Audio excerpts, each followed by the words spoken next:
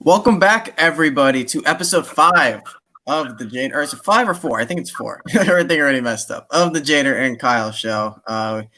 It's all good. We keep rolling with it, man. We keep Every rolling with the single punch. week, we break down a movie. We talk about the news. We talk about what's going on in the world of film. And this week, we decided that we're going to do an entire franchise. The first of the month, we're going to do a franchise, is what we're aiming for. Entire director's filmography, something like that. And we decided to go big for the first one with the entire MCU. And Jader, how are you feeling about that? I'm excited, man. I feel like everyone right now is obviously, Marvel, MCU comic book head, but I've been preaching this shit since I was young. I actually, funny enough, the Facebook memories, obviously show you the memories from the past. I had one that came up this week, I guess, because Infinity War or Endgame. I don't know which one of the two. It was, but it says, I love how everybody is now a comic book head. I could have showed you this life or about this life, in middle. But it's funny, man, because I'm always rocking like some sort of cartoon tees or some graphic tee because I love them, and most of my gear, huh? Yeah, it's super comfortable. I don't like wearing buttons anymore. I know exactly, but some of my gear, a lot of my gear in middle school, not middle school and high school were like Spider-Man T-shirts and things like that. And this was before the film came out, so I would kind of get not picked on, but people like, "Oh, you and your little cartoon shirts," and I'm like, "You'll see." It wasn't cool for a while. Like, it wasn't. And I love talking all this stuff, so I'm pretty hyped, man. And what was I gonna say? How was your week, man? What'd you get into this week? What was my last week of school? So my short film, my third short film came out. The Art of the Hot Take is now live for everyone to see. If you want to go and check it out. Dude, good job. I liked it. I enjoyed it a lot, man. It was good. Thank you, man. Thank you. Yeah, it was the last day of shooting was the day they shut down school, where they're like, the coronavirus is hit, and we're don't come to school next week. And we had all this equipment, so we had to return it real quick, but we got it in right before, and now it's finished. So I'm happy about it. Well, your last day of school, when you shot that, obviously, but yesterday was my first official day back at work. How'd that go? Man. It felt eternal, dude. Yeah. And it's crazy because when you're at home doing nothing or watching films or doing what you do, it's one of those things where the day just flies, the day flies. And yesterday it was just forever. And I honestly thought we were going to be dead throughout. A lot of people didn't even know that we were opening yesterday. And it was, people were coming in nonstop for the dumbest things, Again, my Facebook doesn't work, or some people did need a phone, which was awesome, But even the first 3 hours, we had no merch, I had no iPhones, no Samsungs. We were supposed to get the delivery that day, but we had nothing to sell them. So the first 3 hours, people were coming in, and we had our masks on. We have tape all around the store where they can step and where they can't step. It's right. Bizarre. I'm not used to it, But it's good to be back, to be completely honest with you. I feel like my company were champions during this time because, they didn't give us our full salary, but they helped. They did help, and we didn't have to. Yeah, and we did have the option to work at, certain stores that were still open. So they were cool about it. And even when we showed up to work, they we have plenty of gloves to work with. They gave us a face mask. They are making corporate face masks for with our logo on it. Anything we needed. Yesterday they greeted. It was probably just the first day, but yesterday, they had breakfast and lunch for us. They've been, and it was all part of the company. It wasn't that my boss wanted to bring. It was the company saying, "Hey, take care of your guys," So. Yeah. It's only gonna get more weird from here on out. So you just have to be ready for it. I'm sure you're gonna get a bunch of dumb people walking in who are like, yeah, like my Facebook doesn't work and my email's not working, and you're like, well, I sell phones, So yeah, exactly, dude, exactly. So, it was Now, how everything is working with us is now we have like an A and B team where Mm-hmm. we are gonna work with the exact same 5 to 6 people for the next month. Okay. So if you're on my team, like it's 5 people per team. That's us, and there's two scheduling. There's an 8 to 6, and there's a 12 to 8 because they close at 8 o'clock.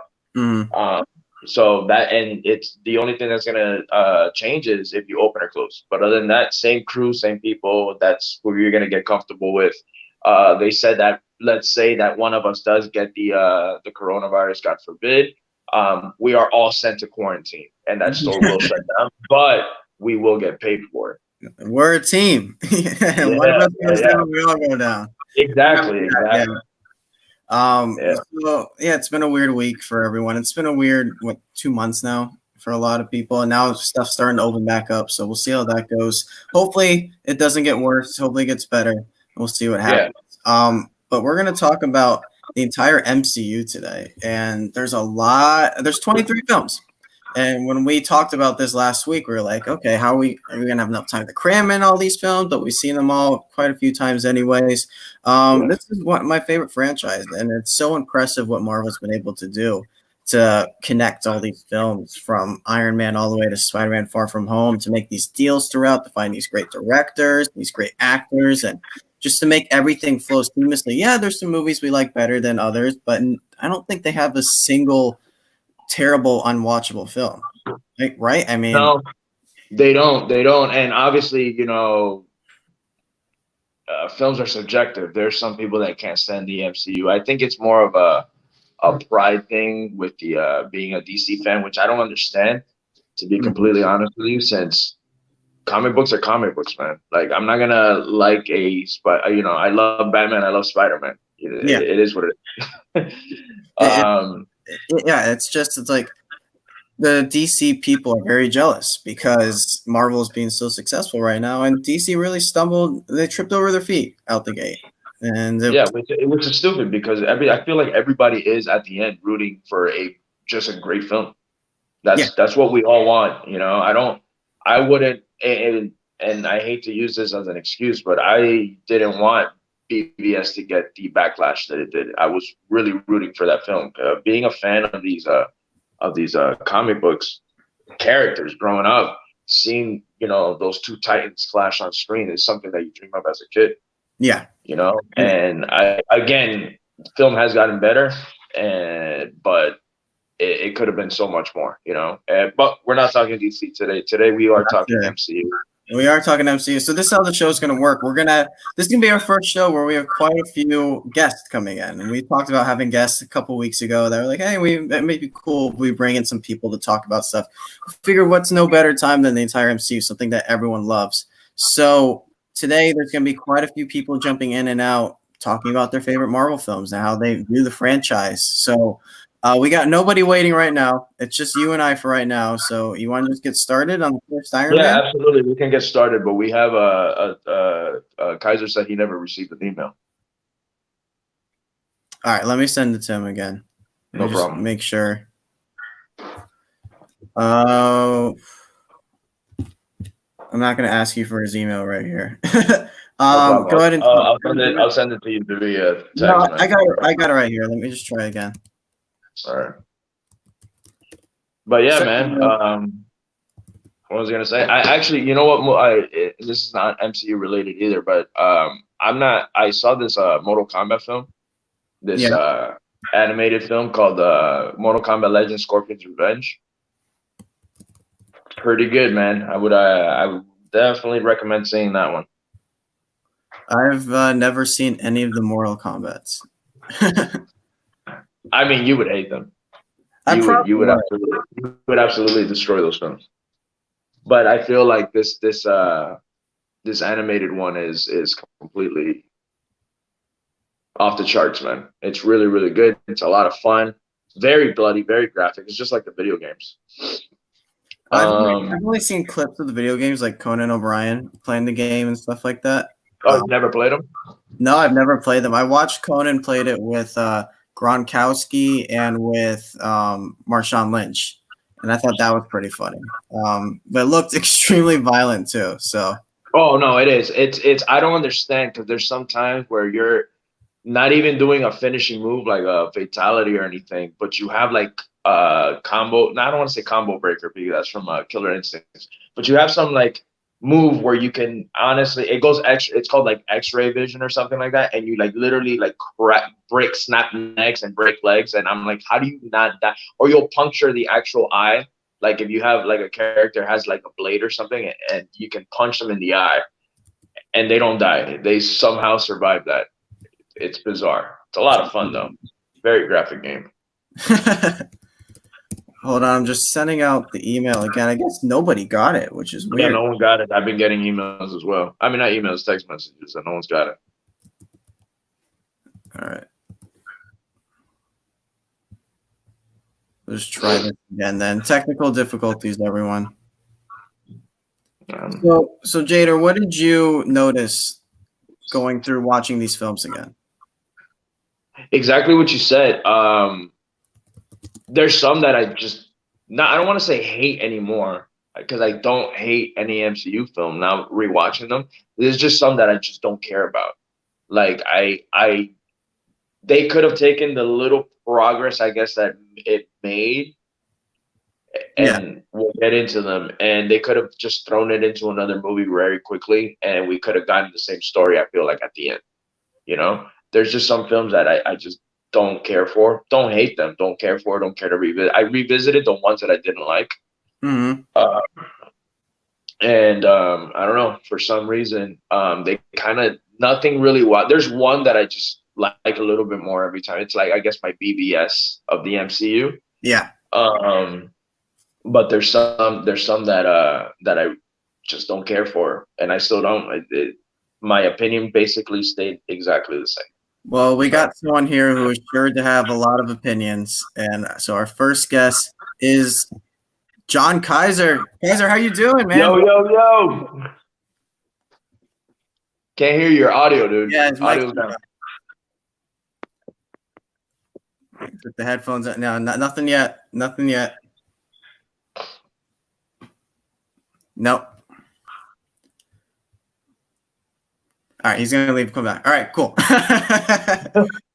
This is great. We're gonna call this show the show of technical difficulties, dude. 12.5 minutes in. We still got 6 people watching. We're gonna get to the MCU people. No, it's all good. It's all good. We promise you. BC's another one that didn't get it. I don't know if you resent the email. I did send it again. Ask him if he got it this time. Maybe I can send it individually. I was sending people in groups, but let me try it again.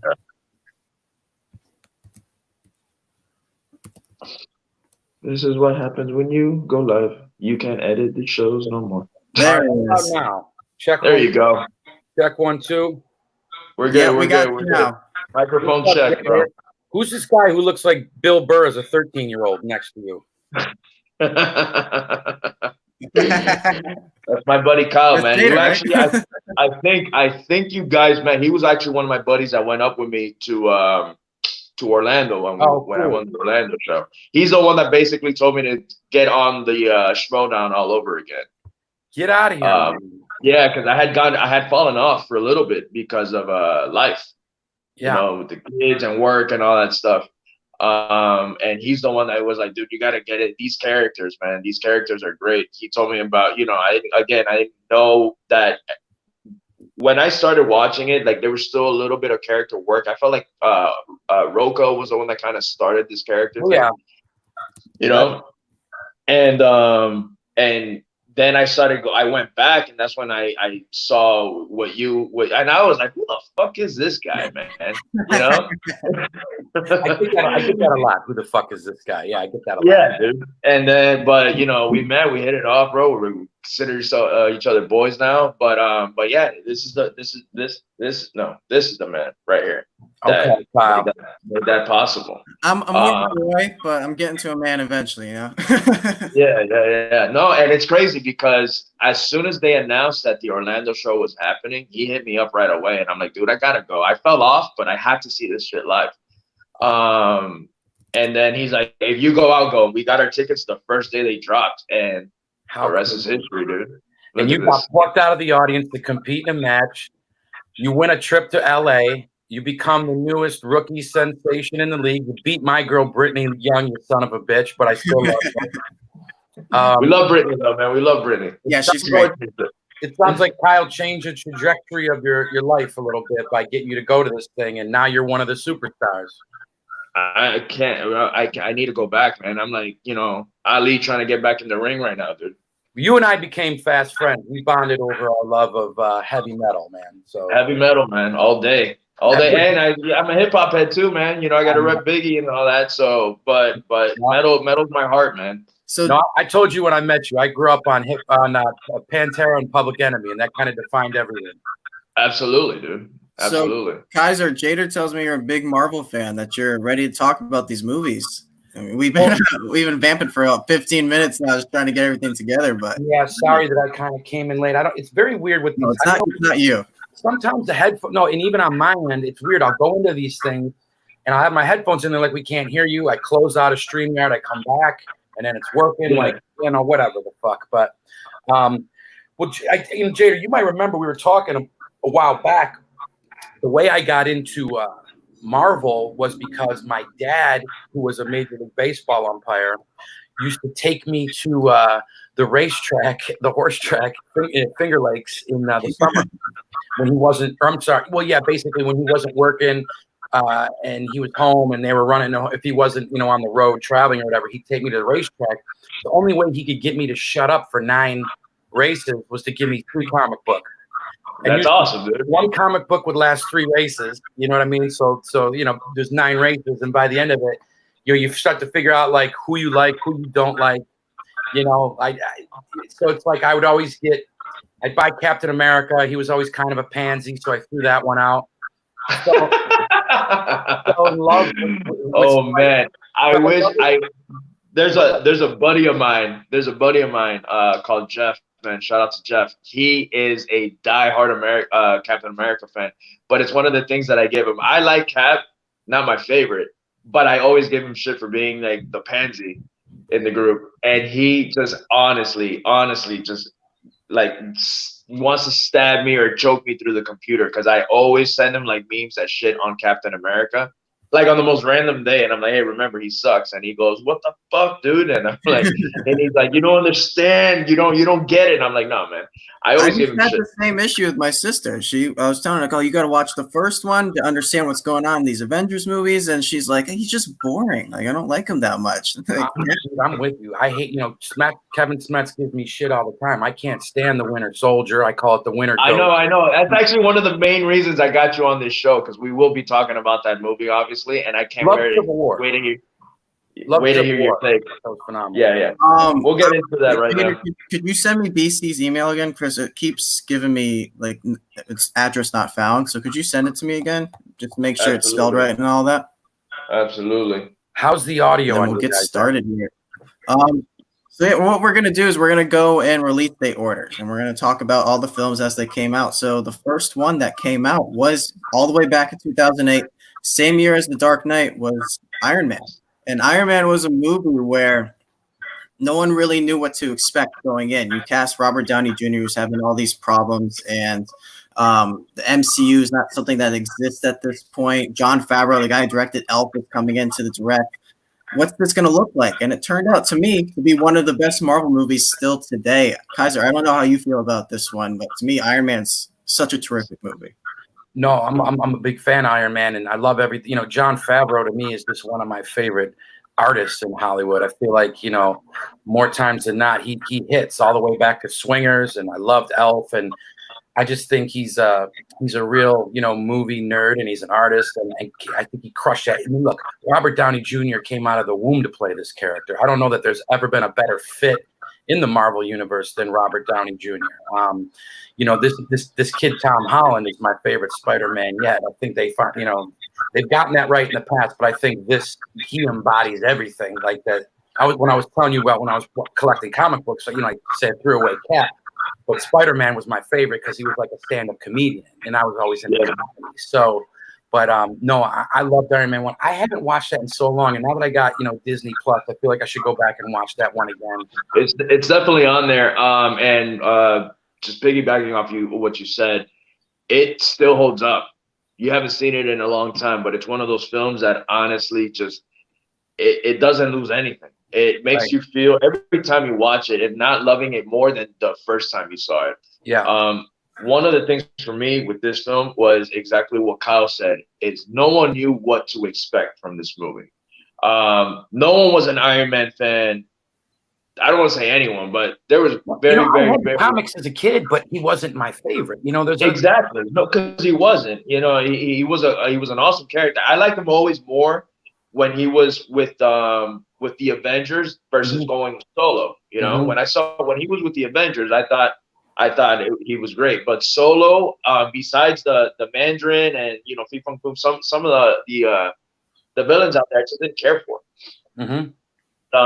When we saw what we got from Favreau and RDJ, I was blown away. I would never forget the first time I saw that movie because of that experience. And I got out of that movie getting so much more than I was expecting. And I didn't think that it was going to be topped as a summer blockbuster for that year. I was like, I don't think anything's going to beat this film. And then again, like Kyle mentioned later, The Dark Knight came out a couple months ago, and that took the cake for me personally. That might be the best comic book movie of all time. yeah, mine too. But I want to say what I really like about this movie is it's more about how the man, he's this weapons builder and he's selling to all these, these big dealers, making tons of money. And then when he gets captured in the cave, he realizes the error of his ways, that his weapons that he's usually the profit off of are what's destroying so many lives. And, he immediately comes back and he shuts. That's a great character flaw that he had to flip around. So this is great storytelling. I mean, you could watch. Well, that's the whole thing on Iron Man. His character flaws. Every film, he does something where he learns every time that what he's doing, he's effing up one way or another, and he tries to fix his wrongs. And that's one thing. That journey and again, I know we will be talking about the journey that RDJ and the Marvel writers and Kevin Feige took us through with that specific character. It was the biggest payoff that we could have gotten. From beginning to end, And like I said, because I haven't, I really have tried to keep up with it, but there's just so many damn movies, and I'm a busy dude, so I haven't seen Ant-Man's and all that shit. I've seen every Avengers. Finally, you're gonna laugh, but I didn't see Endgame. Was that the final one? Endgame? Yeah. Until like 3 months ago. Oh wow! But it was phenomenal. Wow. I loved it. I thought it was great. Yeah. No, they are, man. I'm surprised. I'm surprised that Spence let that happen, dude. Me, man. Like I'm a crime, film guy. I'm a comedy guy. Like I love comic books and I love, that universe. But to keep up with Marvel was tough for me because, I just had so much shit going on in my life. You know what I mean? I'm always busy. Me and my writing partner are writing all the time. And, I got all these side projects I'm working on. But, like I said, I got Disney Plus now. I'll be trying to go back through the catalog and pick up some of the films I missed. I definitely need to see Homecoming. That's the most recent Spider-Man. Oh, man. How is Tom Holland your favorite and you haven't seen Homecoming? Well, there you go. I'm saving the best for last. Is Homecoming the most recent one? No, Far From Home. Far From Home. Okay, so I've seen Homecoming with the one with Keaton, but I haven't seen Far From Home. So I'm going to probably queue that up in the next couple of days. Yeah, no. You definitely have to. Jader, you do this shit. You watch movies for a living. I mean, me, this is like, when I got time. You know what I mean? No. I get it. The thing is that it's hard when you miss one, right? Because then you gotta at least when the MCU started, they released a certain amount a year, but there's some people that didn't get into this shit until probably Avengers came out or when the big hype with Infinity War. So they're like, dude, I have to watch 19 films to catch up right now. It's a lot of movies, man. It is. Like I've been a comic book head since I was a kid. So me seeing Iron Man the first day it came out, every MCU film I would usually watch, the day they came out. So it was no problem catching up, but there's some people that really wanted to see the hype for Infinity War, and they had to just, catch up with 19 films that are over 2 hours long. Right. It's quite the journey, man. So I got someone else back here. We have another guest, and this is a fellow film critic down here in South Florida with us. This is James. James, what's going on, man? Welcome. Yo, what's up, James? Yo, that quarantine beard is coming in really nicely, Jader. My You goodness. like it? You like it? Yeah, you too, Kyle. Oh my god. I know, You man. seen Grew it out. you ever played God of War? Of course, yeah, Kratos. The new one, Kratos. Yeah. You know, You're I bald got the now? Kratos thing going on. How did that happen? I shaved my head, dude. I couldn't stand not having a barber right now, so I just said F it and I just completely shaved Oh my no, head. man, I got a little mullet in the back. You know, I'm trying to just hide it now, but I don't want to cut my hair at all right now. I gotta wait.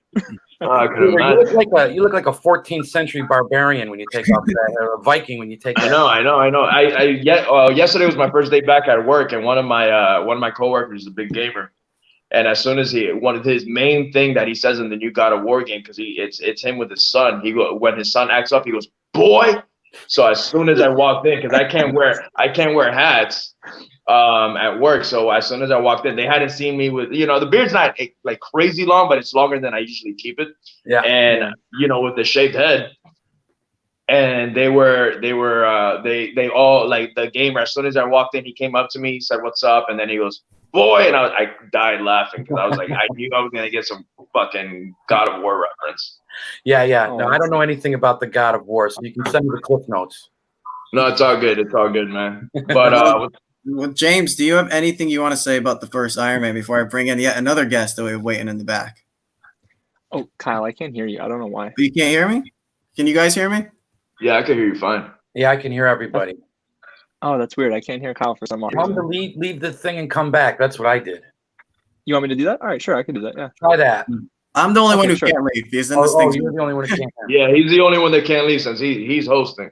I've ran into this before on StreamYard, so I don't know if their stock's falling. I don't know if their IT team is off for the weekend, but this shit happens all the time on StreamYard. All right, our next guest is a good friend of Jader's. I've seen them connect over the Schmodown quite a bit lately. This is the Jackass, BC. BC's here. What's going on? Yo, what up? What up? What up, Jader? man? My dude Kaiser in the house. What's up, bruh? What up, B to the C? Jader, you didn't tell me you was on a show with Bill Burr, bro. Oh, we're gonna have to change his name then, huh? I ran the same joke on him. I go, who's 13? Oh no shit! I said, who's 13-year-old Bill Burr sitting next to you? Oh man, I gotta get that Boston accent now. no, that's it, man. Funny, man. Great minds think Yo, alike. Jader. So You ain't unfortunately, lying. I still can't hear Kyle. I don't know why I can't hear Kyle. That's so odd. All right, Yeah, so it's super odd. what we're gonna do Yeah, I is I'll can hear talk like and up to Jader, 2 you people at a just time. relay It seems, everything and to anything Jader. after that, for some reason, I just can't hear. I don't know why. Yeah, it's weird. I don't know. B, can you hear everybody? Yeah, I don't have a problem hearing nobody. Can y'all hear me? Yeah, Yeah. Yeah, I can hear you just fine, actually. He just Funny. can't hear Fucking Mexico could hear you, dude. Your loud ass. Well, I'm in Texas, bro. I'm right next to Mexico. Of course. That's true. That was a bad joke. I should have said New York. There you go. The New Yorkers always hear me, huh? You got a pretty good New York accent, BC. Most people fuck that up, but you do it pretty good. It comes out of me like it really comes out when I get angry. Like the angrier I get, the more New Yorker I get. Yeah, I want to bring you to New York someday and introduce you to some of my friends and show them what a wannabe New Yorker looks like. Hold up, dog. Hold up, man. I am a New York Texan. I was born out there. I just live here. No, I know you got New York in your heart. You're a good one, B. So I don't know. Maybe this man can try and leave the room and come back. I don't know. It worked last time when people couldn't hear me. I left, came back, but TBD. How's my audio without headphones? Is it okay? It's fine. I mean, you're okay. Choppy, but not bad. Not bad at all. James, you can't. Kyle, you can't. You can't hear James.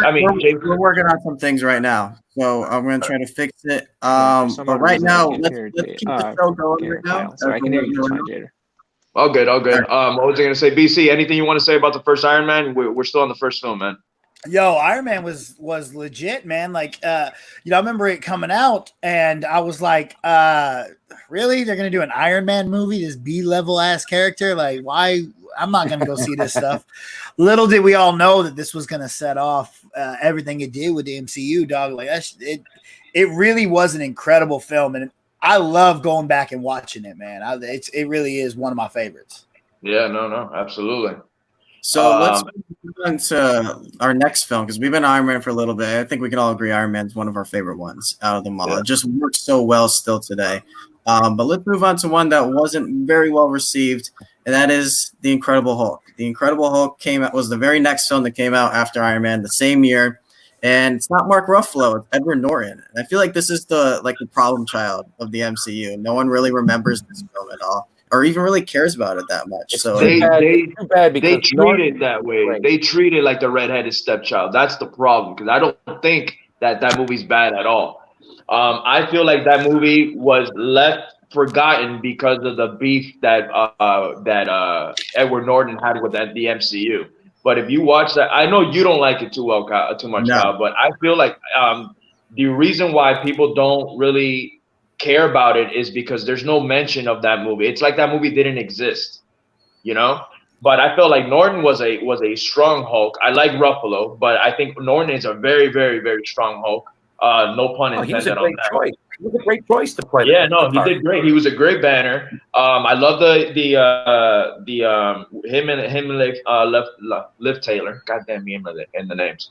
But I love their chemistry. And the one thing that I absolutely loved about that film was Tim Roth as Abomination.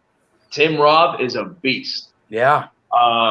I love General Thunderbolt. It was just that movie was just it's forgotten because the beef with the MCU, and that's why we haven't seen a sequel to a Hulk movie. We just have him as a side character, which sucks because his storyline is amazing. You know, and you can get some great stuff out of his comics. The main reason we haven't actually seen a sequel is because Disney Marvel doesn't actually own the rights to a solo Hulk film. Those are owned by Universal. So if they want to do a solo Hulk film, Universal has to be the one that distributes it. Oh, no they can use the Hulk in other films. They just can't have a solo Hulk film. There you go. Well, so that's one of the main reasons we haven't seen an Incredible Hulk film. I actually really enjoyed this film too. And if it wasn't for Edward Norton being a douchebag when it came to the Avengers, things would have been a lot different. But I like Ruffalo a little more than I like Norton. I think he's more fun. And I think the real reason we don't see much on this is because we changed how the Hulk looks. So they don't want to go back and be all like, yeah, remember he looked a little different. So it worked out for the best because to me, I don't really care about this movie that much. Honestly, at the end, it turns into a big CG battle of just Hulk on Abomination, and there's really not much to it. I just get kind of bored.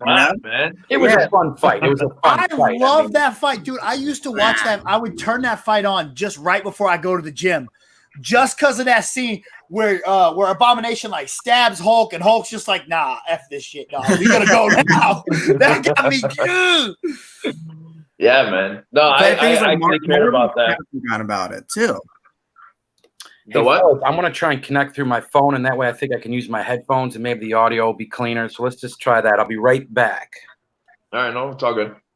But And also, it gave us General Ross, which, I love seeing him in the MCU, man. I think he's a lot of fun on there.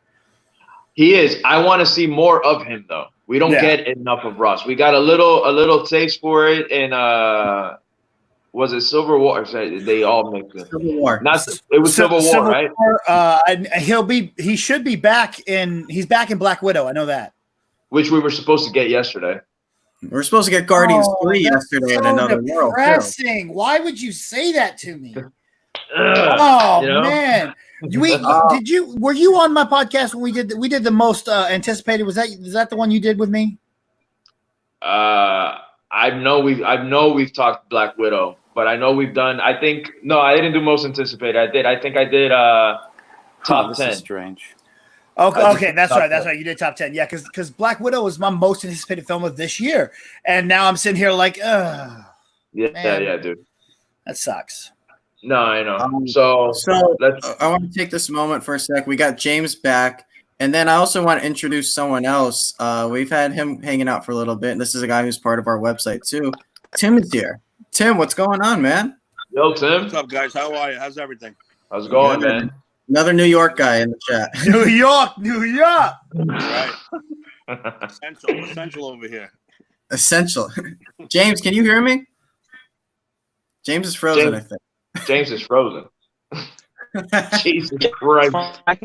Looks like it's working to me. Yeah. My issues. My Nope. but at least here everyone to agree. No, James, try coming back again. We'll see what happens this time. But you're frozen for us right now. All right, so let's move on to Iron Man 2. This was the next film that came out. It's the sequel to the first Iron Man. And I think this one's universally looked on as like the lesser of the three. I mean, they tried to cram in so much into one movie. This movie, we got introduced to Black Widow, we got introduced to Whiplash, Mickey Rourke's Whiplash, and to me, it's fun because of Robert Downey Jr. because he still carries that movie as Iron Man, but at the same time, there's way too much going on, and it feels just like a mishmash, a bunch of things going on. So this is go ahead. Go ahead. No, you first. Go ahead. You're our guest. I completely disagree. And I know I am in the complete minority with this, but I really like Iron Man 2. It has my favorite Iron Man suit. That when he puts that suitcase on, that is my favorite suit that he's ever had. I love that thing so damn much. My biggest issue with the film is actually the fact that they went back and they cut out 30 minutes of character development with Mickey Rourke's Whiplash. Like there, because when Mickey Rourke came on, he was like, he told him, like, yo, I don't want to be some one-note villain. I want to be a character. I want to put a lot of work into this. He went and lived in Russia. He studied. He did everything he could to become this person.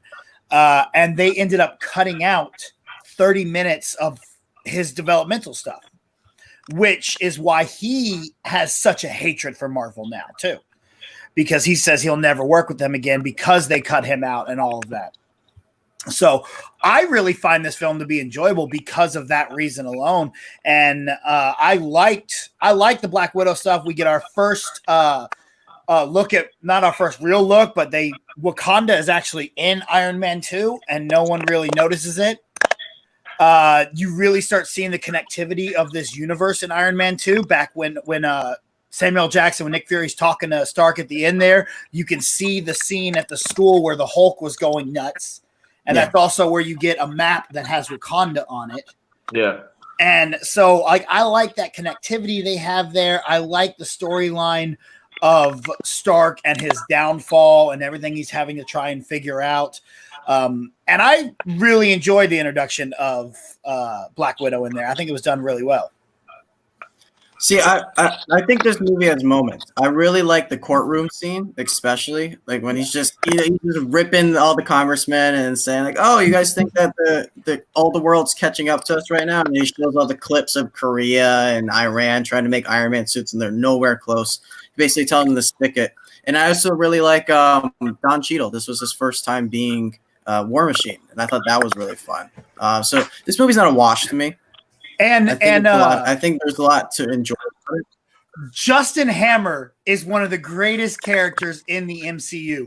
I want to see Sam Rockwell back in this role sometime. I don't care what movie they put him in. Just bring his ass back because he was hilarious. So that's what I was gonna say. Actually, this movie, I rewatched it this week, and it's bottom of the barrel for me still.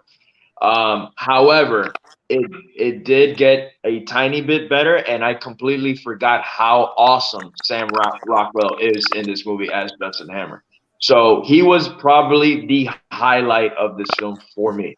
And again, it goes back to the whole Iron Man 1, seeing him, just kind of on that decline, and seeing him get out of it, the whole alcoholism aspect of it, which that is ripped straight out of the comic books with Tony Stark, So seeing that come to life was awesome. War Machine for me has the moments where he's in it, like again, when he puts on that suit in that racetrack, that is a drop the mic moment for me in that film. Whiplash, coming at him, all that stuff. That was all great, but there was no, for me, final battle or final fight in that film, and that's what really bothers me.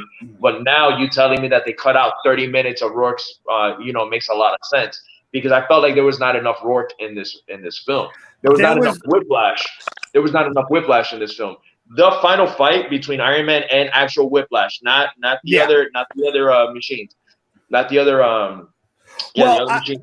It's 15 seconds. It's not even 50. I think it was like 10 or 12 seconds where they just War Machine and him beat him up. And everyone tells me that the first fight, when they're fighting all the other suits, that's the first part of the fight. I don't agree with that. Like I feel like it was part of the plan, but I didn't like that. I agree, dude. Like the final fight is very weak, and they did really skimp on that, and that kind of sucks. But yeah, like there's so much more of Whiplash planning to go before the racetrack. And then there's so much more of him with Justin Hammer that they ended up cutting out.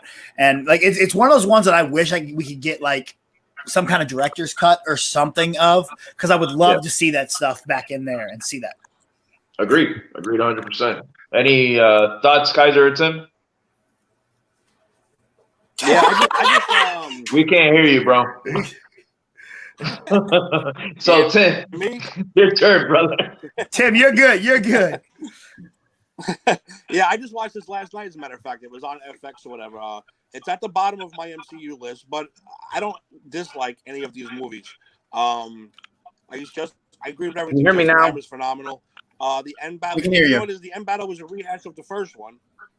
Big giant, different version of Iron Man versus Iron Man. That's what kind of made it stale for me. But no, I thought it was. I mean, again, it gave me my favorite line of the MCU, which is, "I want my birds." My favorite line probably in one of the movies. I want my birds. I love that line. I almost spit up coffee, man. That's great. That's awesome. Yeah. I do have one question for the guy wearing the Yankees hat. When you're collecting money for bookies, do you break the fingers first? You go right to the knees. Oh man! No, you know what? My dude, Kaiser, my dude. That's what Jader brought me here for. Let's be honest.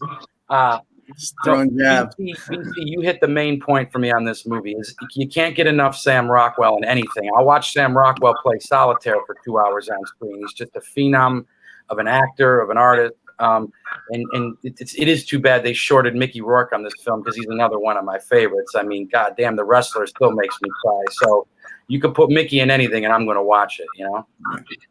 Yeah. So let's move right along then to the first Thor movie, which came out in 2011, directed by the Shakespeare guy, Kenneth Branagh. This movie, I don't think holds up as well either. It's just when you look at the rest of the MCU and then come back to this one, Thor is very different, especially the character of Thor. You saw what Taika Waititi did with him in the third Thor movie and how completely and radically different he is than in these first two films. So when you go back and watch these first two films, it's like a completely different experience. And I just don't think it worked as well. You look at his relationship with Natalie Portman, that doesn't mesh well. But the thing that does work a lot is his relationship with Loki. I think Loki, the introduction of Loki, is such a great, he's a great villain. And him kind of trying to take the throne has this real Shakespeare quality to it. So I think Thor's got likable qualities, but to me, it's on the lower end of this Marvel franchise. Who wants to take this one? I mean, look, I've never seen this movie. I probably never will see this movie. That said, I do love the Loki character. Hiddleston is fucking phenomenal. Every time he's on screen, he's electric. He's funny.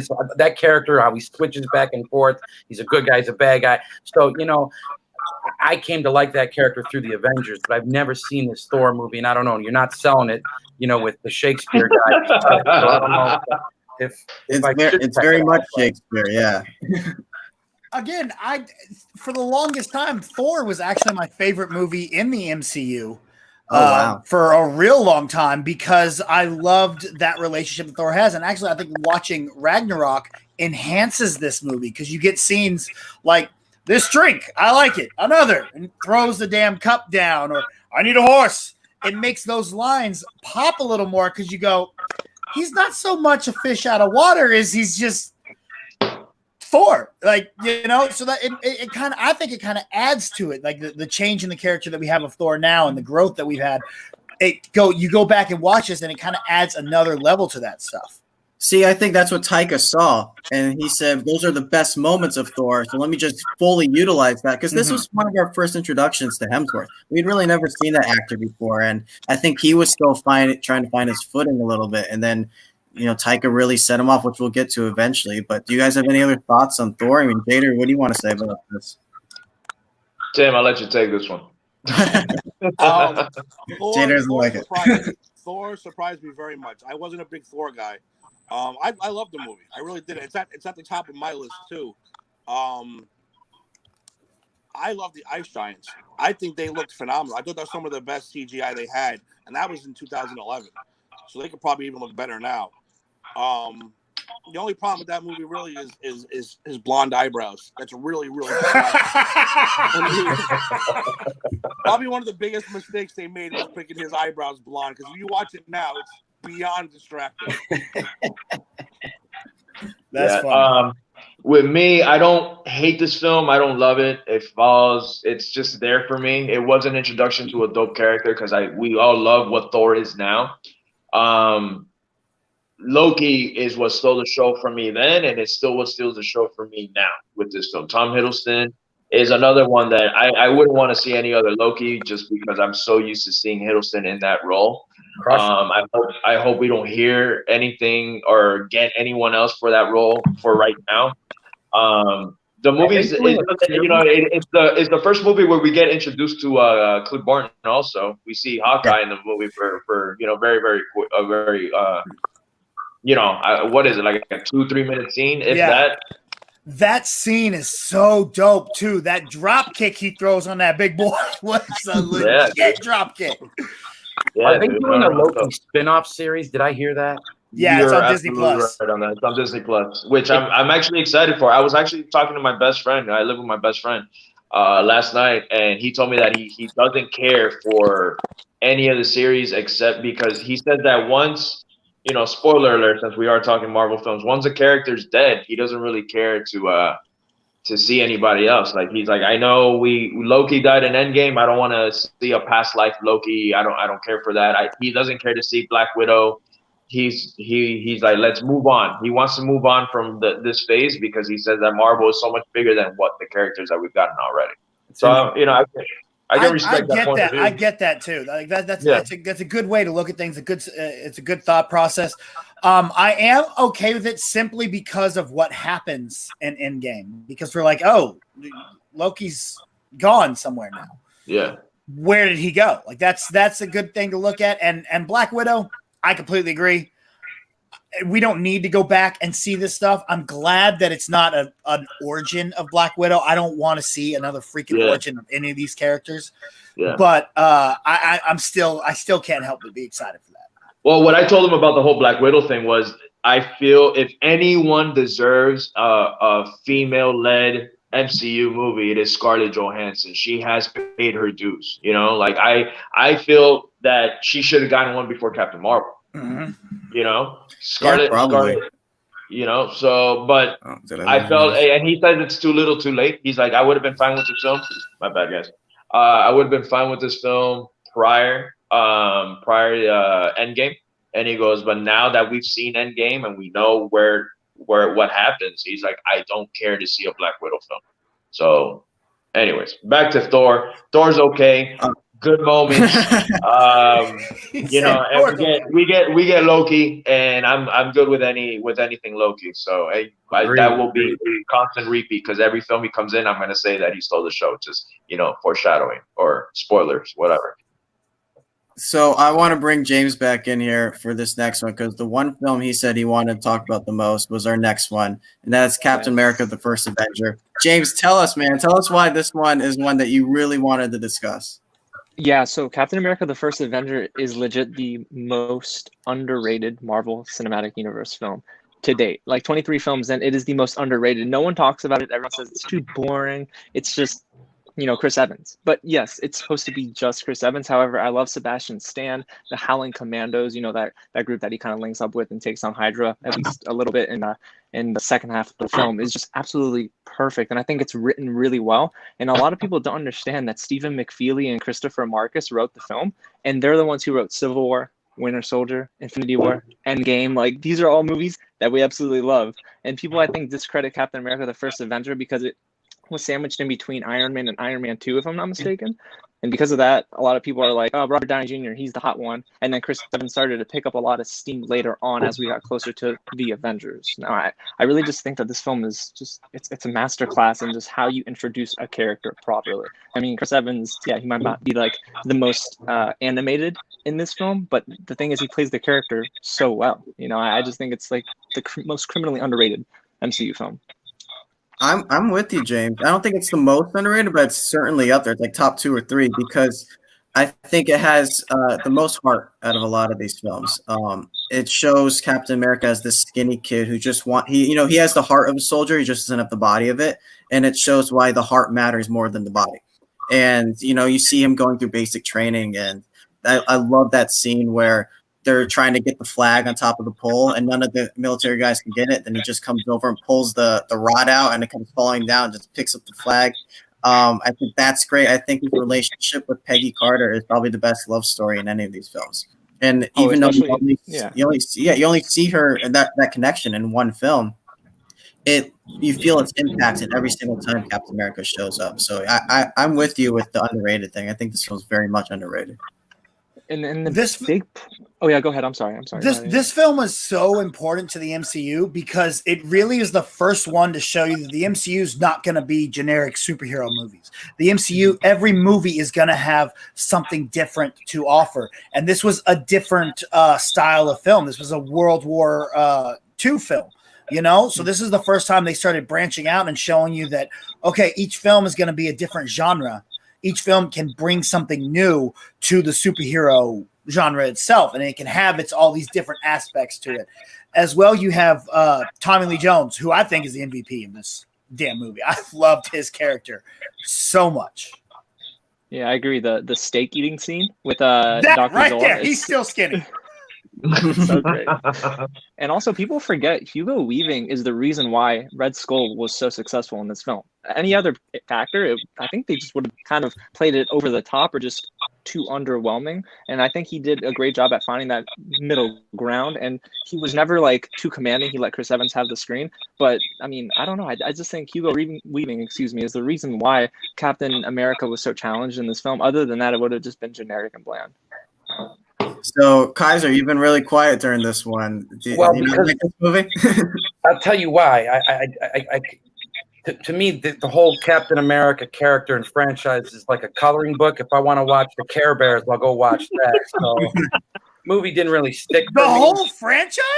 I'm not a big Captain America fan. I told Jader from the beginning, even in the no, we'll get there. We'll get there. Let's talk about this. I'll tell you this though, I do respect the film for like you said, B, what it means to the universe. It's entertaining. I mean, I was talking a little bit of shit. That's it. I didn't love the film, but I do love Sebastian Stan. He was great in that Tanya Harding movie. That's the movie to watch. Yeah. Agreed. Yeah. Hey, Jader, before you go, are you drinking a 40? No, it's just regular beer. Google Summer Shandy. God bless him. I'm from Miami, but we don't drink 40s until after 2 p.m., bro. Yeah, it's still 1 o'clock here, dude. Call. Yeah. But what was I gonna say? Yeah, I absolutely didn't love this film at first, and it's one of those that every rewatch does get better for me. I mean, you guys pretty much hit it like, nail on the head. It's a movie that shows you exactly what Kyle said, that heart is more important than body. I love Tommy Lee Jones. That's actually Kyle and I have said this over and over again because we reviewed The Fugitive like two weeks ago, and we were saying how much Tommy Lee Jones was such an amazing character in Captain America, But overall, it's a great film. I feel like those other films are a way bigger step up than the first one, but it's a dope film. It sucks to say because it is underrated, but through the movies that we have, it does fall in the bottom tier for me because I feel like there are better films in this franchise, even though I do really, really love this movie. You know, but you guys pretty much It's said really, everything. yeah, it's like really interesting too because the director of the first Avenger, he didn't go on to do any other MCU movies. So it goes to show you that I think Marvel Studios was like, hey, we love the writing, we like what you're doing with the Captain America character, but we don't necessarily agree with the direction. And Joe Johnston did Jumanji, so I figured, okay, this people know him, but I think people know his movies more than they know him as a person. He also did, you know, the critically acclaimed classic Jurassic Park 3. I thought you were going Rocketeer there. Rocketeer. Oh, fuck yeah, Rocketeer. Yeah. See, I know movie trivia. Come on, guys. Yeah. So I'll bring Tim back in for this one. We're gonna move on to the one that really, I think, kicked the franchise in the ass and pushed it forward to relevancy as being the best that there is right now, and that's the Avengers. This is where we got to see all the characters come together for the first time, and really any franchise. To see multiple movies set up one big thing, that's never really happened before. And that's when we got the Avengers. You get to see Iron Man, Captain America, Hulk, and Thor join up with Black Widow and Hawkeye to fight Thor's brother Loki. And it was actually, I don't think it holds up as well. Going back and you've been watching these other films, I don't think it holds up as well. And we'll get into this discussion. But I think it is pure comic book fun entertainment, and I'm good at that. Just like the second act all takes place on a helicarrier, and to me that's kind of boring. There's not much there. I still don't like the Thor character from back then as opposed to now. So I know you guys love this film. I think it's a lot of nostalgia, but tell me why you guys love the Avengers. First of all, Kyle, I'll kill you. That's fine. That's I'll kill you if you say this movie does not hold up, bro. Thank you. Like you said, the first time we ever see anything like this on the big screen, man. Any time. I feel like this movie really delivered on, you know, it fired on all cylinders, and it really did deliver exactly what we've been promised. How many films in was this? It was 6 films in.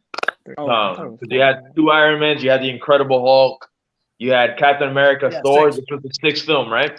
All right. So 6 films getting to where we were getting, because one thing we have not been mentioning at all are the after credit scenes. So every film right at the end gave us a little Easter egg of what was to come and what was to come and what was to come. So we were getting hyped before they even announced, because now, you know, obviously we live in a world now where we get the news like this before they even cast somebody. We're hearing that,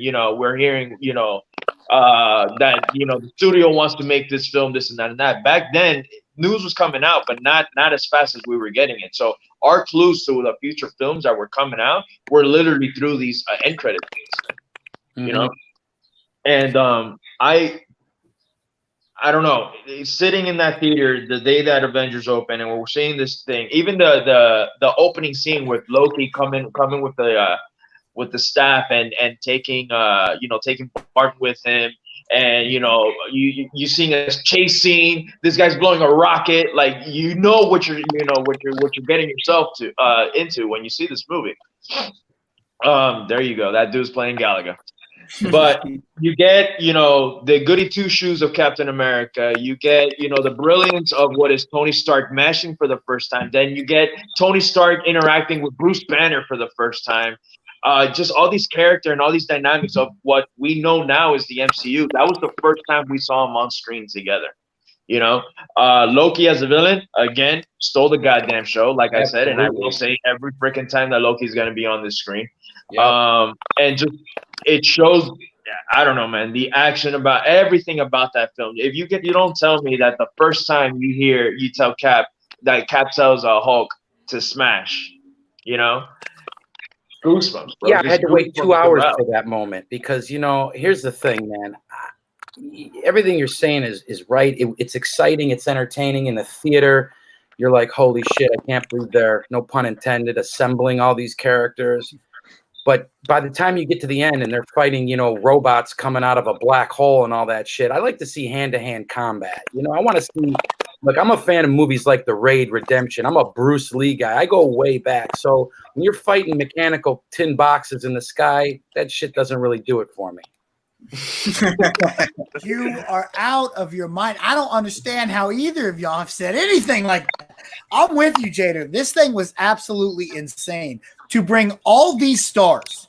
I remember sitting waiting for it. I'm like, how are they going to put all of these stars together and have the right amount of screen time for everybody? Someone's going to get shortchanged. There's not going to be enough time on screen for us to do anything with these characters. And they found a way to perfectly mix them all together and give them all the right amount of screen time and have a lot of fun with it at the same time. Not to mention, this did a lot for the MCU. Like, this is what the MCU became to be because of this. This changed film.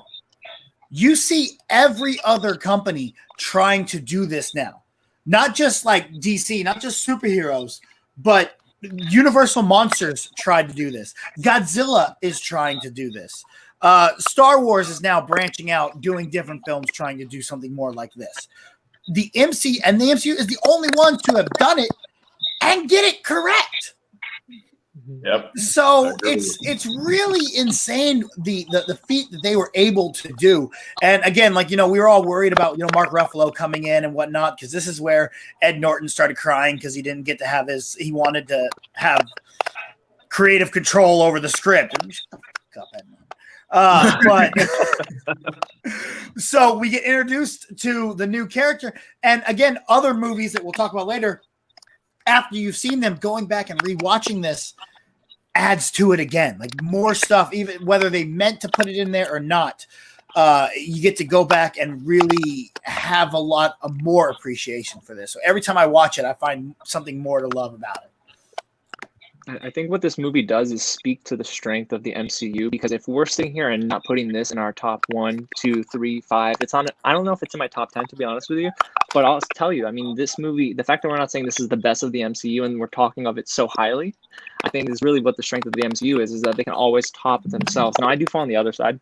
I think that this movie on rewatches actually kind of moves down the tiers, just because the impact of these big scenes is lost when you're at home, because you know what's coming every single time. I think the other films succeed, like Civil War, Infinity War, Endgame, because it's more than just big action scenes. It's the relationships that build within it. So that's just my take on the Avengers. Y'all killing me. I still love this movie. I think it holds up very well. I still get goosebumps with the first famous, the circle scene with all of them together. I still get goosebumps with that. And I am a huge Hulk guy. Finally, I got the Hulk I wanted to see in this movie. That's a good point. You do. Yeah, that was a good. I mean, they got the Hulk right in that movie. I have a massive Hulk tattoo on my leg. I love the Hulk. Finally, when he starts smashing and starts throwing guys, and when he punches Thor, I was the happiest person in that theater. I still think it holds up very well. And like you said, we finally saw Robert Downey Jr., who was anointed like the Godfather of the MCU. How he interacted with every other character paved the way for the rest of the series. So I still find this movie great. I still love it. I could watch it every day if I really had the patience. Tim, do you think we're going to see? Do you think we're going to see an independent like Mark Ruffalo Hulk movie at all, Tim, or do you think that's pretty much scrapped? Like he'll just join Thor every time. That's up to Universal. I don't know why Universal's holding on to these. What are they doing with it? They're just doing it to be idiots. They have to give those rights back to Marvel. Yeah, exactly. They have to give those rights back. There's no reason for them to hold on. They're never going to make a Hulk movie. Never.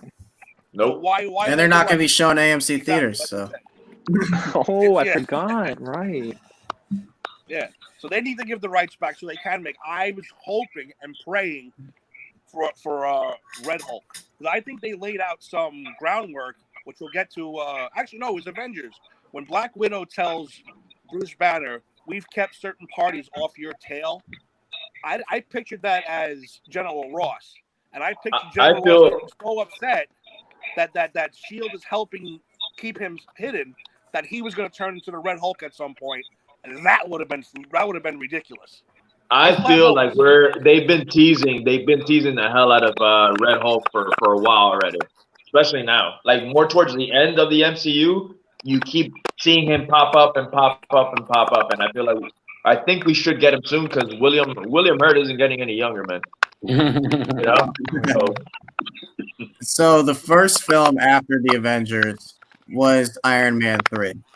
And this was really the test of, was the Avengers just like an anomaly, and it was popular at the time, but now we're going to get back to our regular solo films. Are they going to be as popular? And Iron Man 3 came out and made a lot of money. It did really well its opening weekend.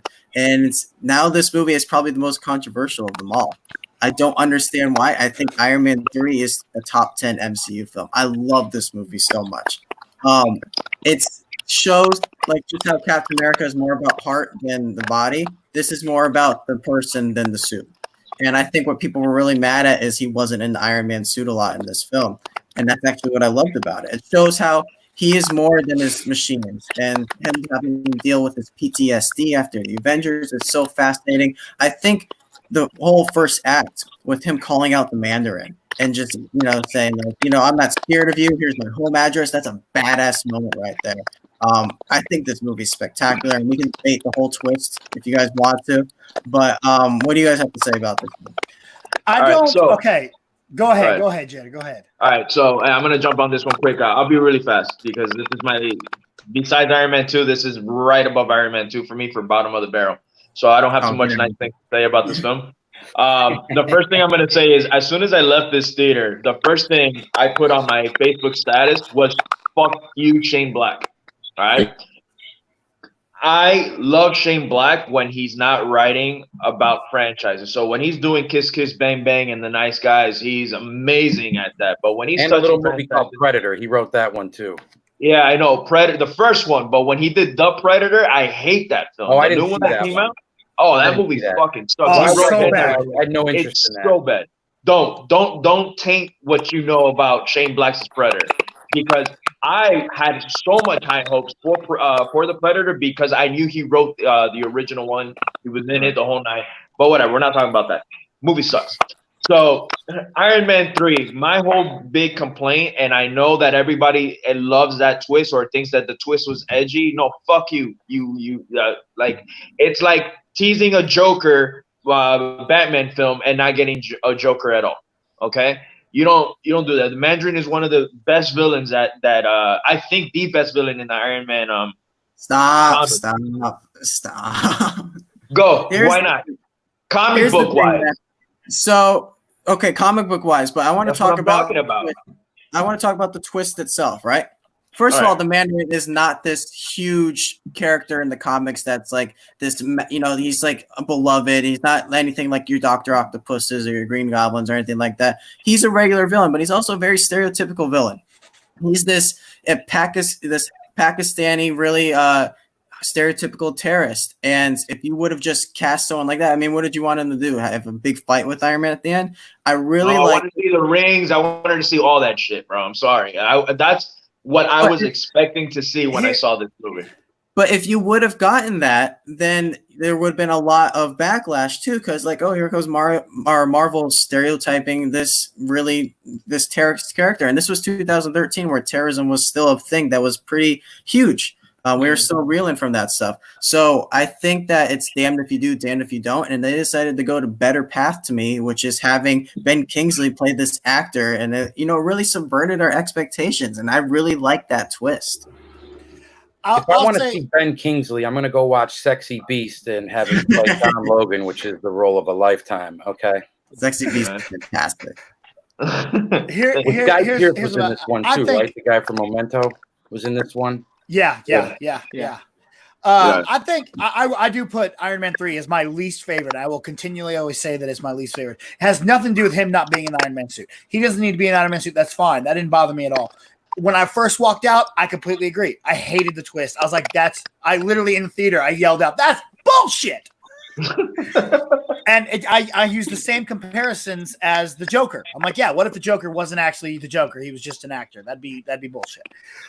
In subsequent watching, that actually hasn't bothered me anymore. I actually have turned to actually like the twist. I think it's a good Shane Black movie. I think it's a terrible MCU movie. I think it's a terrible Iron Man movie. What bothers me now is, how do you have an Iron Man movie where you open it up with Blue from the Dabu Dee Dabu Die?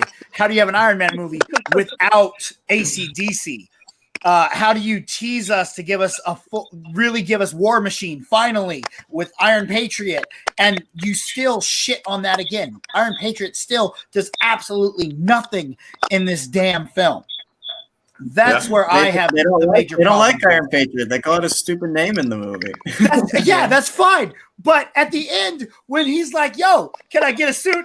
Oh, sorry, they're only tailored to me. My bad, bro. Shut the fuck up. You could put him in a damn suit. Like, he's like, all right, now I got my suit. I'm like, okay, cool. We're going to see some Iron Patriot War Machine action. All right, I'm going to get the president out of here. I'll see y'all later. Wait, what? Man, he's just going to leave? Why are you? Yeah. That's my problem. I don't need to see him agree. punching his way out. I don't need to see that. Like it's about Tony Stark. This is a Tony Stark movie. This is not an The Iron movie Man. says Iron Man 3, man. Give me some goddamn Iron Man. Listen, it's not called subverted Tony Stark. expectations. No, it's the same thing. The fact that you guys have spent more than 3 minutes talking about Iron Man Thank you. is quite disturbing. I think you need to move on to the next piece of shit film, Thor, Dark Forest, or whatever, and then we can get right to Guardian. Dark Forest. Go. Hey, I James. know James has something to say. Let's go, James. Yeah. About Iron Man 3? Yeah, I do. Yeah. Actually, I like the movie a lot. I think that the film is You would. it's funny. I know. It's the most comic book Iron Man film of the three. It really is. Shane Black is good at that. And I think that Iron Man, the first one, is not very much comic book. Like, yeah, you have the elements there. Iron Man 2 is a little bit more like, I don't know, it's kind of crap. I'm not gonna lie. Iron Man 2 sucks. But Iron Man 3 is really good at being basically your comic book film. It's zany, there's a twist. Yeah, some people think it's cheapy. I love it. But I think that Iron Man 3 is giving us the foundation for why we love his human side in Infinity War, in Endgame. That's why. Okay. I'll be very quick because you guys said everything already. But yeah, it's at the bottom of the list for me too. I don't like the way the Extremis worked on the screen. I read the comic book. I thought the comic book was good. I didn't like the way the Extremis worked on the screen. I thought it was hokey. Didn't look cool. And did you guys see the Marvel one shot with Mandarin? Yes. Yeah. Yes. So there is a Mandarin out there Not, somewhere. and we're about to get him. He's gonna be the villain in Shang-Chi. Okay, so check That's this right. out. You're right about That's that, my yeah. whole issue There you with go. this film. If they did not regret the decision that they made doing the Mandarin as an actor or as Aldrich Killian, why are they backtracking and saying, "Hey, no, that there really is a Mandarin, guys. You just gotta wait for him." For me, like that was Marvel saying, "Hey, we fucked up.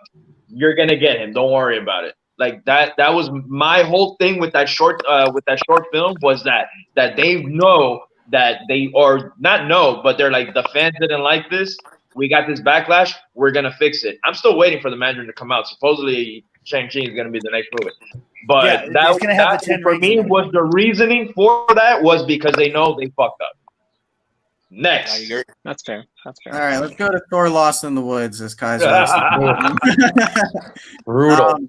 We don't have to spend too long on this one. This movie is not very good. There's Nope. nothing much to it. The Thor Loki relationship is fun. I think that's the best part of this movie. Easily seeing Loki die. That was a great scene. But otherwise, man, do you guys even know the villain? Do you guys know what the plot of this movie was? I mean, Malachi, I think his name is. Yeah. and Natalie Portman was so bored in this movie. She did not want. She was as bored as we were watching the film, honestly. And there is going back to watch it. You're so like you dread going back to it because it doesn't make any. There's nothing appealing to it at all. And then they bring it back in Avengers Endgame, which is just like a big middle finger to us all. But anyways, do you guys really want to say anything about this movie? That's what I was gonna say. I still like this movie better than Iron Man 2 and 3. So imagine fucking that. Wow. All right. You're crazy, Jader. I actually, again, there's only two movies that I really say that I think are not great movies in the MCU, and this is not one of them. Actually, I actually enjoy this film, and not for the film alone. I completely understand all the gripes on it. The villain is definitely whack. It's not very well written. Natalie Portman is not that good in it, and Darcy's You're not selling this, sir. But- you're not selling this. But whatsoever. okay, all right. The reason I actually enjoy this film is once again, I can't help but love watching the relationship between Thor and Loki. I will live in that relationship any day of the week because one of my favorite lines from the MCU is still after his mother dies and they're fighting and he's like, mother wouldn't want us to fight, and Loki's just, well, she wouldn't be surprised. and you just see it in her face. She's like, God damn it, I hate you. Yeah.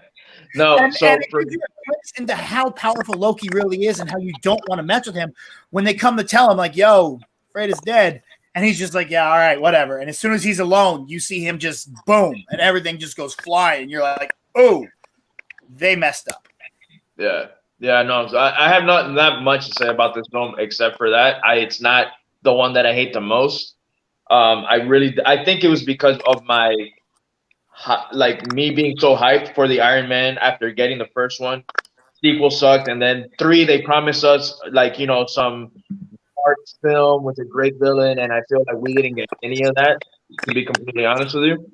And then going back to Thor, I didn't think it was that bad. I don't love this movie. I don't revisit it that often. I do like that people sometimes have to go revisit if they want to like really pay attention to Endgame, because it was a big middle finger. Like, hey, now you have to watch. Now this is really canon to where we went with Endgame. But other than that, it's There's nothing. Here's an interesting question. Do you guys think if Patty Jenkins would have stayed on the project, we would have gotten a better Thor sequel here? without a doubt. Without a doubt. Yeah.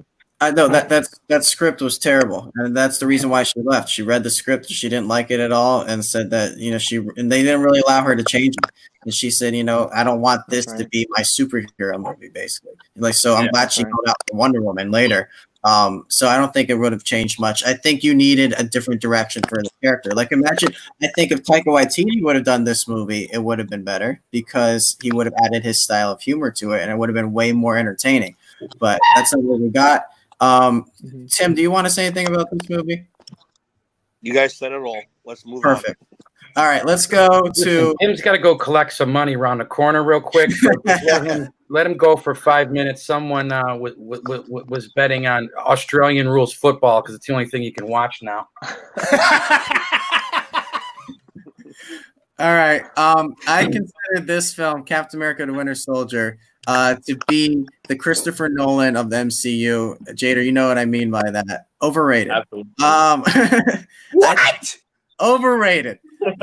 Agreed. I told you this was going to get into. No. This is going to be great because Agreed. I know he loves this film. I know he hates this film, and I know he hates this film. So this is going to be fun. Go ahead, gentlemen. I think this movie has great action. It has characters. I love the introduction to Sam Wilson. I think Black Widow's great. I think Nick Fury's great. I think the plot sucks. I think the plot is really bad. I'm with the film until we show up. And that guy in the computer is like, I tricked you, Captain America, and I've been, working on this the entire time. Oh. And it's so stupid. And then the plan of having these helicarriers kill millions of people at once, like, that's ever going to pass. Like, that's ever going to work. Get out of here, man. So I'm not with this film. Kaiser, you go ahead and talk about this one, too. Why don't you like it? BC's been suplexed way too many times in the ring because his head's a little jarred if he thinks that this is the best movie in the MCU. The next film we're going to talk about, I think, is Guardians. That's the best film, but we'll get to that. That's absolutely the best film in the MCU. Yeah. But no, I tell you what. I mean, again, I'm a Sebastian Stan fan. I like that Winter Soldier character. So at times, I'm very interested in that dynamic between Bucky and Cap. After that, I could care less about this movie, and I'm going to leave it at that. Woo. All right, who's next?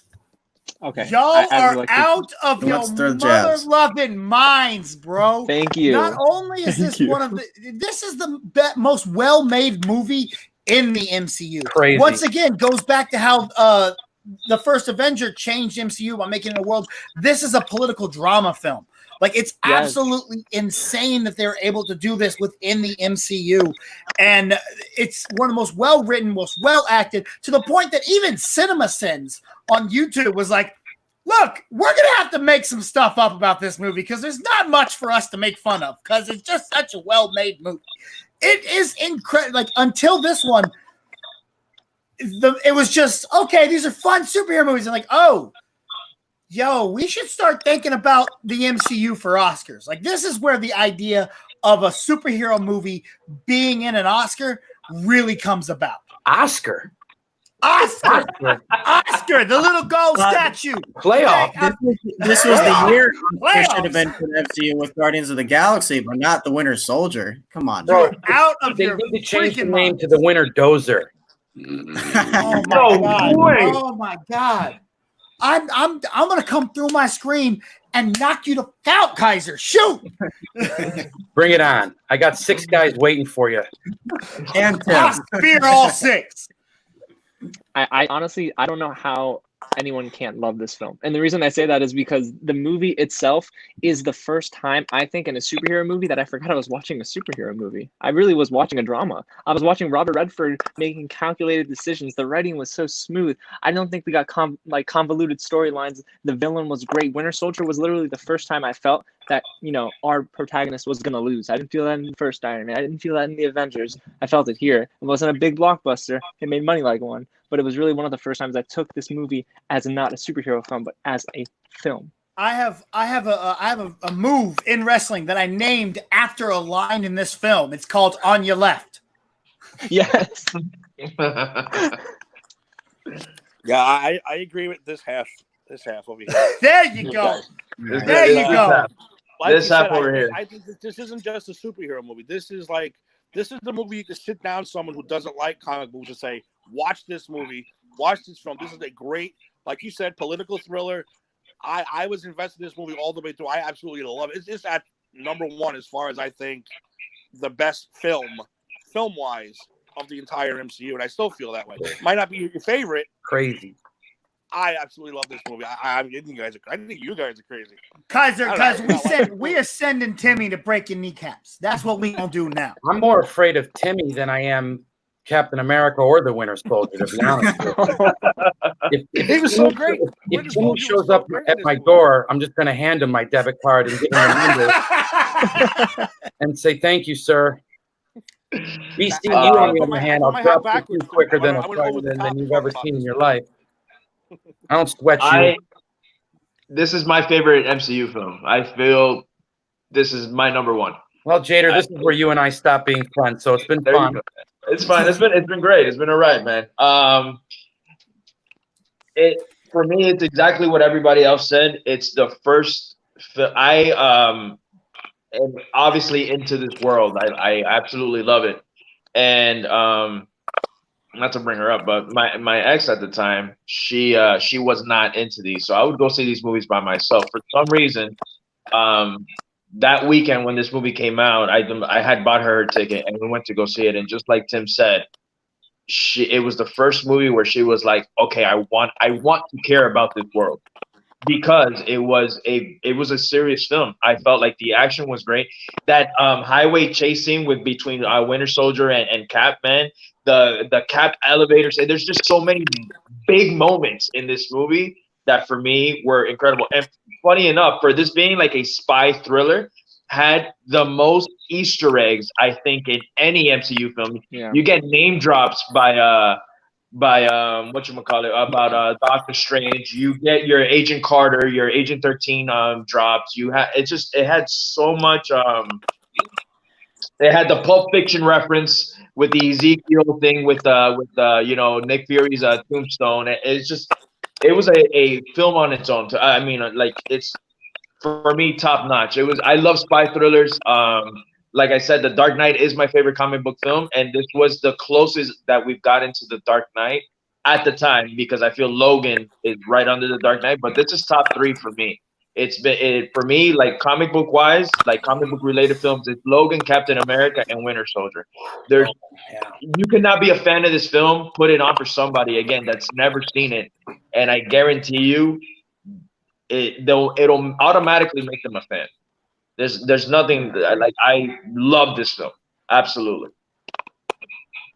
That's good, James. Have your head examined real quick. Maybe I should watch it again. Maybe I should give it another shot. You should. Matt always tells me you definitely should. You know, you guys would bring. I at the time I was like, yeah, whatever, man. But again, I've never been a big Cap fan, so I come in with heavy prejudice against this character. Yeah. All right, let that go. I was you gotta let that go. Either. I thought he was too goody-goody until these movies. And this one, the fighting was ridiculous.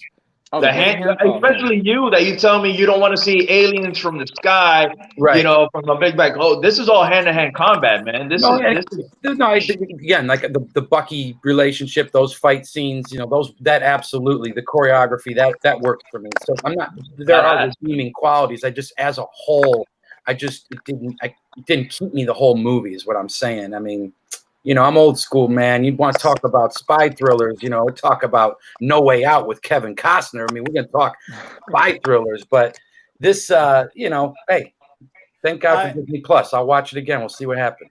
I only have one negative on this movie, and it's one that nobody else on the planet has. I'm the only it was person. even released. I swear to God, I hate you. Because I'm the only person that likes the show. Is at the end where they're like, "Yo, you need somebody else in the system to use their eye retina," and Fury takes off his eye patch, and I'm like, nah, this is where you should have brought back Coulson. Because he's still alive. He's on Agents of S.H.I.E.L.D. It's still at this point, it was really connected. This is where you should have had Coulson walk in with them, be like, no, we good. I got this.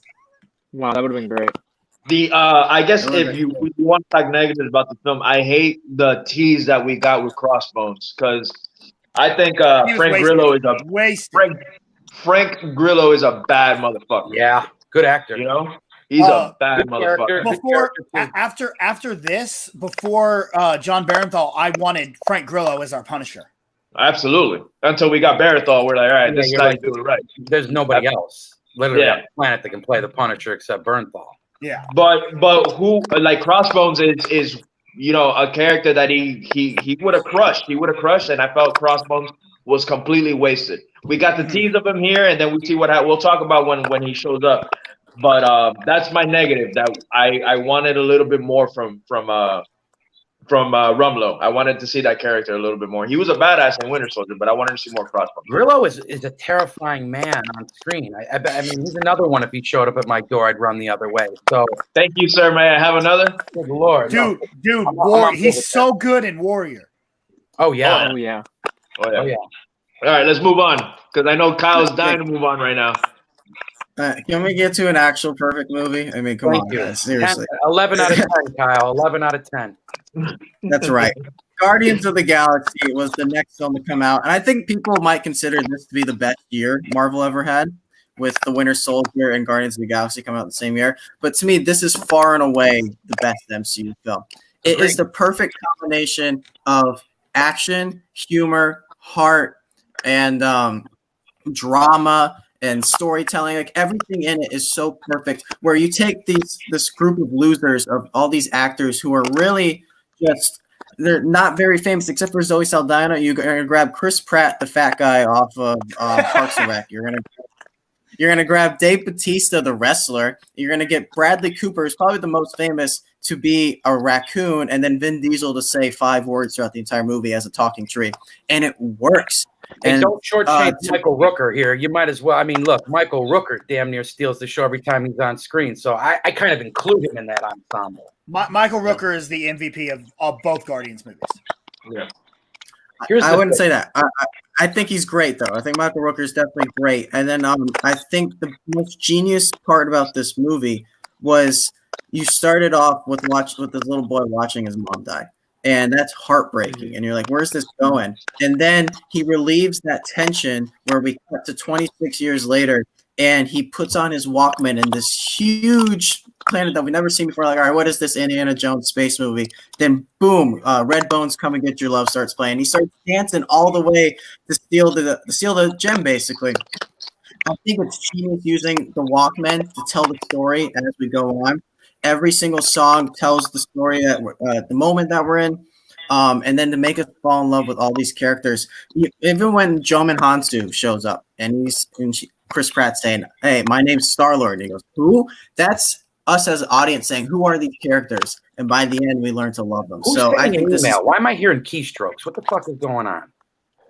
That's Tim. Tim, you've been sending an email to your girlfriend. I mean, all I hear is key pound. No, it's clicking. I don't know how to get So Kyle, Kyle, another thing that I noticed as well, I love this movie. It's definitely in my top 10, but this is the first time, I guess, to my recollection, that the Marvel Cinematic Universe successfully brought a director over from one specific genre of movie to do a totally different film. Like James Gunn is a horror guy. He doesn't necessarily dabble in superhero films. And the way he wrote, got the soundtrack together, and introduced us to an entirely new cast of heroes that I really just didn't have any idea about, made me love them by the end of the film, is impressive. Listen, I had no idea what to expect, first of all. As a kid, I didn't know shit about the comic book. I'm thinking, when I started hearing about talking raccoons and all this shit, I'm like, this is going to be a flop. And boy, was I stupid and wrong for even suggesting that idea. You're taking a group of fucking extraterrestrial criminals, which I love that these guys start as criminals. They're essentially bad guys, right? Which is so cool. You have a brilliant script. This thing embodies everything comic books are: action, comedy. And you take this Quill character, who to me is like almost like the second coming of John McClane in a sense. Like, he's got these flaws. You know, John McClane's afraid to jump off a building, but he does it. Like, he's just not, you know, very self-aware. And this Quill character reminded me of that. And this kid comes out. He almost did what Bruce Willis did. Bruce Willis came out of Moonlighting and made Die Hard and shocked the world and became an action hero. Who the hell? To me, they took that page right out of the Die Hard playbook with this kid, and Pratt killed it. I've never seen an ensemble group of actors work so well, and I think that's just because that's a real testament to the script, which is flawless. It's perfect. This is a brilliant movie. I literally think it's the best one in the whole MCU. To me, when you talk Marvel movies in general, there's 3 movies for me. There's Guardians, there's Logan, and there's Deadpool, and everything else falls under that, because those 3 movies to me just they are the most comic book films in my opinion. These new Tom Holland Spider-Man movies are up there too, I should say, but this is a movie I could literally watch 35 fucking times and it's still just as entertaining the 35th time. So it was brilliant. Gunn really pulled an amazing magic trick. Part 2 was unwatchable, a damn near I can't. A waste of my favorite actor of all time, Kurt Russell. That just shocked the hell out of me. But we don't need to talk about. We got a while before we get there. But and let's talk about Michael Rooker. This guy steals every scene he's in. You know these. I've never seen superheroes characters work so well together, and just the pace. It's very biological to me. There's just something going on here that puts this movie on its own wavelength. Dude, I'm with you, man. I love this film. I think it is one of the best. I don't think it is the best. I think it's definitely the funnest. It is the most fun. You being a wrestling guy, I would think that the pageantry of this film would hit really close to you. Right. I do, and I love it. I love everything about that. I love the storytelling in it. I love the characters in it. I love the chemistry of the cast. My problem falls on the heel of the show. He's only one step above Malekith when you look at him and you look at all the other Marvel villains. I'm like, I don't really care about. I cared more about seeing Thanos in this than I did about seeing him, and that's where my major issues come in with it. But that's not enough to really knock it down. I really love this movie. The only reason I'm kind of looking at you going, "You're out of your mind," is because I don't think it's the best that Marvel has done. I think it is the most fun. Well, BC, you're still using flashcards, so that's where your opinion kind of falls off for me. All right, I don't use no flashcards. I don't even know how to read. All right, fair enough. You answered. All right, so for me, I thought we were going to use the F word a lot more during, and it's the first time that we actually have used it, which is fun. I literally think this is the best year that Marvel has had. This was what, 2014, right? Yeah, so I think this was the best year that Marvel had, because coming out of the theater both times, I remember when this is, by the way, this is my second MCU film. Like, this is my second favorite MCU film. This is number 2 on your list? Oh. Yeah. And for me, it was that. Like, I got out of this theater when I saw Winter Soldier, and it was kind of like that mentality I had when Iron Man came out, where I'm like, this movie's not gonna get topped for the summer or whatnot or whatever. So when I got out of Winter Soldier, I was like, this is the best MCU movie I ever saw. Give it 3 months later in August, or I think it came out in August if I'm not mistaken. So in August, when Guardians came out, everybody in that theater did not know what the hell we were getting into. Right. I didn't think it was gonna flop. but not only because the MCU has such like a strong filmography thus far. So I kind of believed in it. I wasn't too familiar with the Guardians characters. I knew of Rocket Raccoon. I knew about Star-Lord. I knew about Gamora, but I couldn't tell you that I read a Guardians comic book front to back. I ended up becoming a fan once that came out, and I ended up picking up the books and reading it. But I'm with. I'm like that. I'm with Kaiser on that. I'm like Guardians. Oh, we're doing this because we don't have the Fantastic Four. I don't know if this is gonna work. This is dumb.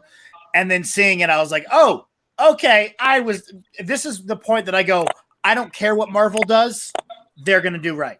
I think this movie is what stapled that saying, "In Marvel we trust," because they got the most bizarre shit and they put it in the big screen and it was a huge success. For me, what made this movie like lovable, not even likable, was the soundtrack. You know how I feel about music, Kaiser. Soundtrack was you know how I feel about music, impeccable. man. And that soundtrack just hits Unreal. every beat. And it's till not this like day, these were songs that like these are songs we've all heard 1,000 times, but the way they used it and how it worked with this film is the real incredible. And this is not saying that Marvel's, because this again falls under that category. What James said with Winter Soldier, saying that Winter Soldier was a threat. I didn't feel Ronan was a big threat. I was honestly more excited to see Thanos, but I didn't care. They could have made this movie of just them and their misadventures with B characters, and I still would have seen this movie because I cared so much about the main characters in this movie. Every single character, where you just want to go on this adventure with them.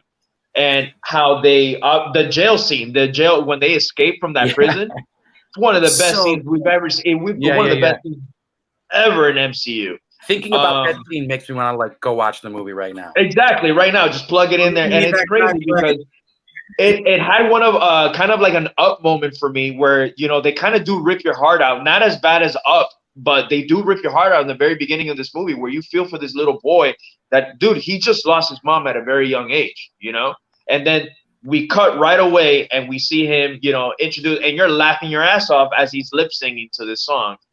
And it just sets this tone. Well, he's a hero with flaws, a lot of character flaws. He's not perfect, and that keeps you along for the ride. I mean, he's half human, so he's got those human emotions, but he's half Star-Lord, right? And like that conflict, and who better to like embody those characteristics in a guy like Chris Pratt? Like the kid just is that character. Chris Pratt's one of these guys who, when you look at him, he's like a sincere human being, and it carries over into his work perfectly. And that's why he pulled a coup with this role. So I love that we're all on the same page saying that this movie's incredible. And it's very, very, very rare that I hear anybody say anything negative about this film. I have friends that did not follow the MCU, and they're like, dude, that Guardians movie was dope as fuck. Yeah. And it's just the general census with this film. And that's something that I honestly absolutely love about this film. It's my number two. And it's one of those that it teeter-totters with Winter Soldier and the first Guardians. It really does, because it was just that impactful for me. This was what I guess, because I am a Star Wars fan, but I wasn't there when Star Wars came out. I wasn't born yet. This was what Star Wars fans must have felt when they first saw Star Wars. Interesting. Because it's a space opera, and it's a beautiful one. Never thought about it that way, but that's right, man. You got a good point.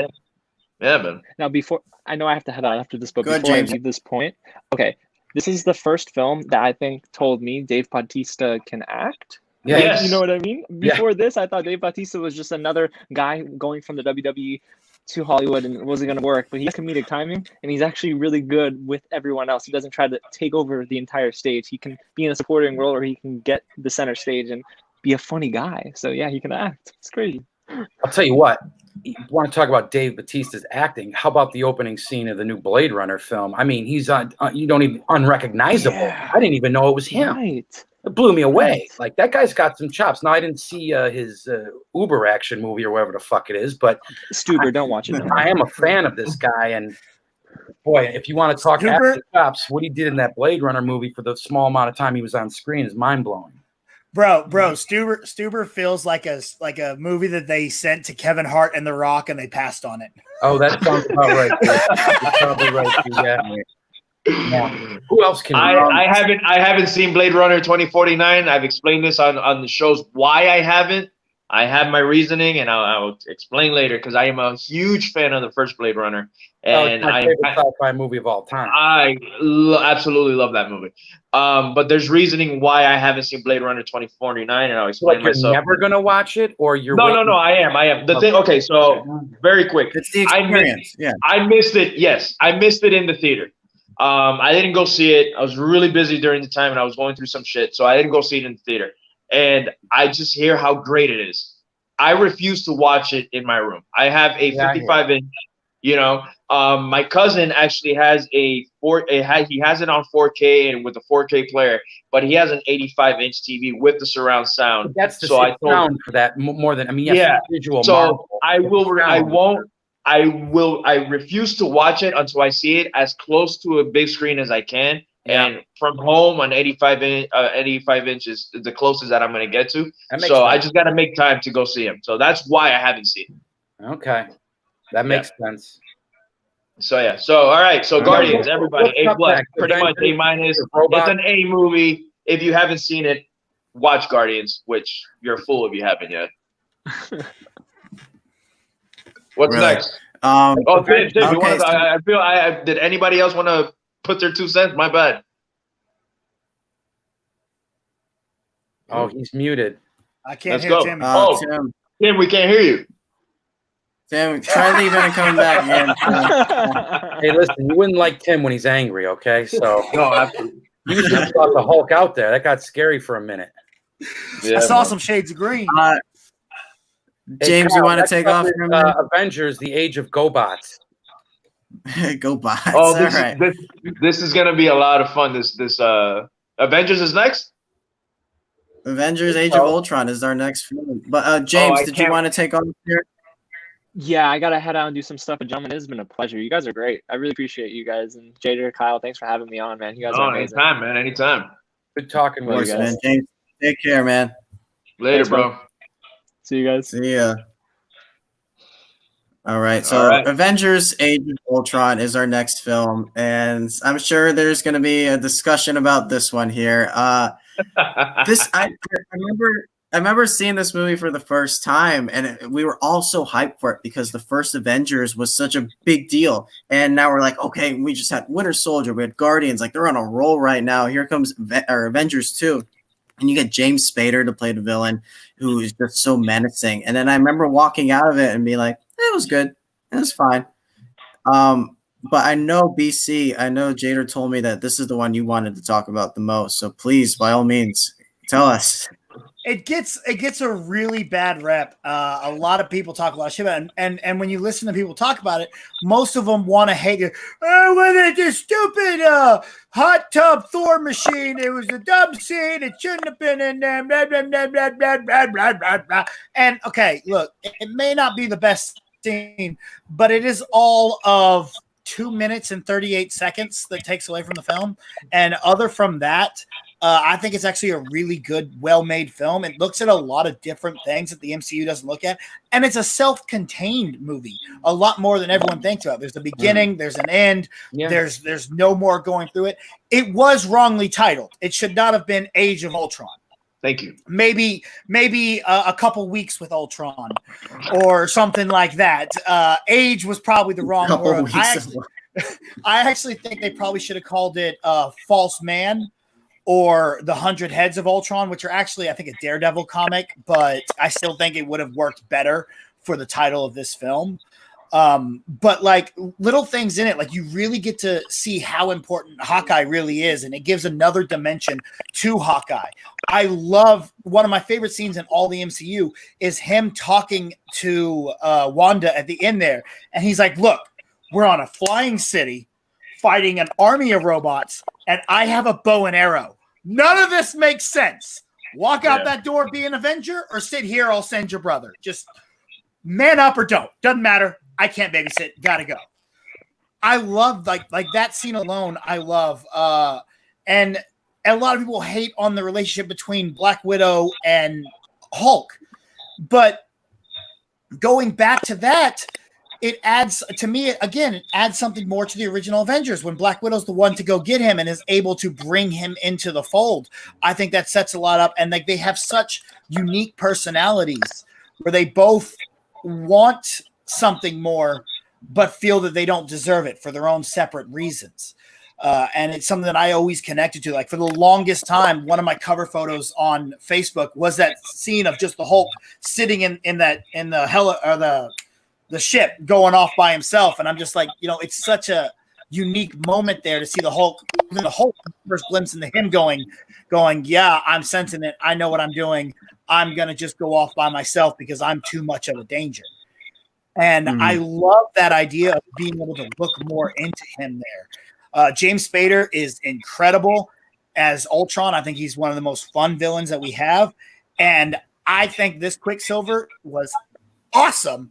And I love that he's almost the only character in MCU that we killed, and he never came back. He actually died. Someone actually died. Well, he came back in Kick-Ass too, so he did kind of come back. And I think Kick-Ass is a better Quicksilver than Kick-Ass's little buddy, who was also Quicksilver in the X-Men. Is this the first time we see Vision in an MCU? Yes. Okay, Yes. So he stole the show for me. That character, and he kills Ultron in the end, right? That scene with him and Stark and Thor all focusing in on Ultron is so damn legit. I think that's what stood out for me in this film because I didn't particularly like it all that much. It was fine, but I didn't hate it. I didn't love it, but that Vision character, the introduction to him, really stood out for me. So. Plus the story of Paul Bettany behind the scenes of this.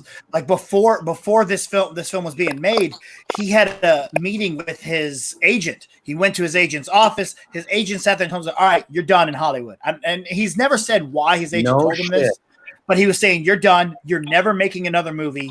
You're, go off, do whatever you want, but we're done with you and you're out. Guy's a phenomenal actor.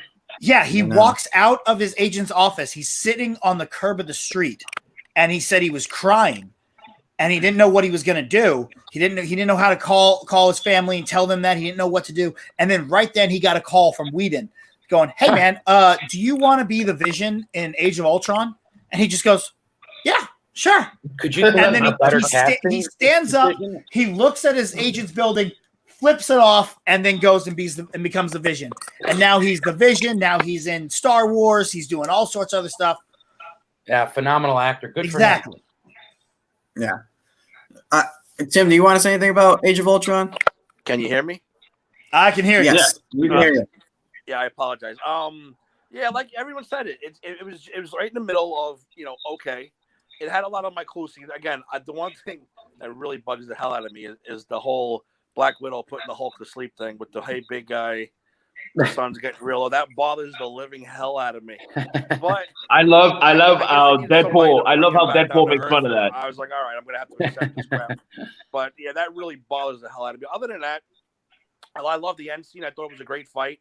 Yeah, and I like the way it ended too. I thought it was a good. It's right in the middle of the MCU for me. Yeah. Except for the Hulk. See, this one's on the lower end for me. I don't think it's a bad movie. I think Marvel's made mostly pretty good to great movies, but this is on the lower end of the good movies because to me, there's just nothing really remarkable about it. I don't go back to it at all to watch it again. I don't like the muted tone of the colors. I think that really takes you back. And I think the plot is a little janky. Just having these tons of robots just attack, I don't think is this fun. So yeah, robots. I don't know what happened. What this world we live in where humans can't fight each other? You can't have hand-to-hand combat. Like nobody wants to watch ships get blown out of the fucking. Here's the reason for that. Boring. Because they did not want to show our heroes. They don't want to show our heroes fighting human beings because that's our heroes killing other humans. Whether they're the good guys or the bad guys, that's the idea. But then they get to Civil War and they get it right. Yeah, but again, in Civil War, we're fighting each other, but they're not bad guys. We're not killing each other. You know, if you got to go kill an army of the bad guys, that looks bad on us. You know, that's them go. I get it. It's a dumb idea. It's a dumb way to look at it. Start coloring books. I get it. That's how they make their money. Exactly. I honestly, this is kind of the same. I'm kind of with Kyle on this one. It's in the bottom. I actually did rewatch this week, and it's just it doesn't. I mean, BC to you make pretty good points. I hate the whole Hulk and Widow thing personally. But you saying that she was the one that actually did bring him in the first Avengers, I'm never even really thought about that. It was just one of those things that I kind of just didn't even think about. I think this movie introduced us to a lot of cool characters because we get our Scarlet Witches and we get our Visions. But their usage of them were better used in other films in future installments. I think this movie I feel Spader is a good voice. I don't even like the Ultron villain way too much compared to what he is in the comics. I felt like he was very, very tamed in this film. And again, calling it Age of Ultron, it was a mistake. It was a mistake because I was expecting, especially if you read some of this shit, like he is a badass and he actually almost defeats them, compared to like Galactus and like Thanos and other characters that we get or whatever. But he's very menacing, and I didn't really get that from him in this film. In this movie, I honestly didn't think that they were not gonna win. I felt like they were gonna win the whole time. It's funny. Like you also bring up new characters they bring in. This is our first look at Claw, and I love Ulysses Claw in this. He's so damn good. Overall, I believe he ends up getting wasted in the long run of the thing, but he was awesome to get an introduction. I can also watch an entire movie of just Paul Bettany and James Spader having that conversation there in the forest at the very end there. I could have watched an entire movie of just them talking back and forth. And I agree with you 100%. But again, that's 2 minutes of the film that we get. But again, that's 2 minutes of you can sit there and go, these are 2 incredible minutes. And then everyone harps on 2 horrible minutes of the hot tub Thor machine that really does make absolutely no sense because I believe they cut a lot of it out. Yeah. See, there's things in this movie that bother me, and I'm going to make a quick little transition here to our next one. And the first one was the rag on Winter Soldier, just a little bit more. At the end of Winter Soldier, Nick Fury burns his eye patch at the end. And then in this movie, he shows up and he's got an eye patch again. That it's always bothered me. He has an eye patch in every single movie after this. I don't know what's the point of burning it at the end. And then the same thing. What's the point of Iron Man taking out his thing if we're just going to keep using something to do that too? Sometimes those are director things that are like, wait, why did we do that? That makes no sense. And then the one thing that everyone has always said every time I've introduced the movie to someone else is at the end they have all the new Avengers kind of land there. And then Sam Wilson shows up, the Falcon, and everyone's like, well, where's this guy been the entire movie when they needed his help in that big fight? And he should have been there with War Machine. You find out he's been fighting Ant-Man. And that brings us to our next movie in Ant-Man. It's like the palate cleanser almost. After this huge Avengers team-up movie, now we're going to move on to this nice, smaller character. And I think this movie's a blast. I really enjoyed the Ant-Man character. I think Paul Rudd, to take him from his comedy and then utilize his comedy in a superhero movie, I think is brilliant. Making this into a heist film makes it accessible for all audiences. And there's just a relatability factor to it. I think Michael Douglas works well in this. I think Evangeline Lilly works well in this. And to introduce us to this new world of just a bunch of fun guys out there just trying to make it, and then they stumble upon this superhero world. You look at Michael Pena and his group of thieves, with T.I. and with David Desmalchin, with the Russian guy. I think they're a fun little group to have, and then just the way it all comes together at the end, you feel like, okay, this is another little tiny story that takes place in this MCU, in this larger universe. I think it's really a fun movie you can revisit over and over again and never get bored at. Let me give you my review of this film, and it'll be very quick. I can't wait for this. Okay. So let's say that I was a movie critic and I had to sum up movies with one line, okay? Let's say Blade Runner. I'd say it was could be the greatest sci-fi movie of all time. Or if I had to give a one-line review of Apocalypse Now, I'd be like, completely shook me to my foundation. My one-line review of Ant-Man is, I watched it on a plane. Good plane. I think that's plane movie. It got me, from LA to Colorado. You know what I mean? It got me that far of the trip, and I'm like, oh, and look, hey, I love Paul Rudd. I mean, perfectly cast. It was, it's a fun movie. It is what it is. And I think that's the rag that this movie is, especially the second one, is that like it's not successful because it doesn't open as big, doesn't make as much money, but the budget itself really helps with it. It really it lends itself to the name Ant-Man. Yeah. It's a tiny character. It's just this small little thing. That's so very smart. Really yeah. BC, did you want to jump in there? Again, we've talked a lot that there've been, each movie has, an MVP that really makes the movie a little bit better. You know what I'm saying? I think the silent MVP of this movie is T.I., man. I love T.I. as Dave. He's such a fun little character. Too, T.I. blew me away. I never would have known. Every line.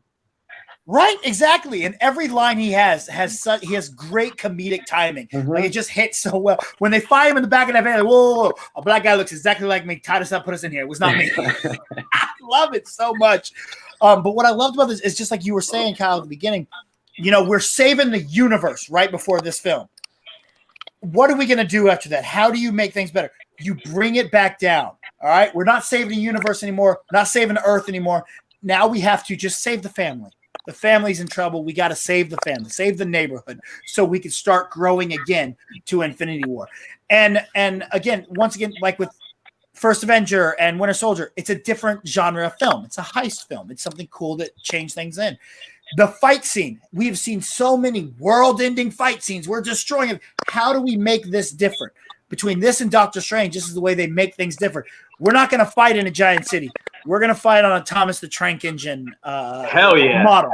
Like, hell yeah. That's so – it's like it's so epic and big, and oh, my God, this train's going to run them over. And then it grows big, and you see the toy just fall over. Like, it's great. So I think this movie is great too. I feel like this is a criminally underrated film of the MCU. I know we talked, our Captain Americas and all that, but I feel like this one didn't get much love, even in the box office.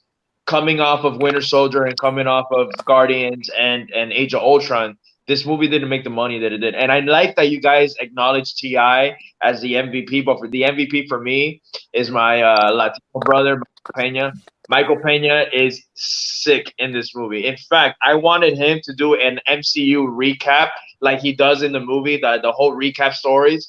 I wanted him to do it like right before, I don't know, if maybe not Endgame or like maybe right before Infinity War of what was going on.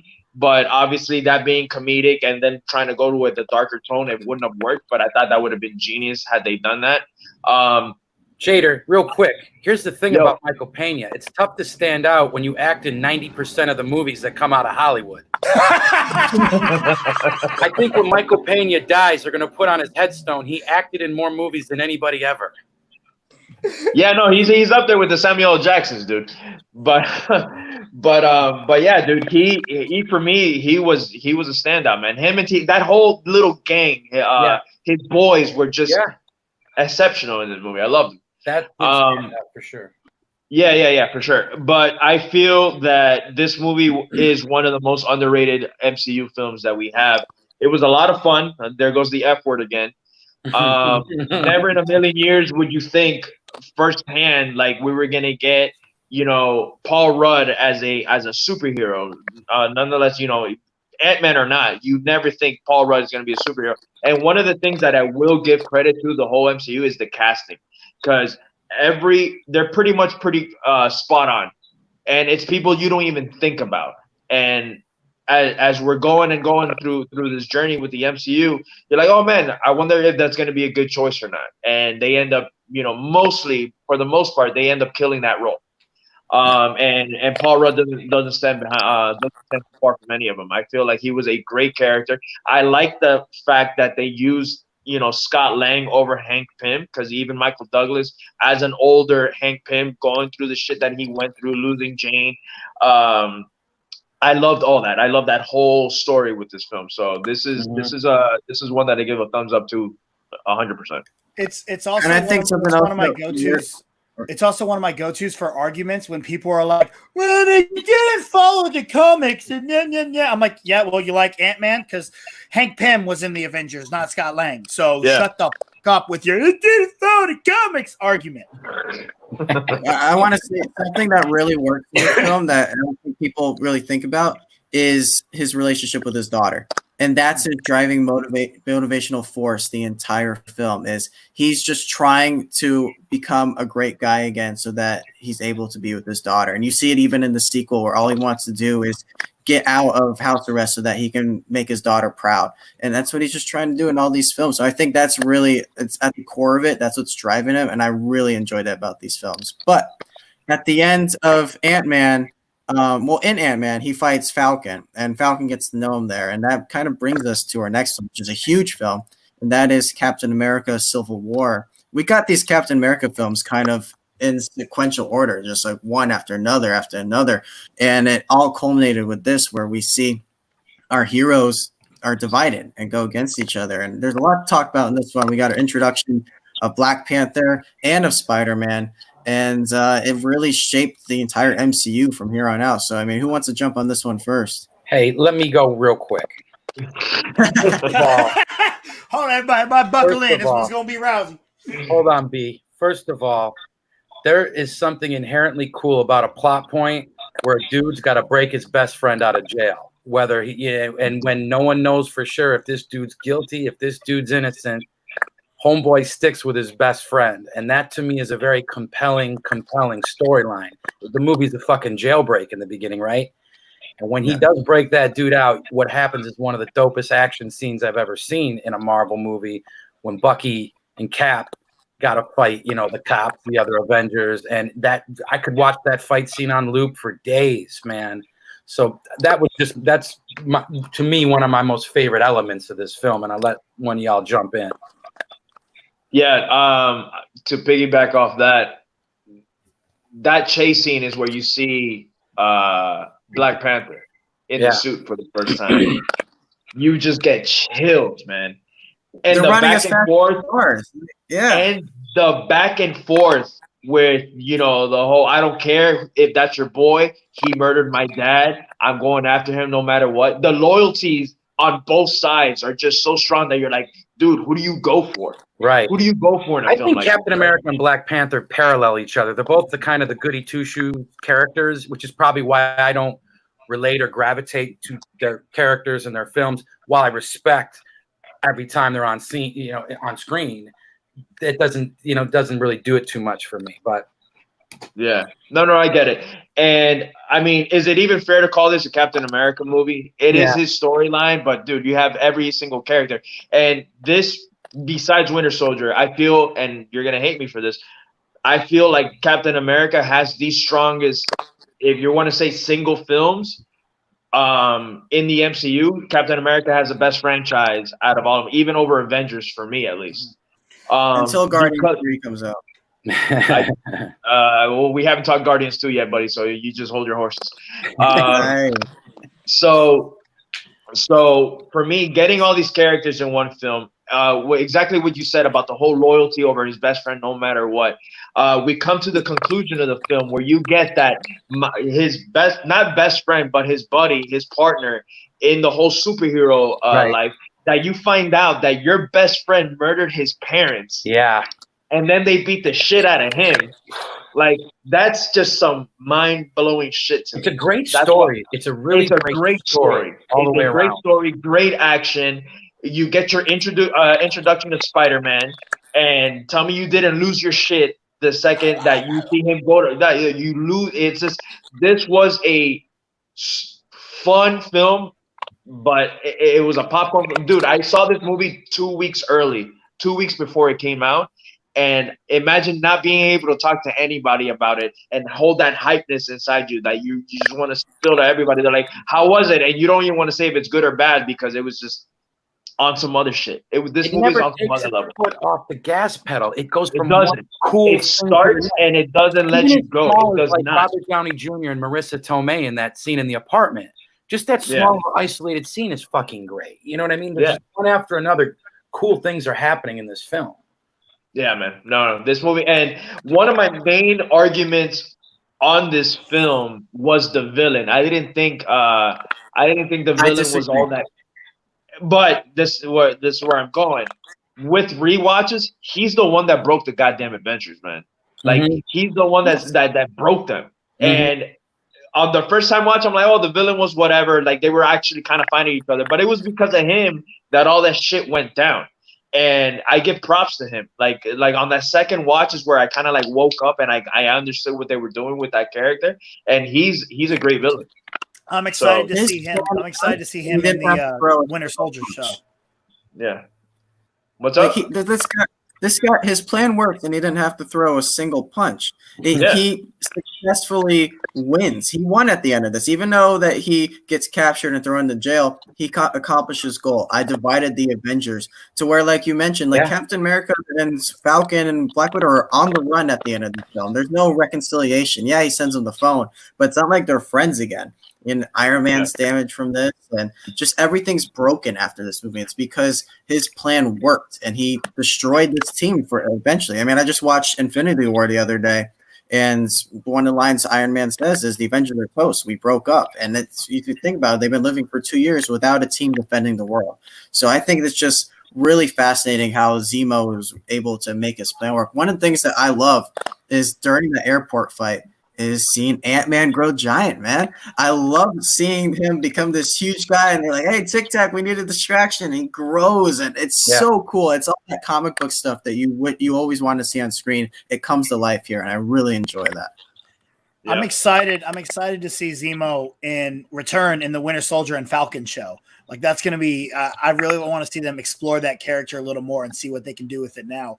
But you know, you guys have said just about everything. I love this film. I think it's great. I think it's the most comic booky of any of them because we get that 17-minute fight scene in that airport. That's just so much fun to watch these guys beating the crap out of each other. At the same time, go, we're still friends, right? Depends on how hard you hit me. You know, it's fun like that. And like you said, Spider-Man is my favorite hero of all time. Yeah. So as soon as it goes to Queens, I'm just, yo, hold up. Here we go. Go. So I get so hype on that. That kid Holland was born to play this character. Facts. B, I think before you jumped on the stream, I was telling Kyle and Jader, Spider-Man was my favorite comic book as a kid because he was a stand-up comedian. You know what I mean? There was those quips. Comedy was always there. Yeah, man. Like, so I'm with you. Man. I liked him when I'm growing up because I related to him. I was like, oh, he's a kid. Mm-hmm. He's a kid, but he has to do all this stuff too. So he has the same problems I have as a kid, but he's also a superhero. Well, me being a ball breaker, I relate to the ultimate ball breaker in the MCU, and that's Spider-Man, Facts. Yeah, absolutely. Same what you got, man. Comic book more so as ball breaker, but yeah. Yeah, you guys nailed it. My favorite scene too, other than obviously the airport scene, is Tony and Peter meeting for the first time in that apartment. I love that scene. Like, that's the scene I can just watch on loop over. I love it. That their relationship is fantastic. And this was another movie, like I said, with the Avengers, you get the goosebumps. Black Panthers first, you get the goosebumps. Spider-Man, you get the goosebumps. This is just one of those only problem, if I had to break it down, would be the purpose of the Sokovia Accords. Because if you read the comic book, those accords made more sense to me than these. When Ross is saying, oh, you did this in New York. Okay, but we did save the entire world. Oh, yeah. You did this in Winter Soldier. Yeah, but we saved the entire world. So my whole thing, the Accords didn't make much sense in the movie as much as it did in the comic books. But again, it's a damn good movie. That's exactly what I like about it. And again, I go back to yes, it's not like the comic book. It's completely different than the comic books. But at the same time, I think it felt more realistic because what would the government do if this kind of stuff happened? Like, hey, we saved the world. Yeah, but you also killed Johnny and his family over here when this thing fell. So, that's exactly what the government would do. That's true. That's So probably taking more that realistic, political yeah. angle was a great setup for this film. It totally works. Yeah, No, absolutely. I agree with that. All right, let's move on because we're talking about these a lot. And no, we expected the show to be long. We expected it to be a very long show. So let's continue on Well, with the last movie. With BC on the show, he'll talk to you for 4 hours about mashed potato recipes. Those are facts, dog. I got some good potatoes. I'm gonna do some steak and potatoes Yeah, have later you seen today. his cooking, man? Have you seen his cooking online? He's been crushing it, Listen, dude. if I ever have the ways and means, I am giving this man a cooking show because he deserves one. I mean, if you can't watch BC cook for 20, 30 minutes and be entertained, then you must be fucking dead, have no pulse. Quarantine Sunday dinners on Instagram. B, we gotta get busy once this thing lifts. I want to do a cooking show with you. You know, I'm down, my dude. My buddy Joey Piazza is a world-class chef. He's worked at Cherry Hills in Denver. He's cooked for Obama in DC. This kid is a marvel. Him and you together would be the perfect, like, you know, Abbott and Costello. I'm in. The yin and the yang. So maybe we can get. You'd love Joey Piazza. He's a paisano from New York. But that's what I like to see. Talk about that. There you go. All right, Doctor Strange. Doctor Strange came out. Basically, our first solo film in a little bit. Yeah, we had Ant-Man, but Ant-Man was kind of teased a little bit before. But Doctor Strange, I think this is one of the more underrated ones as well. I think it gets a bad rap because people say he's just like Iron Man, and he follows kind of the same path that Iron Man does in the first movie. But I think Doctor Strange was an excellent introduction to this new world of magic and sorcery that made it relatable. Like, you didn't feel like there was this out of body stuff that was just no one can understand. I feel like anyone could come in and watch this film, and I really enjoy Benedict Cumberbatch, even though people don't like his American accent. And I also find this to be the most regal of the MCU movies, because you think about the actors you got Cumberbatch, you got Tilda Swinton, you got Chiwetel Ejiofor, you got Mads Mikkelsen. Like, it feels like just this cast that you wouldn't even think to be in a superhero movie. Here they are in Doctor Strange, and I think it works really well. And then I think the thing that makes this film stand out the most is the ending. You don't get this big superhero fight at the end. You get Doctor Strange coming in and convincing the villain, hey, maybe you shouldn't do this. Maybe you should change your ways. And I think that Dormammu, I've come to bargain, is such a cool scene to go back and watch over and over again. So I don't know how you guys feel about Doctor Strange. I feel like it's a divisive movie. Who wants to jump in here? I love that. I love that ending too, because essentially what he does is annoy the villain to death. Like, that's how he beats him. He annoys him to the point that he's like, all right, fine, I'll leave y'all alone. Crap, just let me live my life. And again, this goes back to with Ant-Man, how, hey, you know, how do we make this big fight in this city feel different? You know, we shrank it. Well, how does Doctor Strange do it? Let's do it backwards. I saw it on Family Guy once. So now let's do it here. And let's have, instead of the city get destroyed, let's have a destroyed city get put back together. I loved watching that, man. I thought that was really cool. And I also love how, if you watch this film, you realize Doctor Strange kind of takes place all the way back at Iron Man 2. It starts at Iron Man 2, and you go all the way through up until this part of when the film's actually released. Because they talk about when he has his accident, he talks about how, you know, there's a pilot that has an experimental accident in a new weapon, which is, you know, some of the guys, Justin Hammer's guy, apparently, is who they're talking about. So it's really cool to see how this movie spans, and they don't really show you that time, but if you think about it, it shows you how long it took him to learn all this stuff. It's going through the entire MCU. I saw the first 20 minutes of this film only. Now, that being said, I didn't stop watching it because it sucked. I probably had to go do something with my life. You know what I mean? But that said, I thought it was a pretty cool world they were building. So I feel like I really need to finish it. I'm a huge fan of Cumberbatch. He's another actor I could watch swat flies for 2 hours. I mean, if you haven't seen The Imitation Game, go watch that tonight. Crush that role. Beautiful. Have you seen him? Have you seen him as Sherlock Holmes? No, I hear he's great. You need to. It's fantastic. It's fantastic. No, I just didn't get through this movie, but I was really digging the world they were setting up. So I'm sure I probably will like it when I get a chance to revisit it. That's my main thing on this film. Everybody was doing the Tony Stark Doctor Strange comparisons, but you can't blame that on Cumberbatch or anybody else. That's just the way Stan Lee wrote these characters. Yeah, He was I never was down with the Strange comic books. I think they were probably, as a kid, they were a little too cerebral, and he didn't pop off the page as much as a Hulk or Spider-Man did for me. You know what I mean? But, you know, as an adult, I've come to kind of respect that character, and you can't beat Cumberbatch. And I like that you just used pop up the page, because that's what I feel like this movie did. I felt like what you couldn't really get, I guess, reading a comic, you got this in this film. I know you didn't finish it, but at the end when they're battling and they're fighting, and he's fighting Mads Mikkelsen's character, they're fighting on buildings that are moving like Inception, where the buildings are just folding, and they're running towards them, and then he uses the time stone, and he reverses time, and everything's going backwards, and he's still rugged. It's just really dope, the world that they built.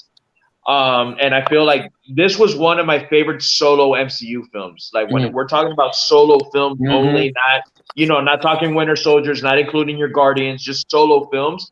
I think this is one of the stronger ones. I like his character. I like what an arrogant bastard he was. I liked how the accident that he got into humbled the hell out of him. Everybody complained that well at the box office. Did it crush at the box office? It did pretty well. It did. Yeah, it did pretty good. It was on the better side. It just didn't crush. It didn't crush like other MCU films. It seems like a tough character for the world to sort of embrace. And it's exactly that. Like, and this is one of the things, again, that you're asking your audience to, just trust you and let me take you on this world, when a lot of people aren't really into, stuff like this. I know a bunch of my family members aren't really into like sci-fi and, like all this crap. But I feel the way that they carried it, how he was a surgeon, like how they start the film, and just the journey they take you on with Stephen Strange, I feel at the end this is another one that you will become a fan. I liked the way he was used in this film a lot, but I wanted to see more of him.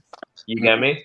Like, and one of the main complaints that I heard, or at least I remember hearing, is that they didn't like the way that he mastered the whole sorcery thing so fast, but they don't understand that he is Doctor Strange. He is this guy that picks it up super fast, And again, just like I was saying, he didn't master it that fast. It looked that fast in the film. But if you understand, this movie starts, if his wreck is back at Iron Man 2, and he is now at this point, it actually took several years for him to master it. Yeah. So I don't know. I'm definitely a fan of this. Kaiser, this is one out of the ones that we have mentioned that you haven't seen. This would be one of the one. There's another one that I told you to watch, but this is definitely one I would give a shot to. It's a good one. Who directed the film? Scott Derrickson. Where do I know him from? And Scott Derrickson did. He's a horror director, so he did The Exorcism of Emily Rose. He did Sinister. So he's a horror director. And one of the things that I really, really wanted out of this film, we got a little bit of element of horror here and there, but it was the fact that he is a horror director, and you can do some trippy shit with Doctor Strange. That makes sense. And again, only seeing 20, 30 minutes of it, I think I could see that style on the screen. And it seemed, look, you're going into a highly stylized film, but it's easy to go way too cheesy with that shit. And so exactly. I do feel, and I don't feel like they did. I felt like it seemed like a grounded vision. Exactly, and that's exactly what I was going to say. It's very grounded compared to what Doctor Strange comics books get into. It's very grounded, and it's crazy because we're getting Doctor Strange, we're getting the sequel to Doctor Strange. I'm getting a little ahead of myself, but he's not directing it. And they were gonna introduce more horror elements, but he's not doing the picture. But it's Sam Raimi doing the picture now, and what he does with what he did with Spider-Man and Evil Dead and all that. He's like, he can do it. So I'm very excited. That's one of my anticipated MCU films coming out. Tim, what you got, man? Yeah, this is a perfect example of In Marvel We Trust, because I hated Doctor Strange, the character. Growing up, I just didn't I didn't identify with him. I didn't like him at all. I hated the way he talked, all his stupid words. But once Cumberbatch got casted, and I was like, all right, In Marvel We Trust, here we go. and I loved it. I thought it was a great movie. The visuals are fantastic. Like you said, the ending with Dormammu was hysterical. I thought that was one of the greatest endings I've ever seen as far as the comic book movies go. So yeah, I love it. It's crazy because I know when these movies started coming out, I saw the majority of these films in 3D. And besides Avenger, I didn't think any of the other ones needed to be 3D. And it's standing the test of time. They don't. I feel like this movie is not that they make 3D TVs anymore, but if you could have seen this movie in 3D IMAX, this is the movie to watch because it was fantastic. It really felt like you were in an amusement park watching this world, literally pop up in front of you. And that's one of the things I meant to say when you said pop up, because when you see this movie in the theater, like the way things were just hitting you, it was a fantastic movie to watch in 3D. So that's another, highly recommend. It's super trippy. I saw it in IMAX 3D with my mom when this came out. And there's a moment where there's buildings that start kind of rise from the bottom of the screen as they're standing in the middle of the screen, and everything starts moving kind of like a virtual ride at Universal or something. I think it's really cool. So you can really feel Edgar Wright in the script. Like you feel where what they kept from him and what they didn't. Yeah. Ant-Man? No. He was supposed to direct Ant-Man, but they used other. Oh, that's right. That's what. Yeah, supposedly the majority of Ant-Man was still used what he wrote, but he was supposed to direct, but he stepped down. My bad. Yeah, my bad. I'm thinking about that the scene in Ant-Man where he shrinks down into to get between the molecules. My bad. Yeah, that's what I was thinking. Let's move on to. We got Guardians of the Galaxy Volume 2, a movie that I adore. Oh my gosh! All right, I want you guys to go first. I want to hear you guys. Please go first, Kyle. No, you guys shit over it. It's amazing film. I'll tell you why. I don't need to see another stupid movie about some dude who's got daddy issues. The script was trash. The only good thing about that movie was Yondu sacrificing himself to save Quill. I mean, to me, that was the best. Their relationship was the best thing about this movie. I found it completely boring, lifeless, especially compared to the first one, which a lot of us have acknowledged is probably the best film in the MCU. I don't know. Did Peter Gunn even direct this? James Gunn. Yes. James Gunn. Yeah, I mean, I just thought it was a very lifeless movie. I thought it was like, hey, let's just knock out another one, like didn't do anything for me. It is. It's very cliched and overused. Like it's very predictable, beat by beat by beat, all the way through. Where you sit there and go, okay, his dad's gonna end up being the bad guy. His friend, the same character trope of his friend's gonna tell him, hey, I know I told you to trust this person, but maybe you shouldn't trust them. Then he's gonna get mad at his friend, and so and it all. It's very cliched and point by point, and it also turns a lot of the Guardians into Looney Tunes characters. The scene of them dragging Drax on the space, picking up that giant ass gun and shooting it, and you're so cartoony and over the top. The one thing I will say is, before I saw the film, I was sitting there going, all right, I'm over Baby Groot. I'm done with this. I don't want to see. That's what made me going, I'm not going to like this because I'm not going to like Baby Groot. And coming out, I went, never mind. They won me back with Baby Groot. Yeah. And there's a few moments here and there, but for the most part, it's just over cliched. Well, they're putting seeds or seeding planets and shit. Like, I don't even know what's going on. At one point, when Quill and Kurt Russell are standing there, at one point I thought they were just going to leave the scene and go trick or treating. That's how fucking carbon copy this shit was. Like, I don't even know what. It was it's such a letdown of a film that even Agents of S.H.I.E.L.D. did not reference the fact that stuff happened. That feels like something that they would reference on Agents of S.H.I.E.L.D. when that stuff started taking over that one city.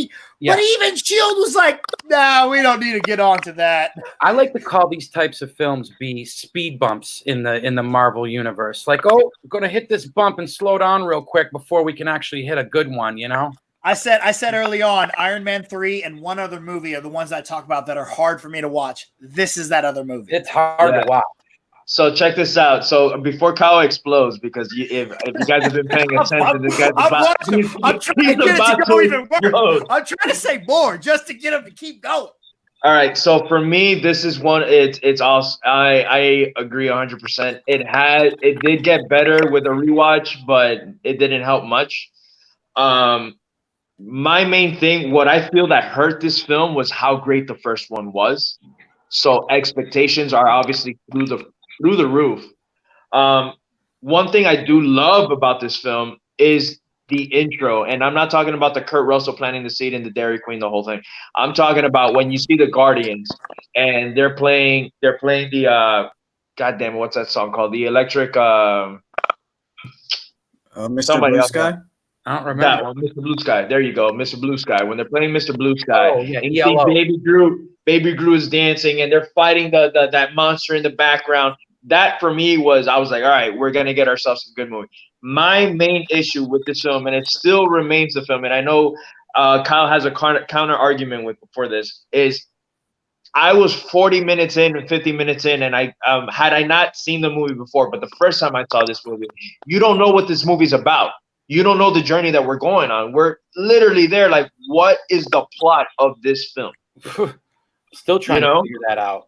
So and obviously now that you've seen it, and once you see it and you're watching the movie, you're like, all right, I know where we're gonna end up. But the first time you watch this film, I had no idea, and I was an hour in, and I'm like, what the hell are we doing with this movie? Now, does this movie have really dope moments? Absolutely. They had another jail breakout scene with Rocket, which was phenomenal. And you have your what's up, buddy? And then you have your your Michael Rooker sacrificing himself at the end of the film. That was fantastic. That's it was part a of the movie. Yeah. But for me, this movie doesn't offer much, and it is very cliched.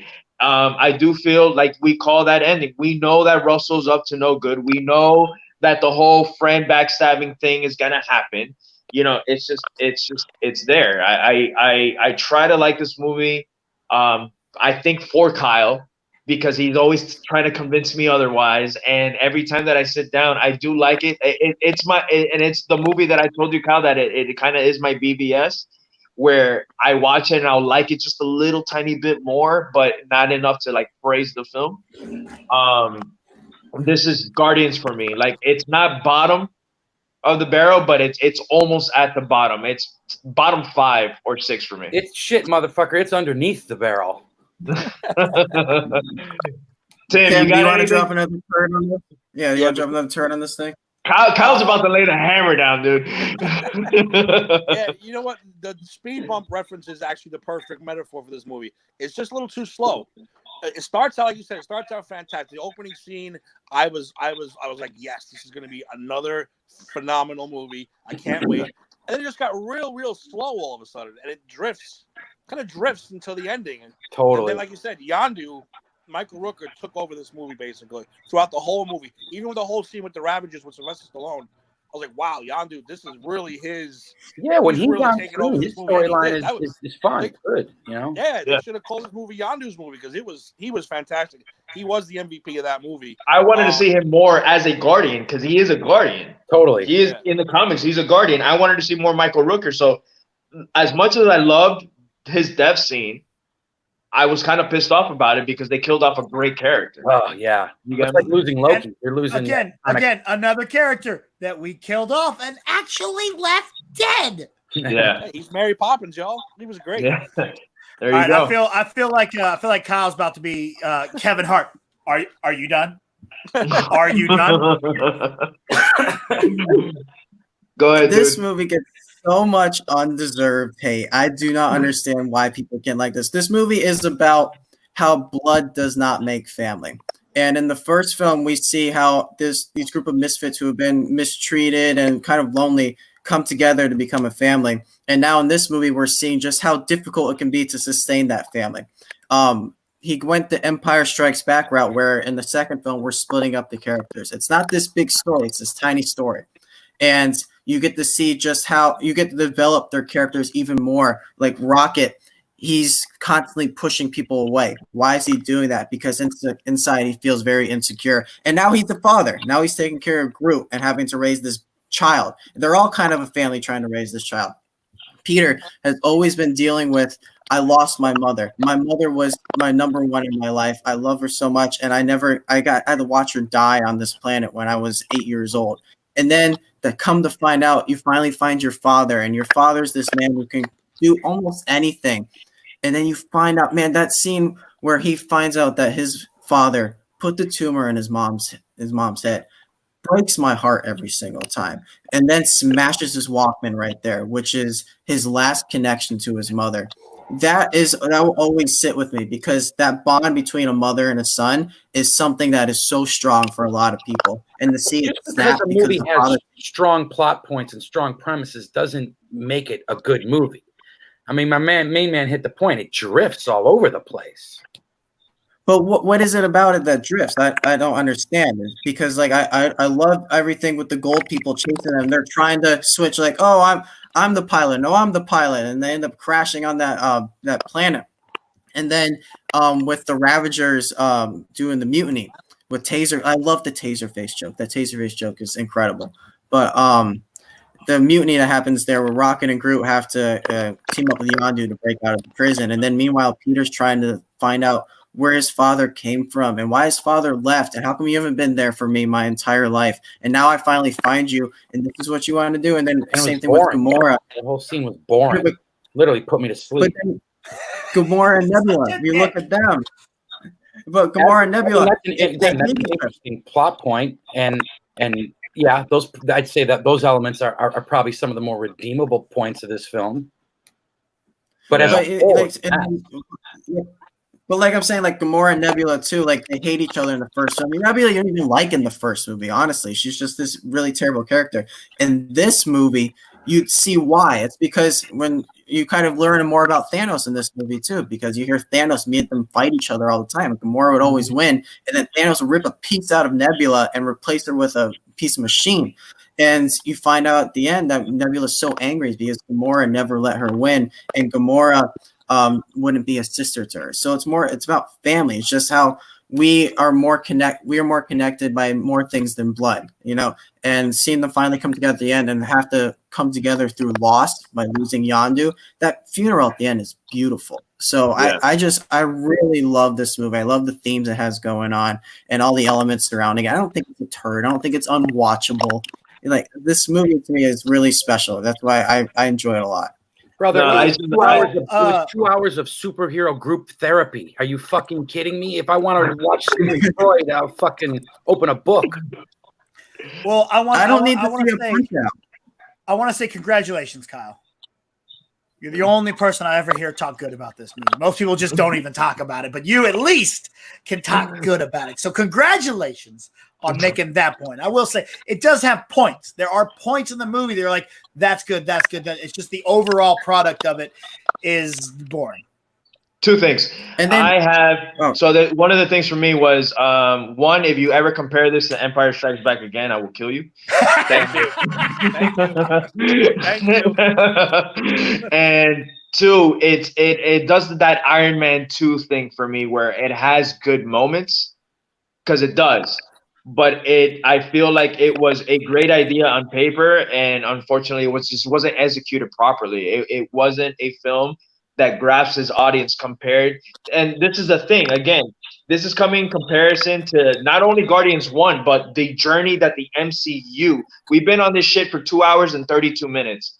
And we have very rarely talked bad about any Marvel film, and that goes to show you something, how strong this filmography is, that's why it comes off as a disappointment, because the first one and compared to other films are just so great that this movie, and I know, again, I understand your POVs on this, and I understand why you grasp towards it on a personal note, because I understand why it's personally why you like it so much, but I just felt like it was like poorly executed. Like it wasn't until towards like and we can all say, besides the beginning, the second half of this film is the better half. But for me, it was one of those too little, too late. Like, I'm already out. I'm already checked out So anything that you can show me right now, I'm gonna nod and say, hey, that was cool, but it's not gonna stick with me. And that's the thing with this film with me. And again, I think it's for you, Kyle, because of the love I have for you that I try to like really like this movie. And every time I revisit it, I'm like, I don't get it. It doesn't grasp me. It does get better, but not by much. Like if it's if I give it like a 5 out of 10, it's like a 5.3 out of 10 now. Well, that's an Jeez, upgrade. jeez. You went a third of All right. There you go. But right, you know wait, what? I respect the love that you have for this film, and I love the way that you do defend it. Jesus, Jader, the way you're talking right now, it sounds like a group therapy session. Are we There here you to go, bro. You're gonna hug it out. for We're gonna hug liking it out. the movie? Yeah. All right, let's get to Iron Man Jr. Part 1 and Spider-Man Homecoming. All right. Oh, there you go. Whoa, There you go. whoa, Oh, with the whoa, fucking throwing blows. shade. What the hell? No. Residual anger now. I had to throw something out, but no, I really like Spider-Man Homecoming. This one is one in my top 10. I was never a big fan of really any of the Spider-Man films before this, the Raimi trilogy or the Amazing Spider-Man films. I don't think the Raimi trilogy holds up at all. I think it's Spider-Man very 2 cheesy. does. Spider-Man 2 holds up. Which one was that? I don't think That's the one Doc Ock with Alfred Molina as Dr. Oh, that's a Octopus. good one. That shit's awesome. That's a good. And you cannot hate on the first Spider-Man movie. The first Thank you. Spider-Man movie is what gave us superhero movies as we know it today. Between that and X-Men, we never would have had the MCU. And not to mention Blade saved the MCU. Blade. Macho Man, Randy Savage. Ooh yeah, bone sauce ready. Yeah. That's There a you go. spot-on impersonation, B. That was insane. I love Macho. Dude, Macho's in my top 3. Oh, look at this. This man's got a cat. Bro, right there, Macho Timmy, bro. Ooh, yeah, yeah. If you haven't seen All the right. documentary on Macho Man Randy Savage, go watch that. That'll break your fucking heart. We All do, right, Spider-Man we do a show. We do a show once a year where we wrestle as characters from the 80s, and I've been Macho before. It was so much fun. That's about right. Nice. Who's jumping on this? I'm gonna jump on it. Marissa Tomei is a beautiful woman. Aunt Faye. She's ageless. I mean, she just electrifies in any movie she's in. Makes the perfect Aunt. Is it May? Is it Aunt May? It's Aunt Bay. Aunt Huh? Bay. Bay. Aunt Bay. Well, it's May though, right? Yes. He's I being see the pun. I see what you're trying to do. Joe I just wanted to- Kaiser. I was having a brain fart for a minute. I couldn't hear. I thought you were making a Bay joke, but I'm on a speaking spell, so you're not coming through too well. Look, I've already stated where I feel about this kid Holland. I mean, he's a phenomenal actor. The guy's a dancer, a fight choreographer. The kid was literally born to play the character. And the less amount of time I can see him in that suit and less CG, you're doing something right. I feel like they get it right with this kid. I love how they reinvented the franchise with him, and I'll just kind of and look, you're getting Michael Keaton as a villain. Come on, that's worth the price. That's the best part of this movie. You're right. Having Keaton in there is phenomenal. I mean, Michael Keaton, another phenomenal actor. I'll watch play solitaire. You know, I mean, so I enjoyed the hell out of this movie, and it's just one that I look forward to watching again. You know. Yeah. So that's where I was gonna literally come in. It's Michael effing Keaton. All right. This is where the MCU, for me at least, starts getting better with their villains. We've had some good ones, but overall, notice how we barely talk about villains as we're going. You're right. On this, 2 hour and 37-minute journey with us right now. But for me, it was one of those things where the villains were whatever. Zemo was one that I felt like I mentioned earlier that I thought it was whatever, but then in the second watch I was like, you know what, this guy broke the goddamn Avengers, so he's up there for me. And then I you come think over Jeff Bridges is a great villain in the first Ironmonger. Yeah, he was a good villain. He was a good villain. But again, it's one of those. If you tell anybody, hey, do you know who Ironmonger is? They're not gonna remember. I guarantee you that people have seen Iron Man a million times and don't even know that Jeff Bridges was the Ironmonger in that film. But when you come here, you have a guy that is a New York City worker, and the government ends up screwing him, basically. And it's like, who do I side with? Because being a hardworking man as he was, as much as you don't ever want to side with villains, you do feel for him. Right. With everything that society has just put him through. There's And empathy. and, You there's understand why sometimes he's a cherry been on put to top. the brink of being a psycho, Exactly. So it was a cherry on top, and one of those And they things where spent a you're lot of like, time damn, like, developing that, making that a real plot point, not just throwing us some reason why he's pissed off at the world, no, and all that, and the whole thing, just like we were just talking about with Guardians, it's the whole family aspect. Heroes do it, to save the world and your neighborhood, your friendly neighborhood, what have you. And this guy was trying to make ends meet to take care of his family. I'm a family man as well. I have my kids that I got to take care of. And just Michael Keaton as Vulture was the highlight of this film. Besides seeing Spider-Man, being a kid, yes, I know you said Iron Man Jr. Yes, Iron Man is a big part of the film and all that, but I still feel this is Tom Holland's film. I feel like the MCU could have thrown way more Iron Man at us than they actually did. And I felt like Holland, listen to me, Holland did carry this film over RDJ. I didn't feel like RDJ overshadowed the Iron Man, didn't overshadow the Spider-Man character whatsoever, in my opinion. What I love about it, again, being such a Spider-Man fan, Tobey Maguire, I think he was a great 60s Spider-Man. He was a great I'm Spider-Man from a comic book. I think Andrew Garfield was a great Spider-Man, terrible Peter Parker. He was way too much of the cool kid. But then you look at Tom Holland, and I think he is the best of what Spider-Man would be in today's age. Like, this is the character. This is both Peter Parker and Spider-Man. He nails it. He nails it perfectly. And again, it goes back to my argument of these are not the comic books. All right. And people are like, well, it's not like the comic. If you were to do the Vulture like you would have done in the comics, where he sucks the life out of people to stay young, it would have been some of the dumbest shit you had ever seen. So the way they did it was absolutely perfect. And I also love, one of the things I love is I hate when people are stupid in movies. And Michael Keaton's Vulture is such an incredible and a smart dude. He immediately, in that car ride, when he figures it out, he's just like, you were there? You weren't around when Spider-Man was? This dumb kid is Spider-Man. Okay. And I love how he immediately, when he figures it out, it wasn't even like a let me wait it out. Let me say no. It was immediately like, I'm gonna fucking kill you and everything you love if you get in my way. And I thought that was go in there and take care of my daughter now. Exactly. And go show my daughter a good time, homie. But how does that scene start though? Where does that start? It starts with my favorite scene when he opens the door and Peter sees him for the first time and basically shits his pants.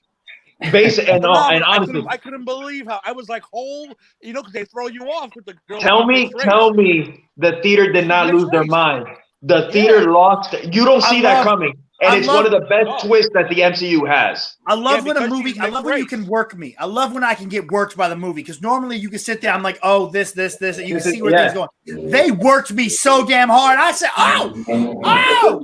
And you get people who are like, there's no way Michael Keaton can be her father because she's black. But then you're like, oh yeah, idiots. You can. Yeah. And when you open that door and he's the father, you're like, oh, wow, what just happened? So from that point up until he gets to that dance, outstanding. Yeah. Remind me what happens in the very end when Toomes is in jail. Does he protect Peter's identity? Yeah, he does. Scorpion says, he's like, you know who he is. He's like, nah, I don't know. Yeah. He goes, no, I don't know. I knew he was dead already. Right. So he kind of does the redeeming thing in the end. He protects his identity, right? I don't think it's more redeeming. It's more of, I'm going to take care of this MF myself. Which makes me really excited to see him in Venom or in Morbius. Okay, that's what I was trying to remember. I was like, I remember that scene vaguely, but I'm glad you guys cleared that up for me. Yeah. I've only seen the movie once, and so I didn't really. Kyle, what you got, man? Since you came in with that Iron Man Jr. bomb.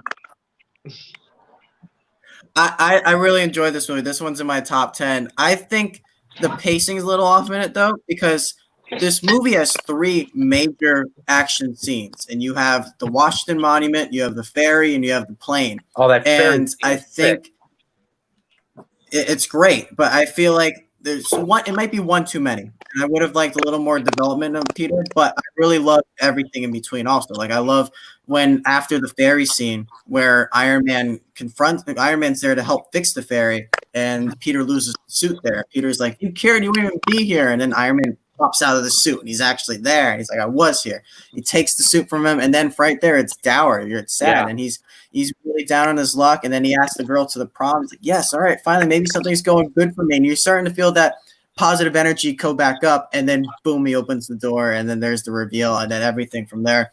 I think this movie is actually really, really good. I like it way more than the sequel, which we'll get to. But yeah, this is one of the better MCU films to me. But unless you guys want to say anything else, I think we're going to get to one of the best MCU films next. No, the only thing I really want to say. Oh, never mind. Go ahead. Go for it. Go for it. No. I like the whole thing that we relate to Spider-Man 4 is him being obviously, we pick up comics usually as a kid, and we really see the kid aspect in this film because we don't really get that in the Raimi Spider-Man films, and we don't really get that in the Amazing Spider-Man films, the Mark Webb ones. And I love that in this one. One thing that I do love about this is that you do see him with his high school problems. Like, Iron Man is dealing with different shit, and this guy's dealing with who am I going to ask to this homecoming dance to? And we've all been there before. We all relate to this character where you're like, dude, this is just a guy like me, but he's a superhero. And that's why I feel like everybody just gravitates, because it's pretty much easy to say, I don't know about Tim or Kyle, but we pretty much all said that Spider-Man is our favorite Marvel character. And it's all because I feel like when we were kids and we're reading this comic, we're not billionaires, we're not mutants. This is a kid that got in a little, he got bit by a spider, and he's still not rich, even though being Spider-Man, he can go pretty much, rob a bank. Nobody's going to know it's him.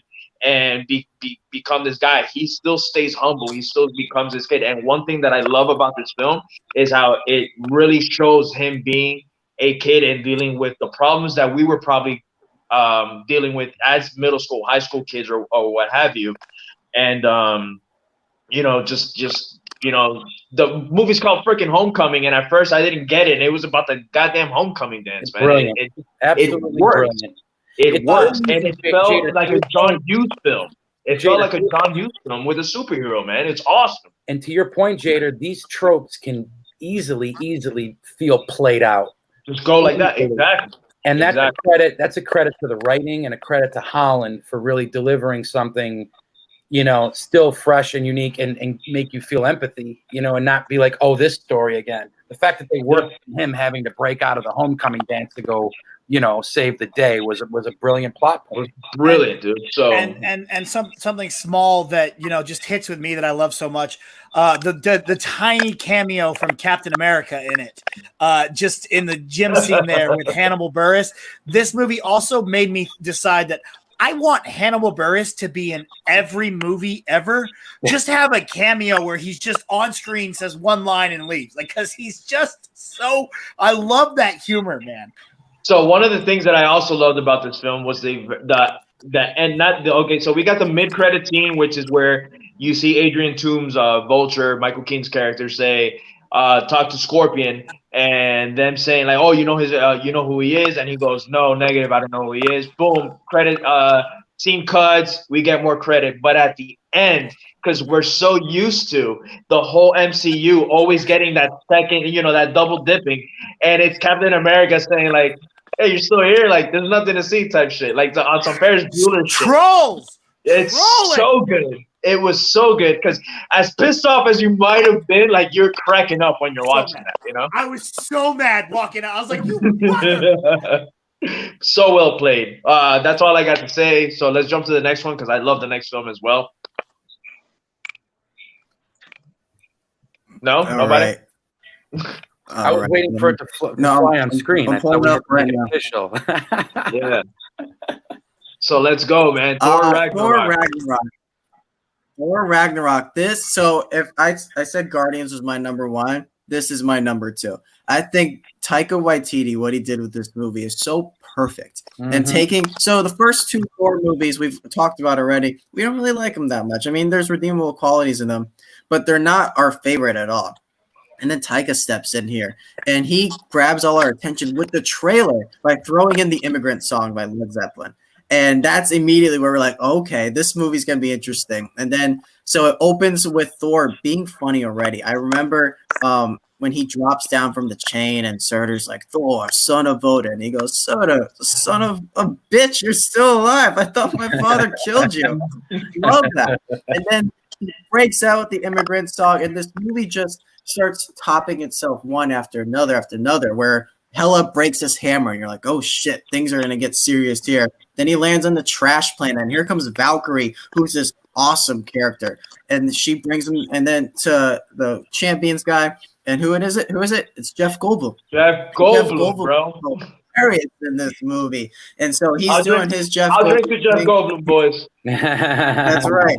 He does this Jeff Goldblum thing. It works so well. And just as that's starting to get a little old, boom, here's Korg. And now Taika Waititi's playing this huge rock monster with this tiny little voice. When it just his first line is a rock, paper, scissors joke. It's hilarious. And then after that, we're like, okay, Korg's starting to get a little old. What's going to happen now? Boom, Hulk's here. Now we're going to have Hulk and Thor fight with each other. And this movie just one after another gets better and better. It's funny throughout. The writing is so funny. And I love how Taika Waititi in the first act of this movie completely disregards Avengers Age of Ultron and the first 2 Thor movies, making fun of them. Like, he has Loki putting on that play of what happened in Thor 2 so that people who never remembered that movie can understand, okay, yeah, this is the best part of the second Thor movie. And then he kills off the Warriors 3, which I loved. I don't care about those characters at all. So I think this movie is genius. It's slowly catching up to Guardians. And yeah, it's just one of my favorites. So yeah, I can get behind everything that you just said, Kyle. Any movie that you're gonna start off with Zeppelin playing, or even in the trailer, you're already gonna grab my attention because I love that goddamn band so much. But for me, Taika, just exactly what you just said. We discussed both Thor's film now, and this shits on both of them, like shits on both of them. And for me, it was exactly that. A lot of people don't like how much comedy is in this movie, because when you think Ragnarok, you're thinking chaos, you're thinking the comics, you're thinking that, it's just it like the Great Depression, if you will, of in that world, in Asgard and all that. And I felt like it was very well done. Well, it was Taika. What Taika did with these characters, Valkyrie is a badass. Let me tell you something, and I'm getting a little ahead of myself. But I was watching Endgame with my daughter last week. My daughter's never seen Endgame ever, and we were watching it. And my little girl's 5 years old, and that is a 2.5-hour long movie. And she was so invested. But I have never seen a little girl's eyes light up as much as Valkyrie in her horse, in her Pegasus or whatever, flying through and just kicking ass and taking names. And when you see all the girls together, which we'll get there, but my little girl immediately asked me, who is that? And I love that. I love that she just gravitated towards Valkyrie, because Valkyrie is a badass. Tessa Thompson, anything. She's another one right now. She's one of my favorite working actresses right now. Anything that she's in right now, I will pretty much watch. Her timing was perfect. Yeah, no, it was fantastic. Now, one thing I will say about this film, which I'm probably gonna get my ass kicked by Tim right now, is this is the last great Hulk that we got. Yeah, we'll jump in. We'll jump into that in a little bit, but everything about this, we saw, the comedic timing, because we didn't see a lot of comedy coming from the Thor character, from Chris Hemsworth, which he's a really, really, really funny dude. Yeah. Given his other projects and all that, but we saw his comedy, his back and forth with Hulk and Banner was fantastic. The whole strongest Avenger gimmick that they had going on, that was badass, man. I can't say enough of this. And Loki back at it again, seeing their dynamic together, man. The send help scene for me is great. I I actually interviewed Carl Urban for this movie. I had the pleasure of it. And Carl Urban is another one, man. You put him in whatever, I'm in there, man. And his character, he played the kind of double-sided character, like I'm a hero, I'm a villain, the whole thing.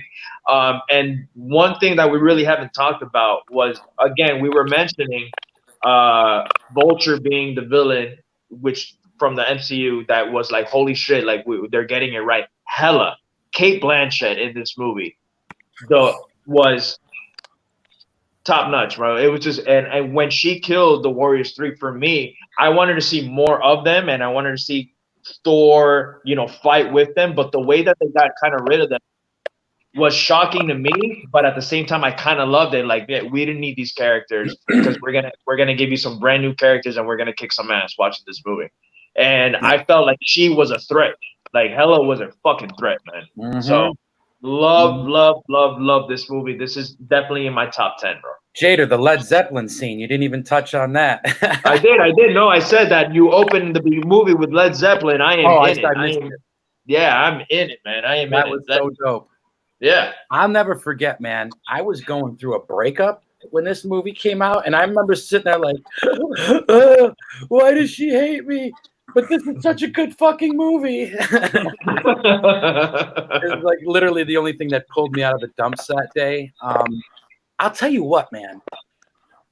I don't know about you guys, but this movie actually feels like an independent film to some degree for me. Like, I don't know why, but like this is like the only movie in the MCU that like I feel like, and maybe that's because it's where Taika came from. You know what I mean? Like, he came from making smaller films and if you're a fan of What We Do in the Shadows and just the brilliance of that movie, like he brings such a unique voice and perspective that is unmatched. Like, a Taika movie when you see it, it's kind of like watching a Richard Donner movie. You know that's a Richard Donner. It's a Quentin Tarantino film, right? When you just what you're seeing and hearing, and the comedy was brilliant. Like, it reminded me of a comic book came to life.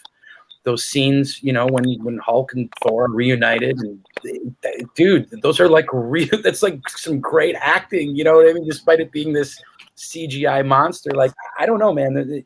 It's just a very unique film, and it deserves all the credit it gets. Absolutely, 100%. I agree 100%. I mean, you guys have pretty much said it all. There's nothing else left to say. Like, I get it. It's an incredible movie. It's a lot of fun. I will say I don't agree with the killing of the Warriors 3. I loved those characters. I wanted to see more from them. So I'm disappointed that they're now gone, aside from Sif.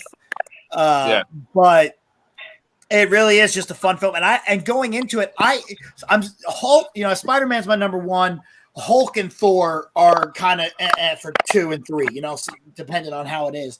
So, but I hate intelligent Hulk. I don't like Hulk being able to talk. I like Hulk smash, monster, anger, because I agree with that. I get it. If I could have any superpower, it'd be that when I got angry, I'd become a giant green rage monster. So I love the idea of just Hulk. So when I found out he was going to be able to talk in this, I was like, I don't know if I'm going to like that. I like that he only says Hulk smash, but they did it perfect. And I love the way they did it. And I actually enjoyed the scenes where he was just Hulk and able to talk in this. So, which I didn't think my favorite scenes be. And I think because they were so original and they did, it's like the right amount of spice, right? Mm-hmm. They didn't overdo it.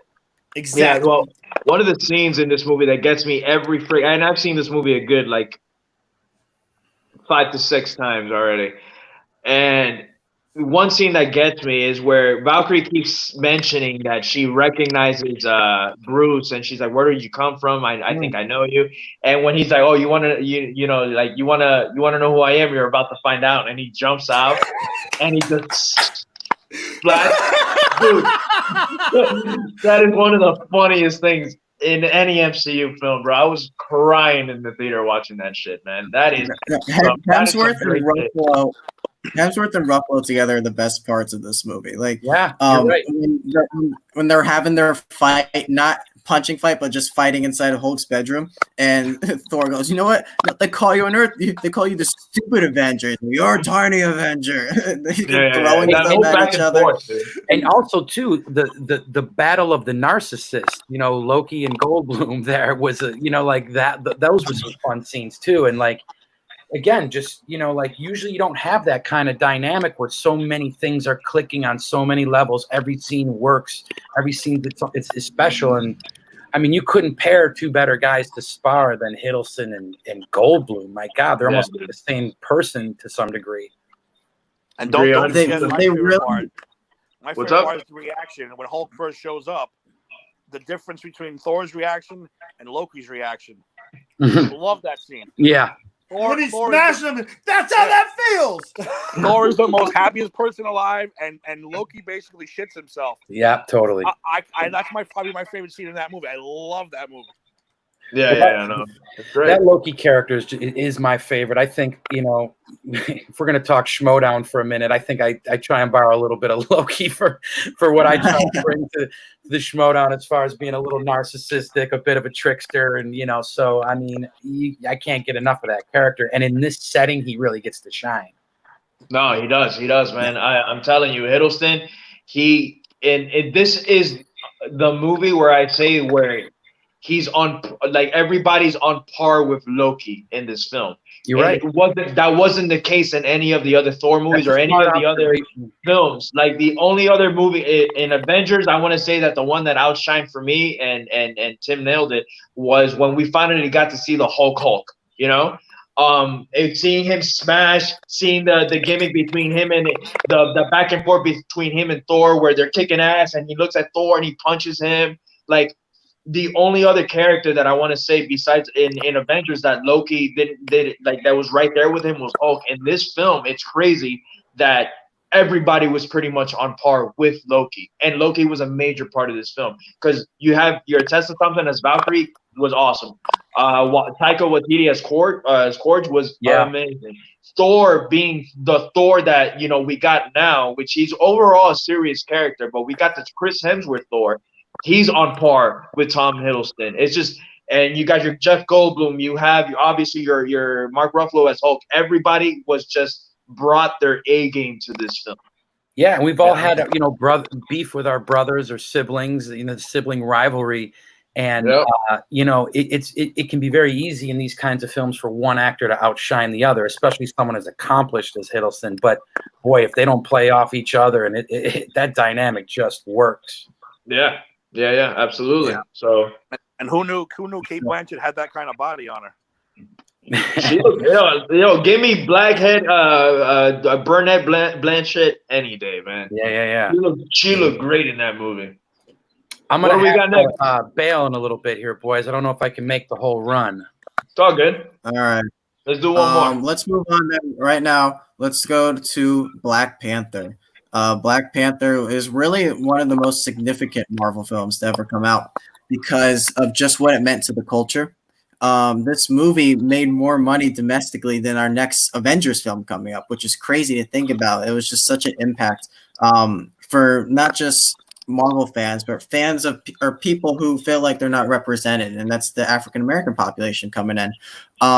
It got nominated for Oscars. It won 3 Oscars, and it's just had such a big place in history now as one of those significant films that's that push forward superhero movies and the Black community, really. So I'm going to grab my charger real quick, guys, because my computer's starting to die, but if anyone want to jump in on this one. Dude, Black Panther is such a legit film. I love this movie so much. And a lot of it has to do with the score. The score of Black Panther is so that's the freaking powerful, man. Oh, it's incredible. And as well, you go into Michael B. Jordan's Killmonger, and you're just like, yo, dude, I get it. I completely get it. I see where you're coming from. And it's a great way to look at this rivalry between the two. Plus, Chadwick Boseman is just one of the best ever, dude. The other day, I just recently rewatched Draft Day, and I was like, God, I love Chadwick Boseman, man. He's so damn good, man. Yeah, man. This movie was nominated for Best Picture. Listen to everything that we've mentioned, and this was the first MCU film to be nominated for Best Picture.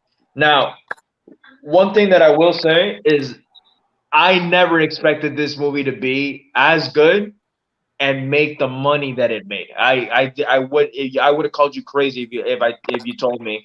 And let me tell you, he was a highlight for Civil War, which I had mentioned earlier. I thought what he did in Civil War was incredible. He was such a likable character from the get. If you didn't know who Black Panther was, Civil War made it known. I was looking forward to this movie. I really was. And the trailers look good, but I didn't think I was gonna get what I got. And I'm one of the few that maybe overhypes this film, but it was just the way, the time, everything about that film. I'm a big, big fan of hip hop, and we all know this. And I feel like the soundtrack, aside of the score, the soundtrack to this movie, Soundtrack too, yeah. I was bumping, dude. Yeah. I was bumping this soundtrack. And Kendrick grabbed this soundtrack and just gave it to his boys. Asap was in it. The Weeknd was in it. Yep. Loved it. Yeah, it's just a great soundtrack, and everyone keeps saying that it's Lion King, all over again. Fuck that noise, bro. Sticking with the music. I want Ulysses S. Claw's SoundCloud link so I can get his mixtape, man. Oh no, for sure, dude, for sure. I thought everybody on this film was top notch, man. The fighting style, the comedic timing in this film was awesome. And I love the whole black cast besides Andy Serkis and it's not Martin. Is it Martin Short? Martin Freeman. Besides him, man, this movie it's badass, bro. It's a badass film. I feel like it does deserve. Everybody thinks it's overhyped. I feel like it deserves the praise that it got. I really do.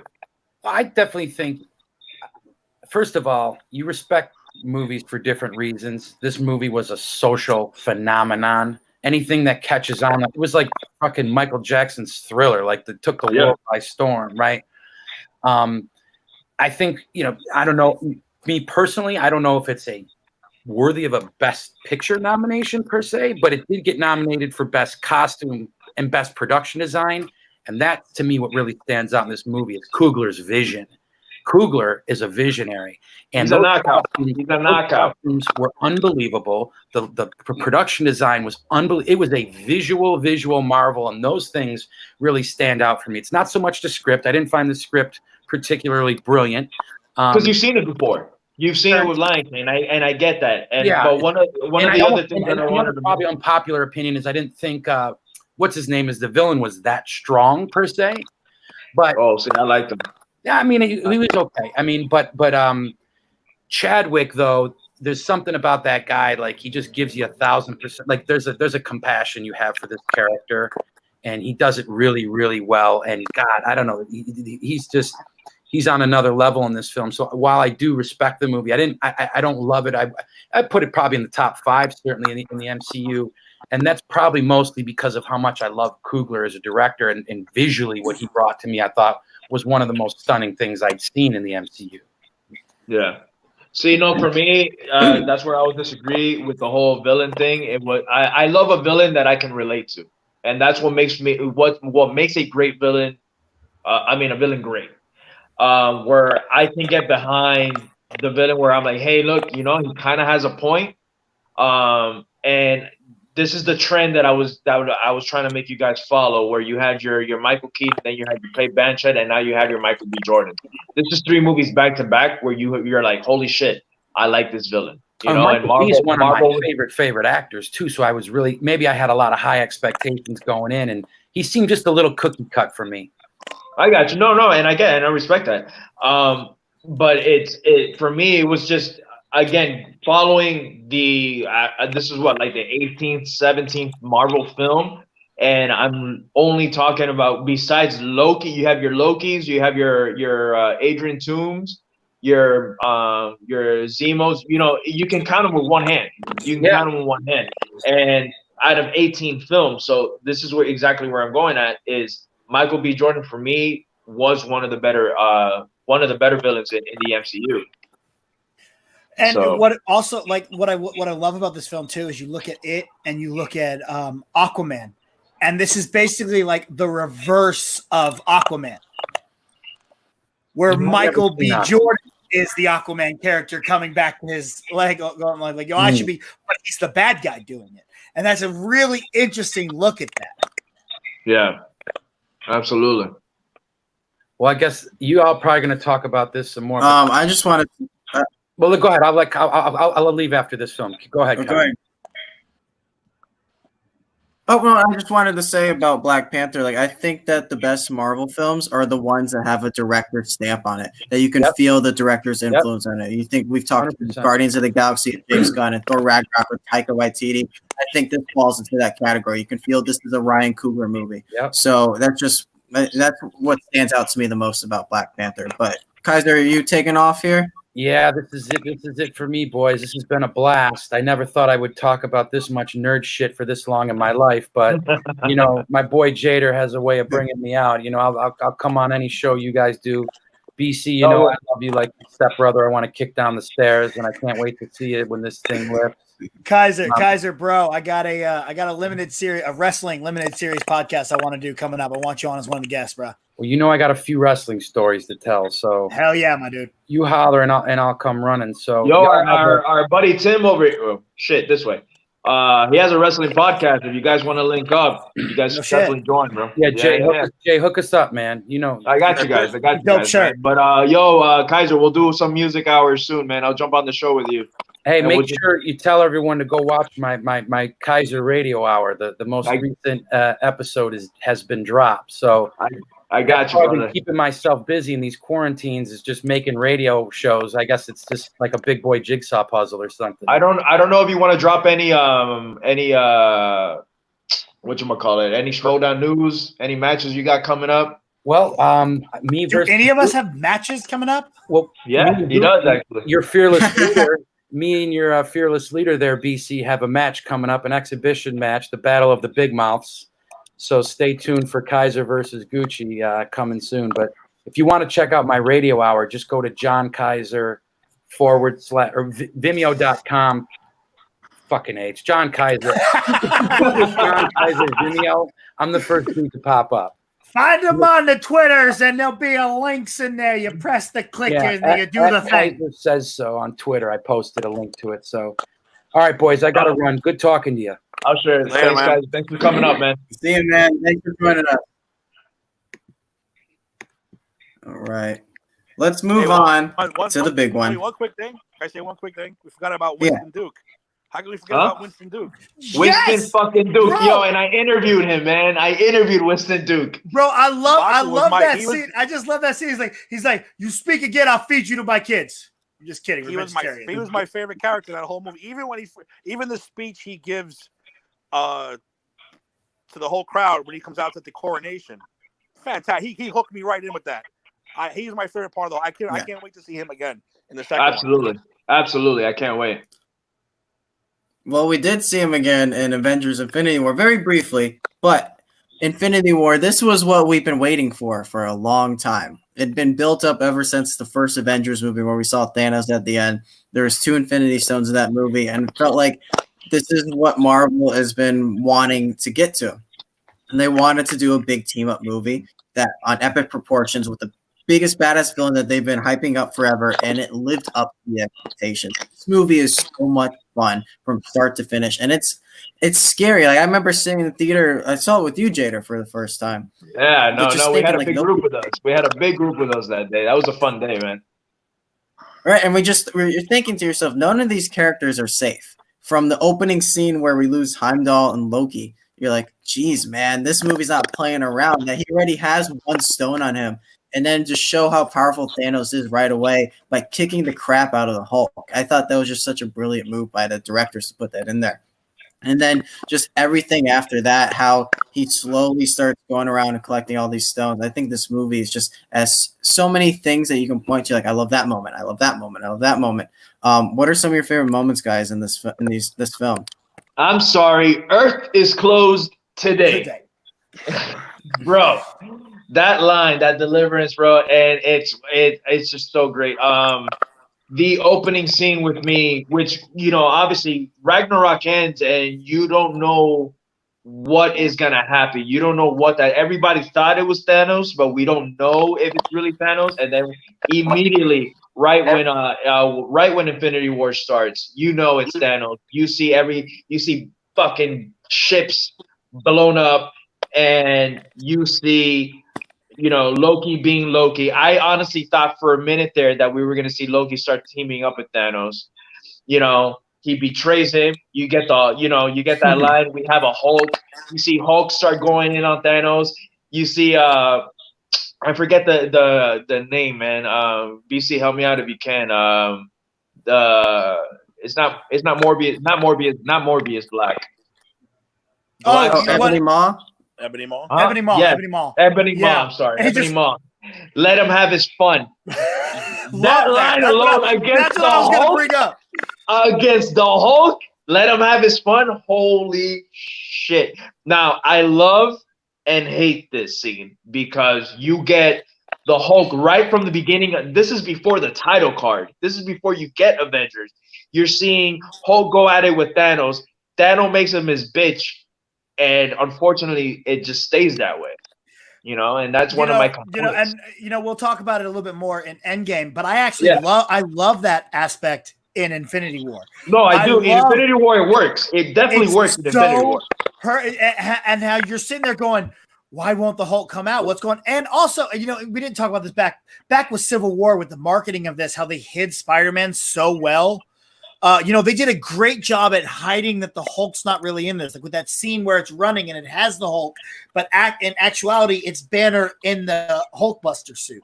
Like that's real. I love the different marketing they did for these films. And they did that. They did that geniusly because there's a lot of scenes. If you rewatch the first trailer they dropped, there's a lot of scenes that are not in there, and they do that with Endgame again because they wanted to keep it so. It's awesome. It's awesome. It's a great way to market the film and not give anything away. What's that, Cal? Yeah. What'd you say? I said they hide stuff in the trailer. They hide stuff of there's the scene where he's on Titan fighting that's in the trailer, and he has like 2 stones at that time. When in actuality, in the movie, he's got 4 stones. So they played around with this a lot. Yeah, no, absolutely love it. And every journey.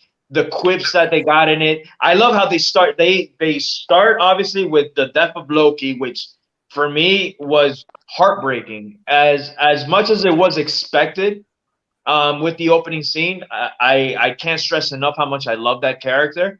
And seeing him gone, I know BC thinks differently, but I honestly think that Loki is done. Like, I don't think he went anywhere. I honestly think he is dead. No. On this timeline, Loki is dead, but back in the past, there's another Loki that has gone off with the cube. That's what I completely agree. I think Loki from going forward is dead. But Loki at his evilest in Avengers, the evil Loki is still alive and well back in time somewhere else. Gotcha.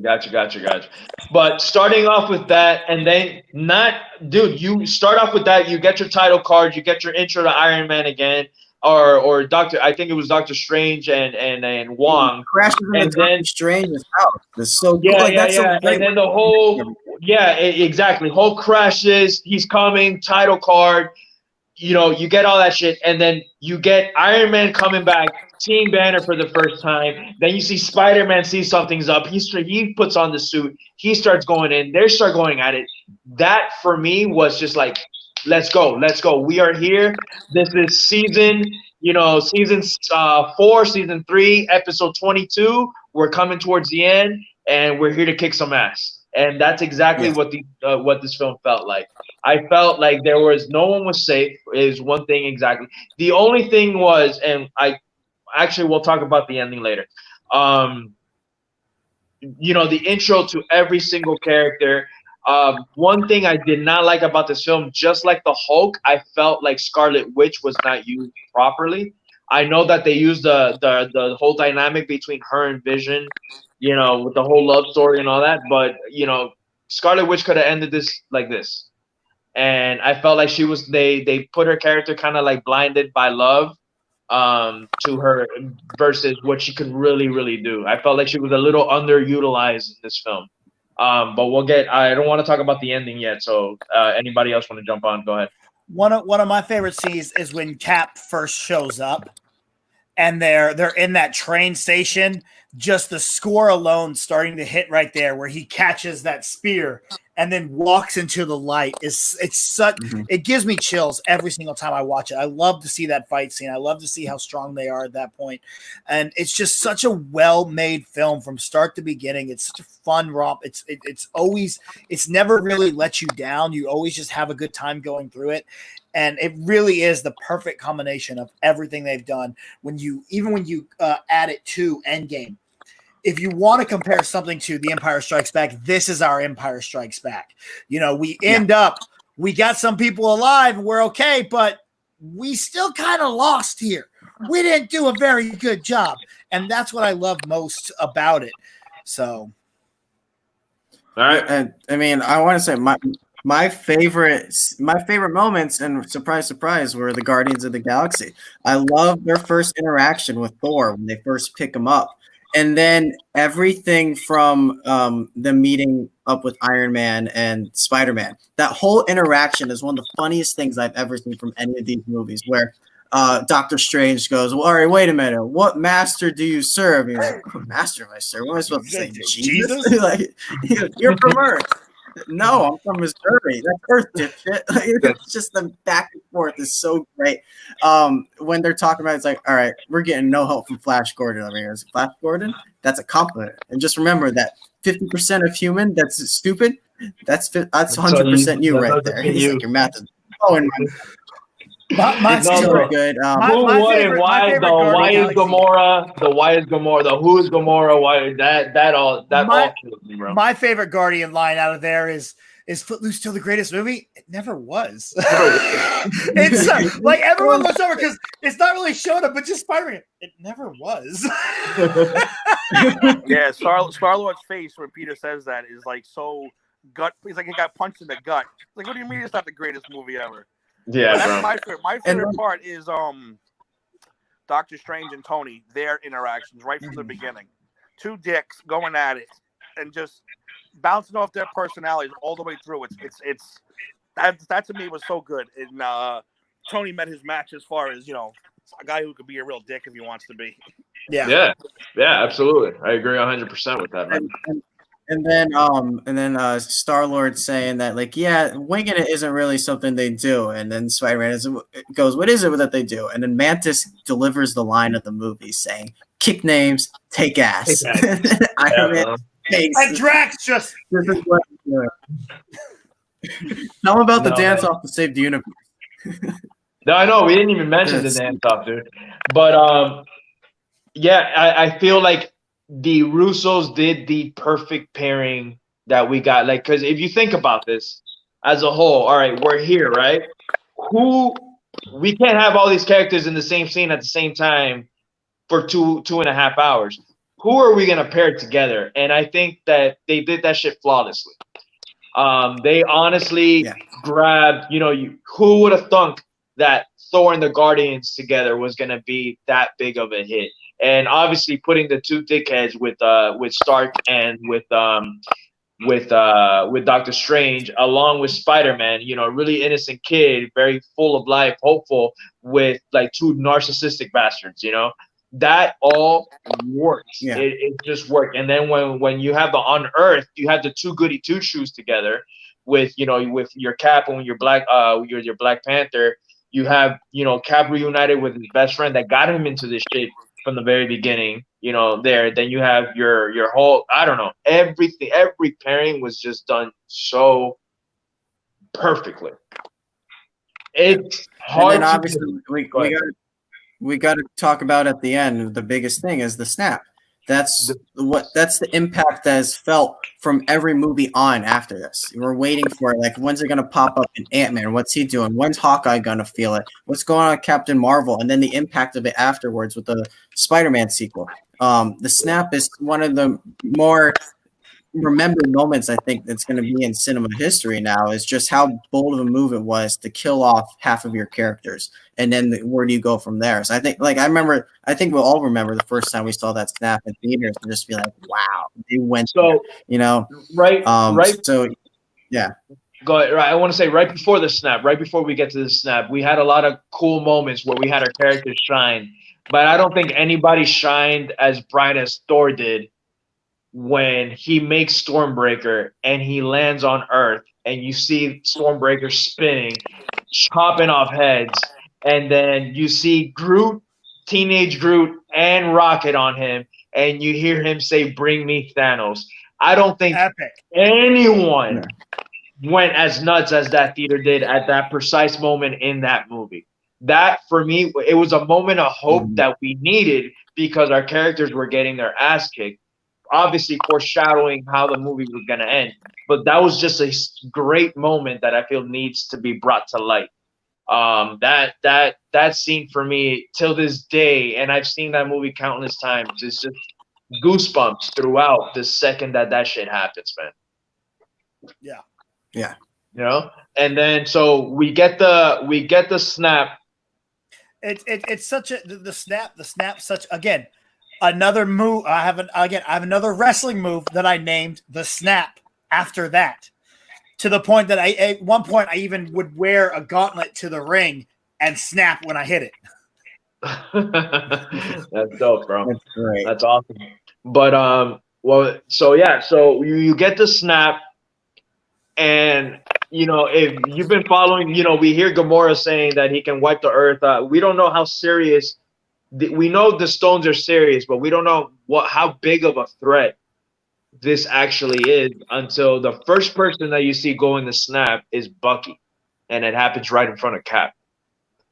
So when you're seeing that happens and you're just seeing them turn into dust, you don't really comprehend what's going on, but it's crazy because you're not comprehending, you're not understanding, but at the same time, you're like, holy shit, did he just die?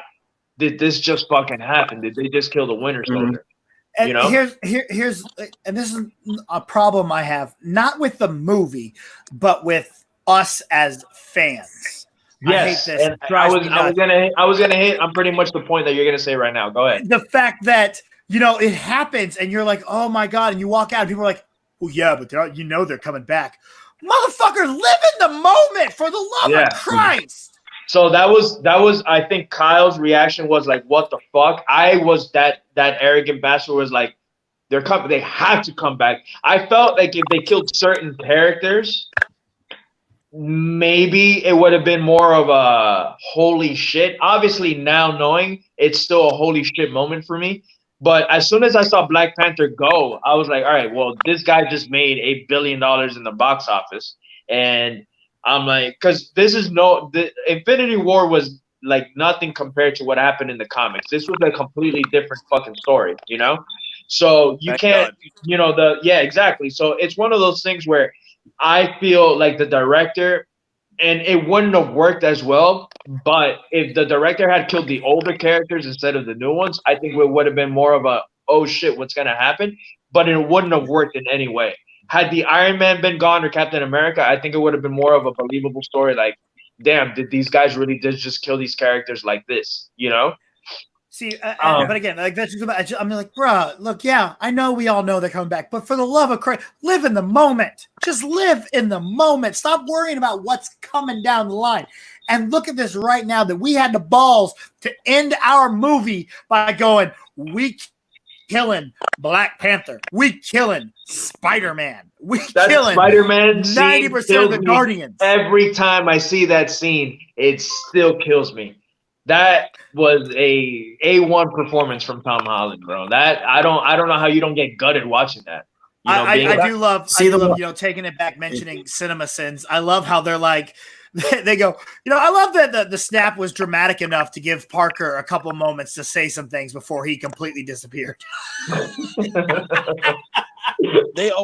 favorite. Steve, I took my son, and he doesn't, you know, he looked at me like, what just happened? What? Yeah. And I'm like, they're dead. He goes, how? Like he was like so in shock My son could not And handle. I wanted to like tell him. I wanted to tell him, no, they'll be back. But I don't know if I wanted to rob him of that. Yeah. But Good after job. a while, Good job. But no, but So- he actually got smart. He gave smart. I gave smarter than I gave him credit for being a little kid. But he's like, wait a minute. I heard Spider-Man 2 is coming out. How can Spider-Man 2 come out? And Spider-Man, and I was like, damn it. I was like, damn you, internet. You ruined it Tim, for him. how old is your son, Tim? He's 11. All right, so yeah, my son's 8, so my son doesn't surf the web. So I showed him Infinity War because he loved Homecoming. He didn't see all of them, but he does like the action of the film. And with him, with my son has autism, so with my son, I kind of have to like literally like play by play him with the scene, you know. And we were watching Infinity War, and when he saw Spider-Man die, I think this was the first grasp or the first time death concept ever came up in our family. And you know, it sucks to say that I was the reason for it because I was trying to show him a movie.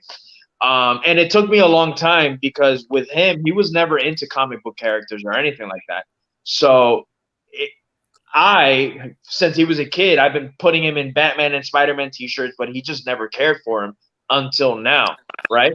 So now that I'm showing him these films and he sees that Spider-Man's gone, he looked at he like we saw it at home. I didn't take him to see the movie, and he made me pause it because he was like like sad, and it ripped me apart because you don't want to ever see your son go through that. But at the same time, I'm like, yeah, this is having the effect that it needs to have. So I felt like a terrible dad not telling him like, hey, don't worry about it, dude. It's coming. He's coming back.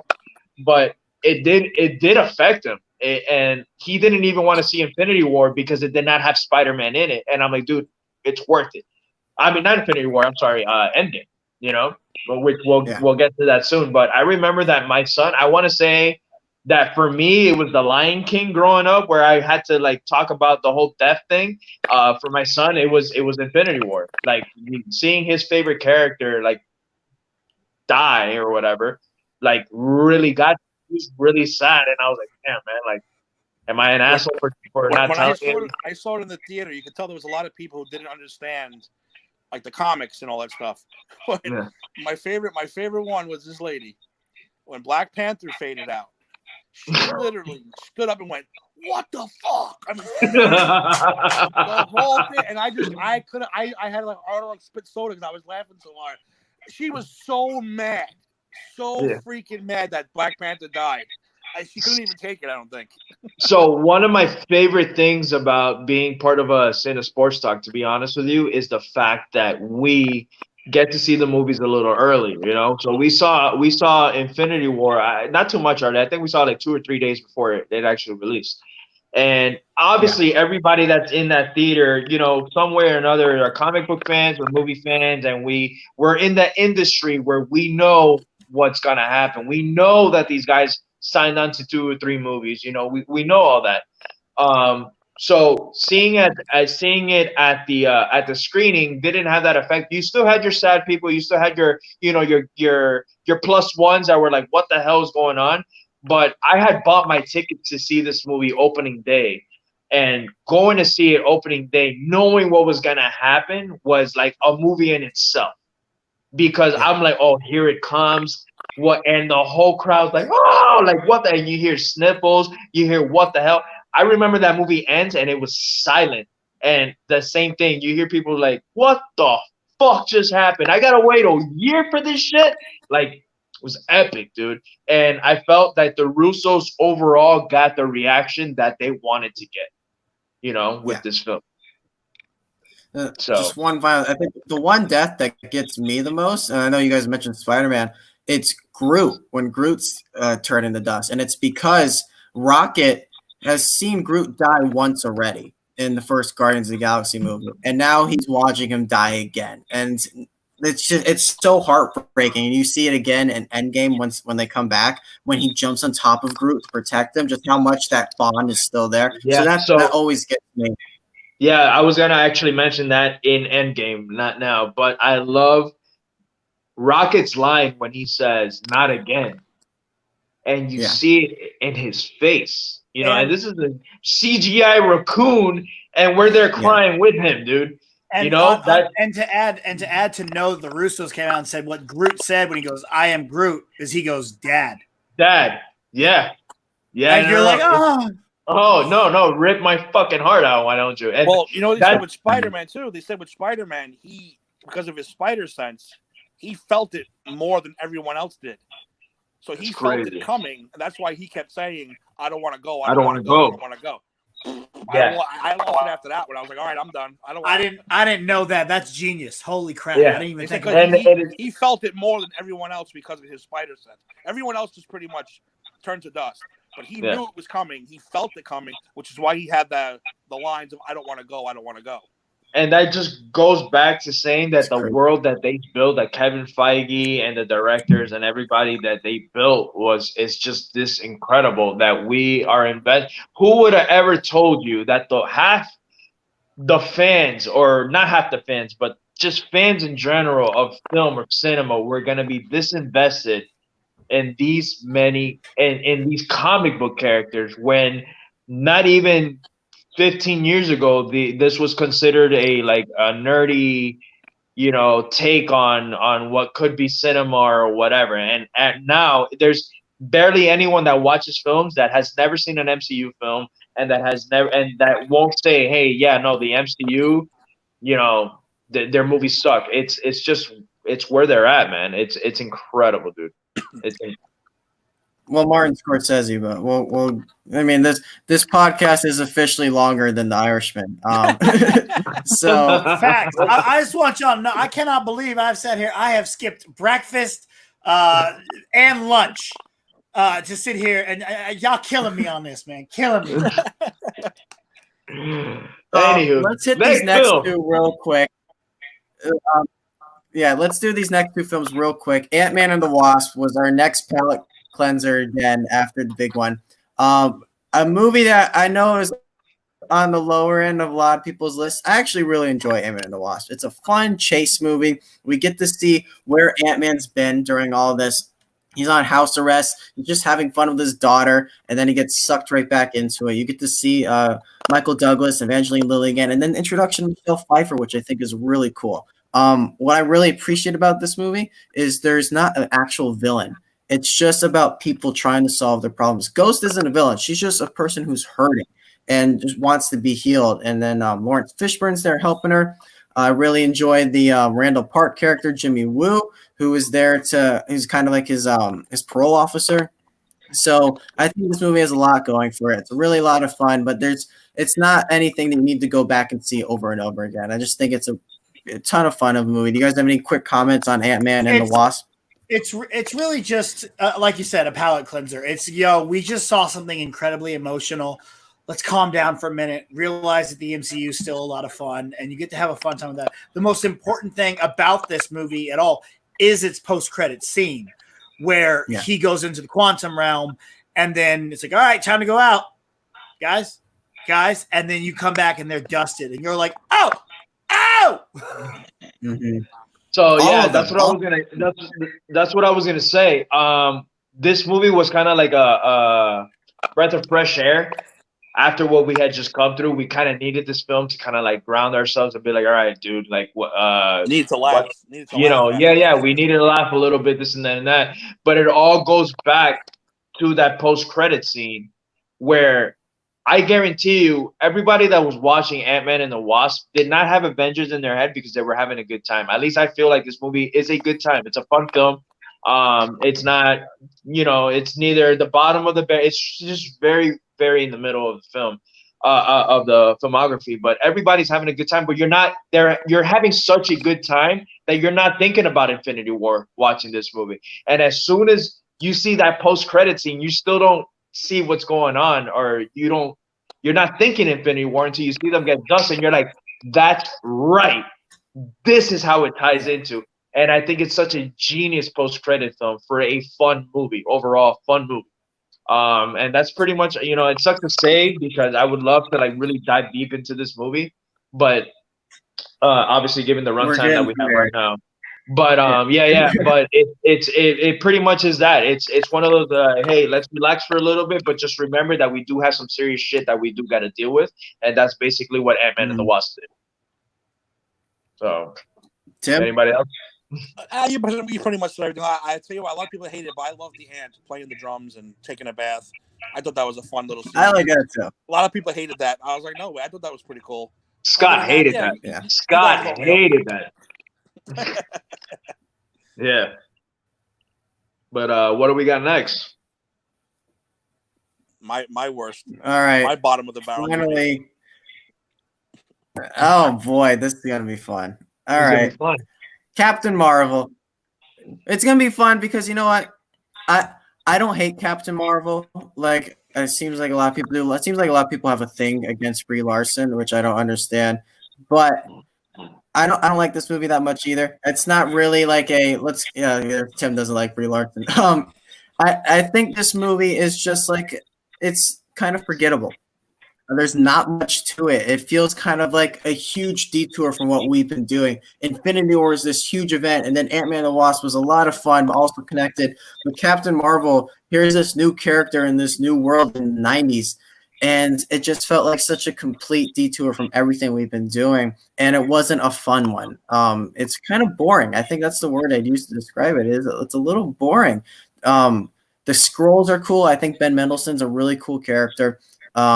And I think young Nick Fury is a lot of fun, but I could care less about the cat. I could care less about the entire plot of this movie. So I don't know how you guys feel about Captain Marvel, but it's not big for me.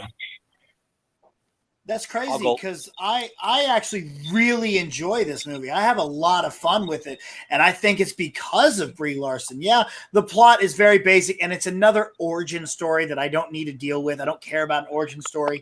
I don't really care about her relationship with Rambeau because they don't give us enough of that.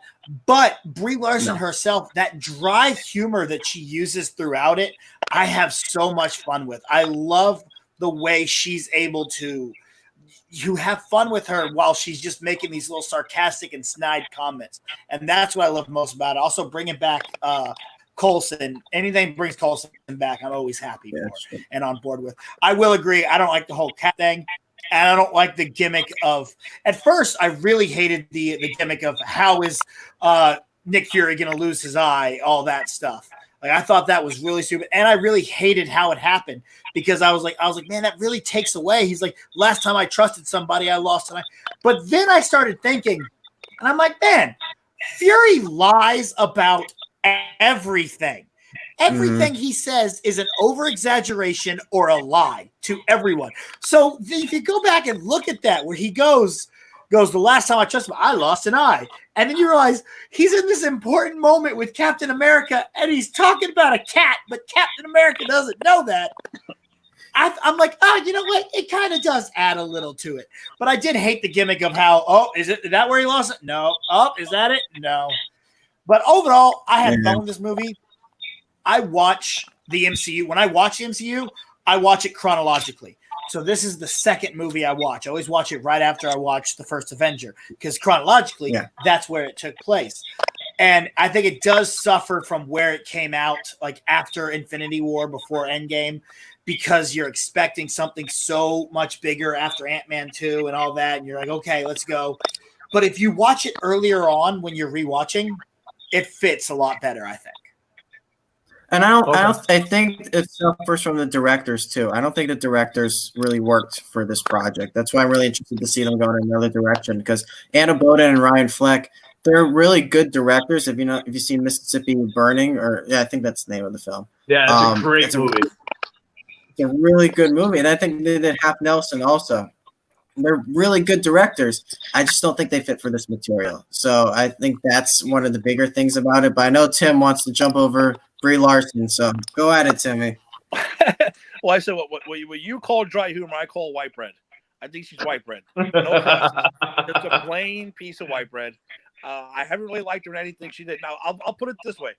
My useless superpower, I could watch a movie 1,000 times and not get tired of it. I've only seen this movie once, and I can't seem to push play, even though it's on Disney Plus. I can't seem to go back to it. I'm trying to go back to it, but I can't go back to it because I was very bored in the movie theater. I just did. I don't get it. I don't get it, and I wasn't really thrilled with it. I'm gonna try to watch it again. I don't know when, but like I said, every time I'm on Disney, I'm like, ooh, Captain Marvel. No, I'm gonna watch Boy Meets World from 1997 instead. That's what happened. It's funny, man. That is true. But one thing I love about film, the reason I'm such a film fan, is movies click with people for different reasons. People, some movie, like, again, I get a lot of shit for this all the time. I love, one of my favorite movies of all time is Super Mario Bros. I cannot defend that to anybody. I can't tell you why. I can't tell you that you should like it, because it's just, I can't do it.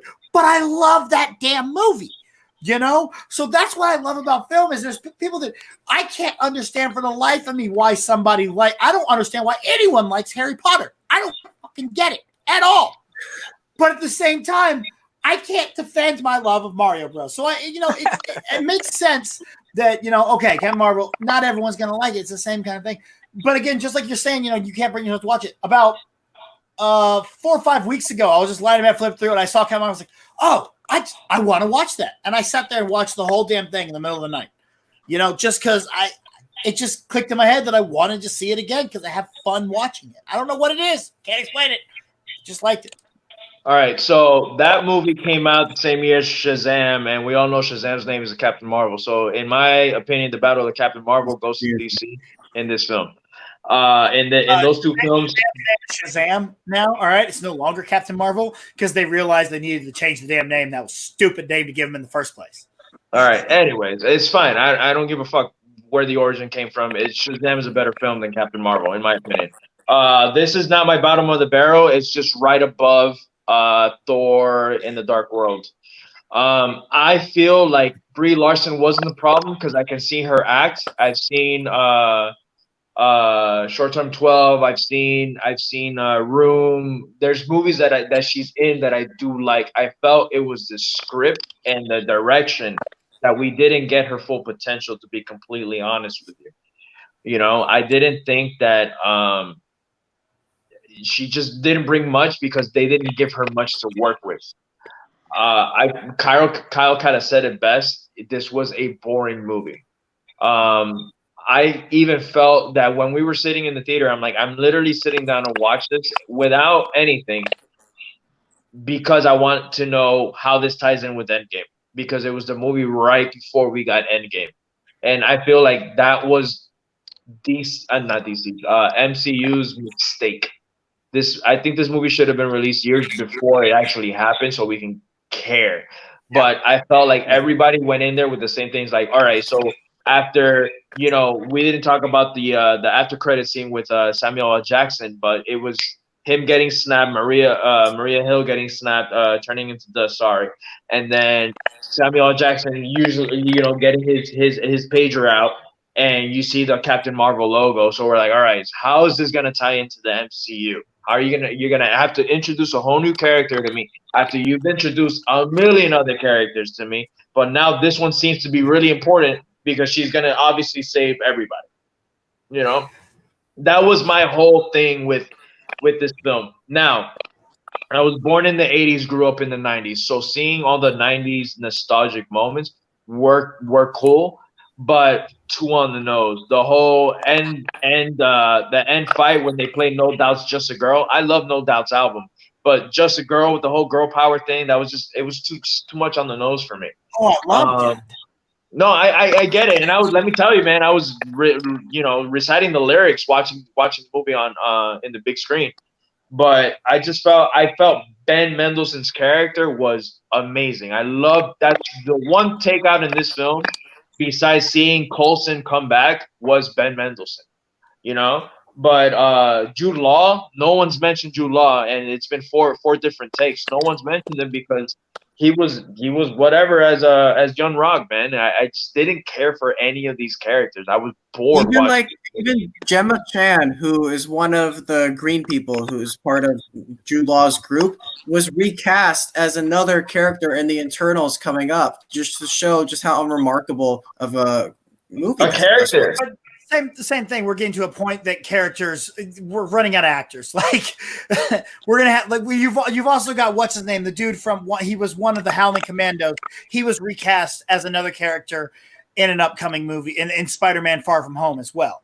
So you also have what's her name from Luke Cage. You talk about the principal from Homecoming, right? Is it Homecoming or is it Far From Home? It's Homecoming. You're right. Yeah, I'm pretty sure. Yeah. Well, they played that off well because he was actually like the grandson or the son of the same character from the Captain America: The First Avenger, because there was a picture of him as a soldier sitting in the office. I thought that was a cool little Easter egg. But I mean, do you guys just want to get into it? I mean, we'll talk about Captain Marvel. You want to just shift right into Endgame, because the way they used her, I thought, was way better in Endgame than they did in Captain Marvel. I do. She is this overpowered.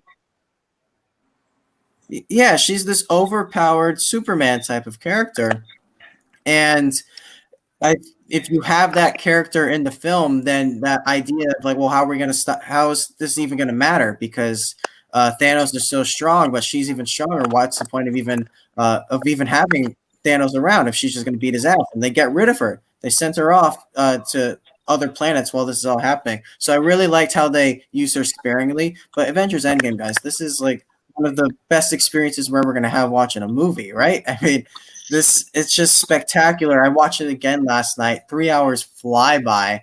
They fly by, and it's just every moment. Oh, after moment after moment, it's beautiful. We start with the somber first act where we're kind of holding our heads, and then in the second act, it's like a nostalgia trip. We go time traveling and getting to see all of our old movies, and then the third act is just this big, huge battle that we've been waiting for 11 years now. So this movie is so special. I don't know what you guys want to say about it. There's so much to say about it, actually. It's such an incredible film, man, to the point that, I again, back to my wrestling career, I've used the Avengers theme as one of my theme songs just because, and I got it as soon as Cap gets that freaking hammer.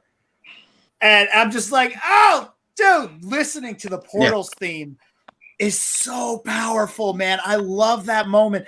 To one of my favorite lines of all of the MCU, on your left, with everyone coming through there and them all coming back, being in that theater, that feeling there. And I get it every single time I watch this movie, over and over and over.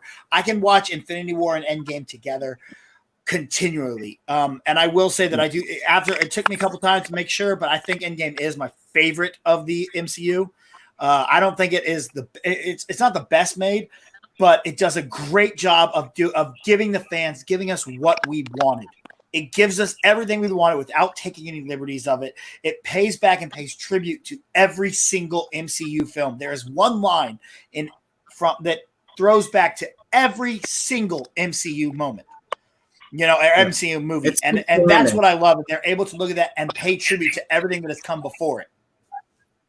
Mm-hmm. Yeah, I don't know why the Russos hate the Hulk, but they did ruin the Hulk for me a little bit.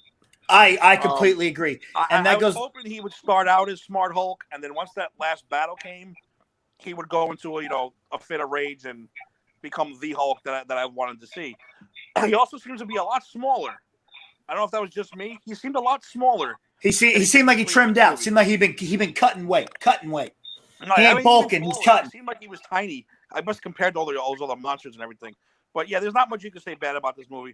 And I absolutely love the ending. I love the fact that Captain America did what he did. And again, like you said, it's so tied together so well. Now you realize how, Peggy always talked about her husband, never mentioned the name. She had pictures by her bed when Captain America was there in Civil War when she died. You never saw a picture of the husband. You never heard of it, because now we know who it was. And I think that is brilliant. Yeah, dude. Are you serious? Come on, bro. Come on. Are you serious? Yeah. No, I believe. I know. I agree. I'm talking about him. Get the fuck out. If you watch Civil War, Civil War when she dies, there's pictures on her bedside. You don't see the husband. There's no mention of him. Nothing. Because now we know who it was. Because you just blew my mind. My whole thought process was okay. Well, damn, whoever married Peggy Carter, he just screwed that whole thing up. But now thinking, I'm like, oh, he married. But at the same time, oh shit, he made out with his new shit for real. Like he definitely Game of Thrones that shit. Nope. Now we know. Now you know it was actually him the whole time, sitting in the shadows, just watching the history take place. And I think but I will brilliant. say, I will say that with the Hulk, what I wanted to bring up with Infinity War, I liked the idea of the rumor that Hulk was afraid because he had never had his ass kicked like that. And so I was like, but yeah, so at the end of Endgame, we're going to get this moment where the Hulk is finally like, all right, fuck this. And he goes after Thanos. But we never got that. Again, that's why they did a good job with Intelligent Hulk. I see what they went for, and I'm like, all right, cool, it worked. But I really would have preferred a Hulk smash moment. Yeah, at least at the end. At least during that battle, he should have. Mm-hmm. He did nothing in the battle. At least get one shot at Thanos. At least one. Yeah. It didn't even come close. You barely even saw him in that fight. He wasn't even there. So that was very disappointing to me as a Hulk fan. Other than that, I mean, there's really nothing bad you can say about this freaking movie. The ending was everything a comic book fan dreamed of since he was a little kid. So there's nothing bad I can say about it. Yeah. Yeah. One of the things that, and we're going to go back to the somber moment, the beginning scene, because I'm pretty sure as you're watching these films, you pretty much are asking yourself, where the hell's Ant-Man? Where the hell's Hawkeye during all this? You know, what's going on? And they answer those questions right away. As soon as the film starts, the first thing you see before the Marvel logo or anything like that is what is Clint doing? And he's showing his daughter how to throw an arrow or whatever. And he turns around for a second, boom, they're dusted, and he's like, what the hell is going on? As well as the whole crowd is like, we were expecting it because we know what we're getting ourselves into, but everybody's like, oh, shit, man, this is going to kick off right away. You get in there, and you're just like, oh, that's what this movie's going to be. Oh, my God. Oh, no, right away, and that's the thing. It cuts after that. It cuts into the, you have a little bit of some comedic things with Nebula and Tony playing the game, and with the whole football thing. But then you see him land to Earth thanks to Captain Marvel, and I love that and Kyle said this, the way they used Captain Marvel in this film was awesome because they didn't just shove her down our throat. She was used at two very precise moments in this film. We needed her to save Tony. She happened to be there. She brought him back to Earth. She leaves. The way Tony gets out of that ship and talked about Spider-Man, how he is like, I failed him or I forget what he says. I lost the kid. I lost the kid. Exactly. I lost the kid. And that, how you're notice that is, that shit gets to you, man. And then the way how Tony's like, I'm fucking out. It is what it is. I have my family. I got to protect my family, but it's always calling back to Tony, and the way that everyone is dealing with their loss, because you think, okay, they're going to, and they honestly, they go back. They go and they fight Thanos, which I love that had happened in the very beginning of that film, how they go back, they go for Thanos. Everybody's doing their fucking thing. Captain Marvel, Hulk, everybody. And you notice that this guy destroyed the stones and Thor just chops his head off. You don't see that shit coming right away. You don't see that. You don't see that. I went for the head. And then you see the aftermath of just hopelessness, where you're like, where the hell is this movie going? All right. Now, again, I actually guessed a lot of what was going to happen in this film, but just seeing it play out for the first time, I felt happy as a fan, calling some of the shit that was going to happen and loving that they actually kind of like, that my mind was where they were at the time. But I loved revisiting the 2012 Avengers scene, and the first thing you see is exactly what Tim had said, which is one of my favorite Marvel moments, is the 360 camera with our heroes, and that's one of the first things you see in Endgame when they revisit that timeline, and then we have to revisit Thor. We revisit, you know, Guardians of the Galaxy, all most of our favorite films, and you know they're coming back, and it's that callback to these films, which is incredible, dude. And then going forward with this, you know, with the ending, seeing, you know, I usually call the Trinity of comic book movies. It's Batman, Superman, and Wonder Woman. But seeing, you know, the Marvel Trinity, if you will, with Captain America, Thor, and Iron Man walking to go fight, you know, Thanos. That scene where you just see their footsteps. You don't see anything else. You see their back. You don't see their face. That for me is just so fucking epic. And the whole bro Thor thing, the Big Lebowski Thor, I loved all that. I honestly is one of the things. It kind of goes hand in hand with my Hulk thing with this movie, where when he finally gets his powers, I wanted to see him chiseled down. I know it would have been very realistic, but I would have loved to see chiseled down Thor. Like, I'm here to fucking fight Thanos. I loved that he gets all his stuff and he's just boom, let's kill him properly, and he's still fat. And you're just and I get, and it works, and it works. It honestly does work. But it was one of those scenes for me where it would have been awesome seeing the lightning hit him, and he's just a chiseled Thor that's pissed off, and we're gonna fight this asshole that, you know, took our friends away. And then we move forward, we see the fighting, we see again that Thanos is still a threat. He's still a very big threat in this film. This is prime Thanos too. Like this no. This is I'm gonna murder everyone, Thanos. No, and then the line with the when it says, you know, your failures led back to me, that is top notch line in one of the Marvel films. And I love how he's kicking everybody's ass. He's just kicking everyone's ass. And I don't know about you guys, but for a moment, because we know all bets are off, this is the last film, when he's grabbing Stormbreaker and he's literally putting it into Thor, I thought he was going to kill Thor.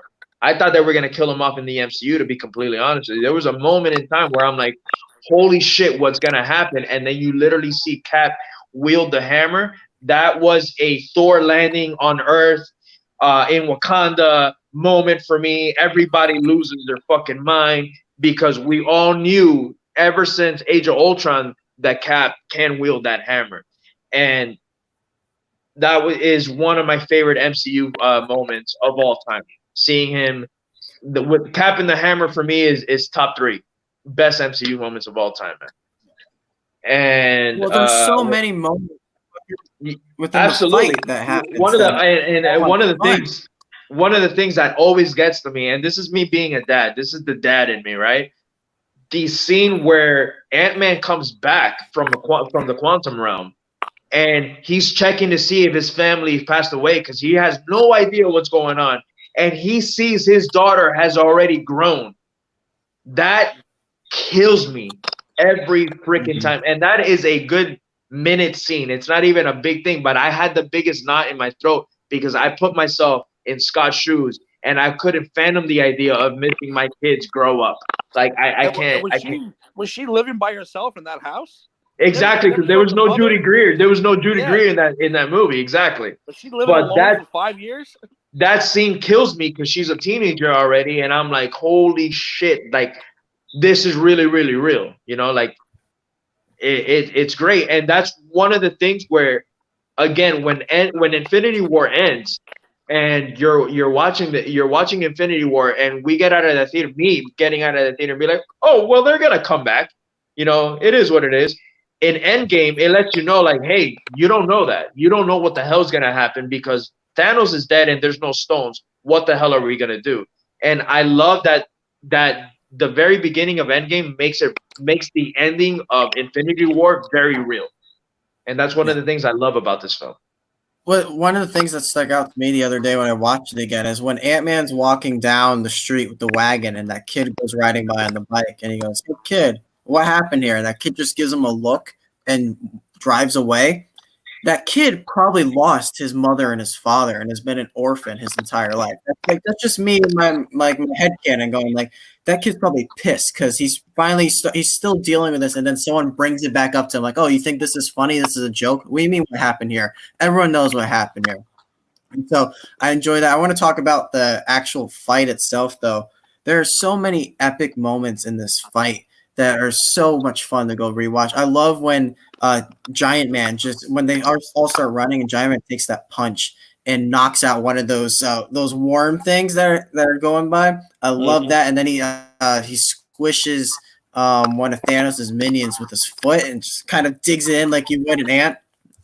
It's so much fun. There's also like the one that makes me tear up the most is when Spider-Man reunites with Iron Man on the battlefield. He's like, Mr. Stark, we just woke up, and Doctor Strange's like, we gotta go get some help, and he just grabs Spider-Man and gives him a hug. Like, I got you, kid.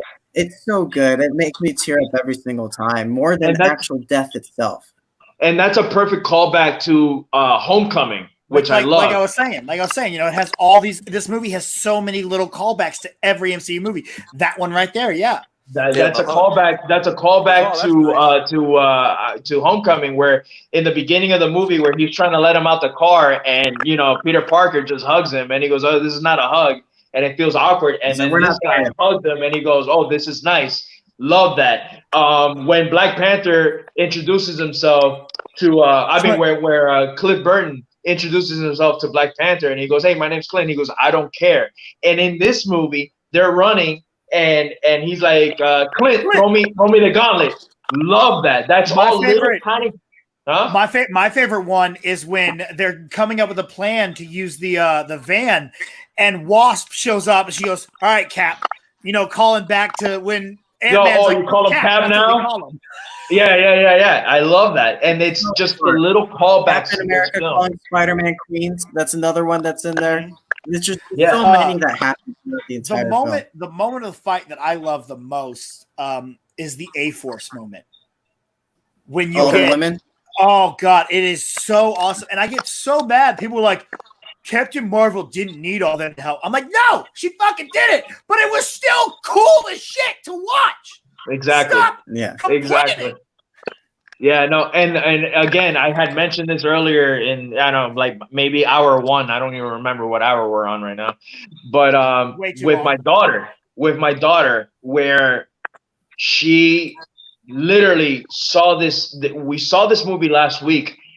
And she just looked at the screen and she's like, they're so powerful. And I loved that she loved that. The only thing that makes me mad about it is that Black Widow's not there. Of course. And that's why I feel like she deserves her death is one of the biggest things. Yeah. Yeah, no, I agree with that 100%. And one of my favorite lines is also when you see Scarlet Witch right in front of Thanos. And she goes, "You took everything from me." And he goes, "I don't even know who you are." He goes, "You'll find out." And she starts, oh my God, dude. It's just so many. That was probably the best payoff we could have gotten as a fan from 21 films possible. Those last minutes of that film was literally what we signed up for. This is what we wanted. And I think they delivered and they fired in all cylinders. There's nothing that I can really complain about except I wanted to see my Thor and Thanos round 2, But I hated the fact that they kind of kept Hulk could have dominated that whole ending film, that last half of that film. To be completely honest with you, but we didn't get that, and I get it, and it gets me mad. But I felt like every character besides Hulk kind of had their moment to shine. We all had moment to shine. Every single character when it, even as as small as Ant-Man, you had your girl moments with Valkyrie and the Wasp, and then you had your Spider-Man moment. You had Captain Marvel came in at the perfect time. Cap with the to your left, Falcon with the whole to your left thing. Listen to me. I can't even. speak because it's so much, man. It's so great, you know. And then your beautiful funeral at the end when, you know, there's another, the best callback to me was after the funeral, Happy sitting there with Morgan and Cheeseburgers.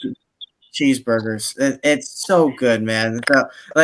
And the fact that they didn't even tell the cast that was a funeral. They told them that was a wedding when they were going to film that scene. Just shows how secretive they were about it. But it works so well. Even bringing the kid back from Iron Man 3. That's what I remember. I had to watch it 3 times, and I'm sitting in the theater going, "Who the fuck is that kid? Why is that guy there?" No, I actually knew so mad. I had done the rewatch, and in the theater, it took me 3 times. The 3rd time it clicked in my head. But again, that's the thing I hate about that scene is when Samuel Jackson walks up. Once again, I go back to why in the fuck is Coulson not with Samuel Jackson? Yeah, no, I agree. And honestly, I love that scene. And we mentioned so many great lines, but how many people were saying "I love you" 3,000 after this movie came out? You know, and one of this film really got to me more of with the whole dad thing, and like me being a parent and seeing the sacrifice he did and his goodbye to his daughter and all that honestly still sits with me. I saw my daughter was like, "What happened to Iron Man?" Like, you know, and then my son didn't give a crap about Iron Man. He was happy to see Spider-Man come back. when you finally see him come back, my son lost his shit because he hadn't seen the movie until last week, and he's like, "Oh my God, he's back!" And you know, he really like loved it. But my daughter really felt. I think my daughter understands the concept of death more than my son does, even though she's like 3 years younger than him. But I think she really like felt Morgan Stark because I had to explain. She goes, "Oh, what is gonna happen to her? What happened is Iron Man. Her daddy's gone." I'm like, "Yeah, no, her daddy's gone. It happens, you know." And I said, and then she goes, she even told me, she goes, "She should wear the Iron Man suit." And I was like, "Oh, you wait." I'm like, "You wait." There's many possibilities for the future. Do you guys want to hit on Far From Home real quick? We come this far. We have to. One more. Far From Home's a good movie. I like it. I think it feels a lot like a setup movie. Like we got more to get to.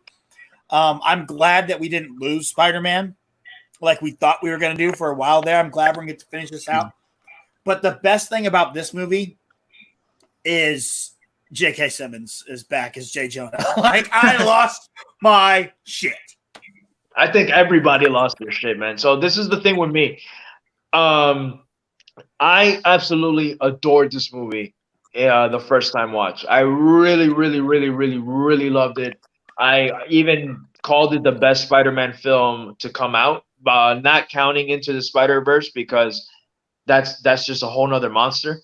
But I honestly said that Far From Home was the most entertaining and the most fun Spider-Man movie to watch, and I stand by that. So I saw it one time, I saw it again, and I rewatched it earlier this week. That was one of the other films that I watched, and it is a setup film. It doesn't. It's still great.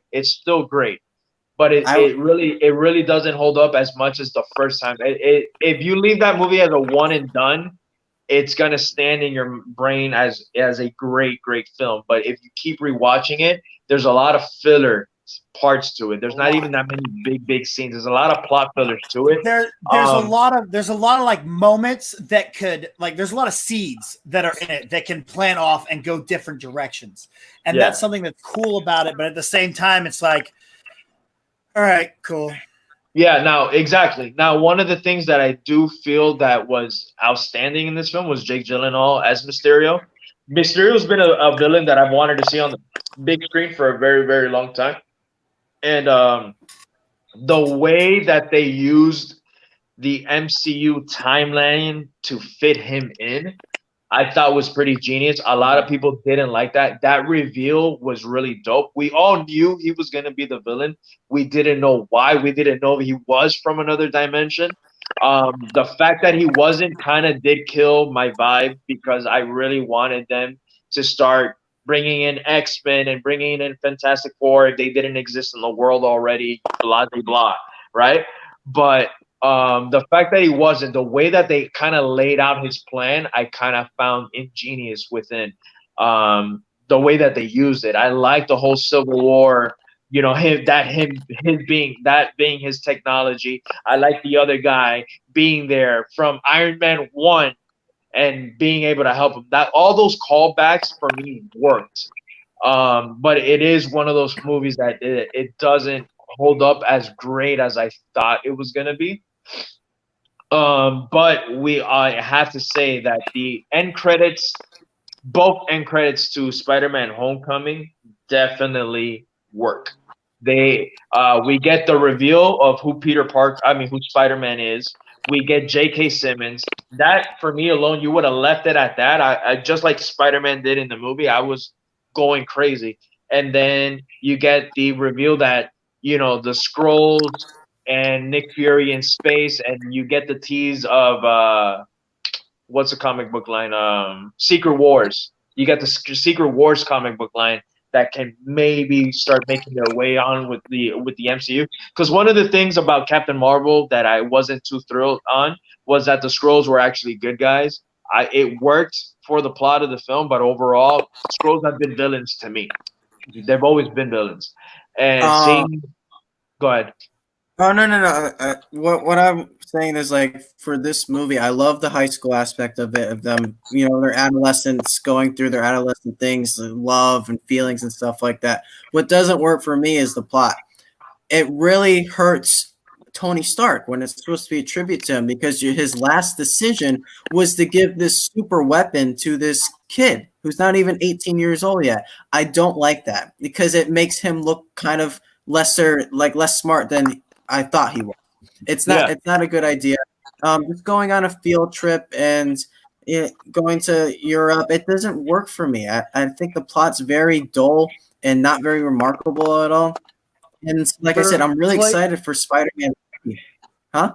Replacing Hannibal Buress with JB Smoove and doubling down on the teachers, I think was a mistake as well. Like that, there was too much on them. I didn't need any of that. Yeah. No, I didn't need it. It's a film that really it kind of stumbled over its own feet, and I think every time we rewatch this film, we're gonna like it less and less until Spider-Man 3, whatever it is, Spider-Man Coming Back Home or whatever it's called, comes back.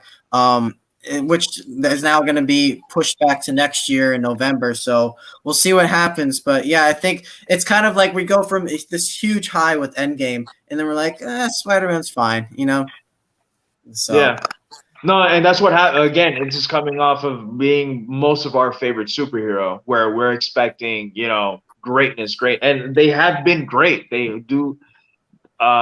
Compared to what we got with the Amazing Spider-Man films, these are a definite step up. But it's not one of those films that you can just rewatch over and over compared to other Marvel films where you will like more as you rewatch versus this that I don't even want to see it too much anymore because I don't want to hurt it any less than I already got hurt, because I had it on a high pedestal when it first came out. And then I saw it again, and I was like, all right, no, I still but I saw it again. It was still opening weekend hype. I saw the movie in the first weekend twice. And then I didn't revisit it fully until recently. And I was like, holy shit, like this movie has a lot of filler. It's a filler film. Where I was like, all right, man, where's that cool scene coming? And then I'm like, holy shit, it takes another 25 minutes for us to get there, Yeah.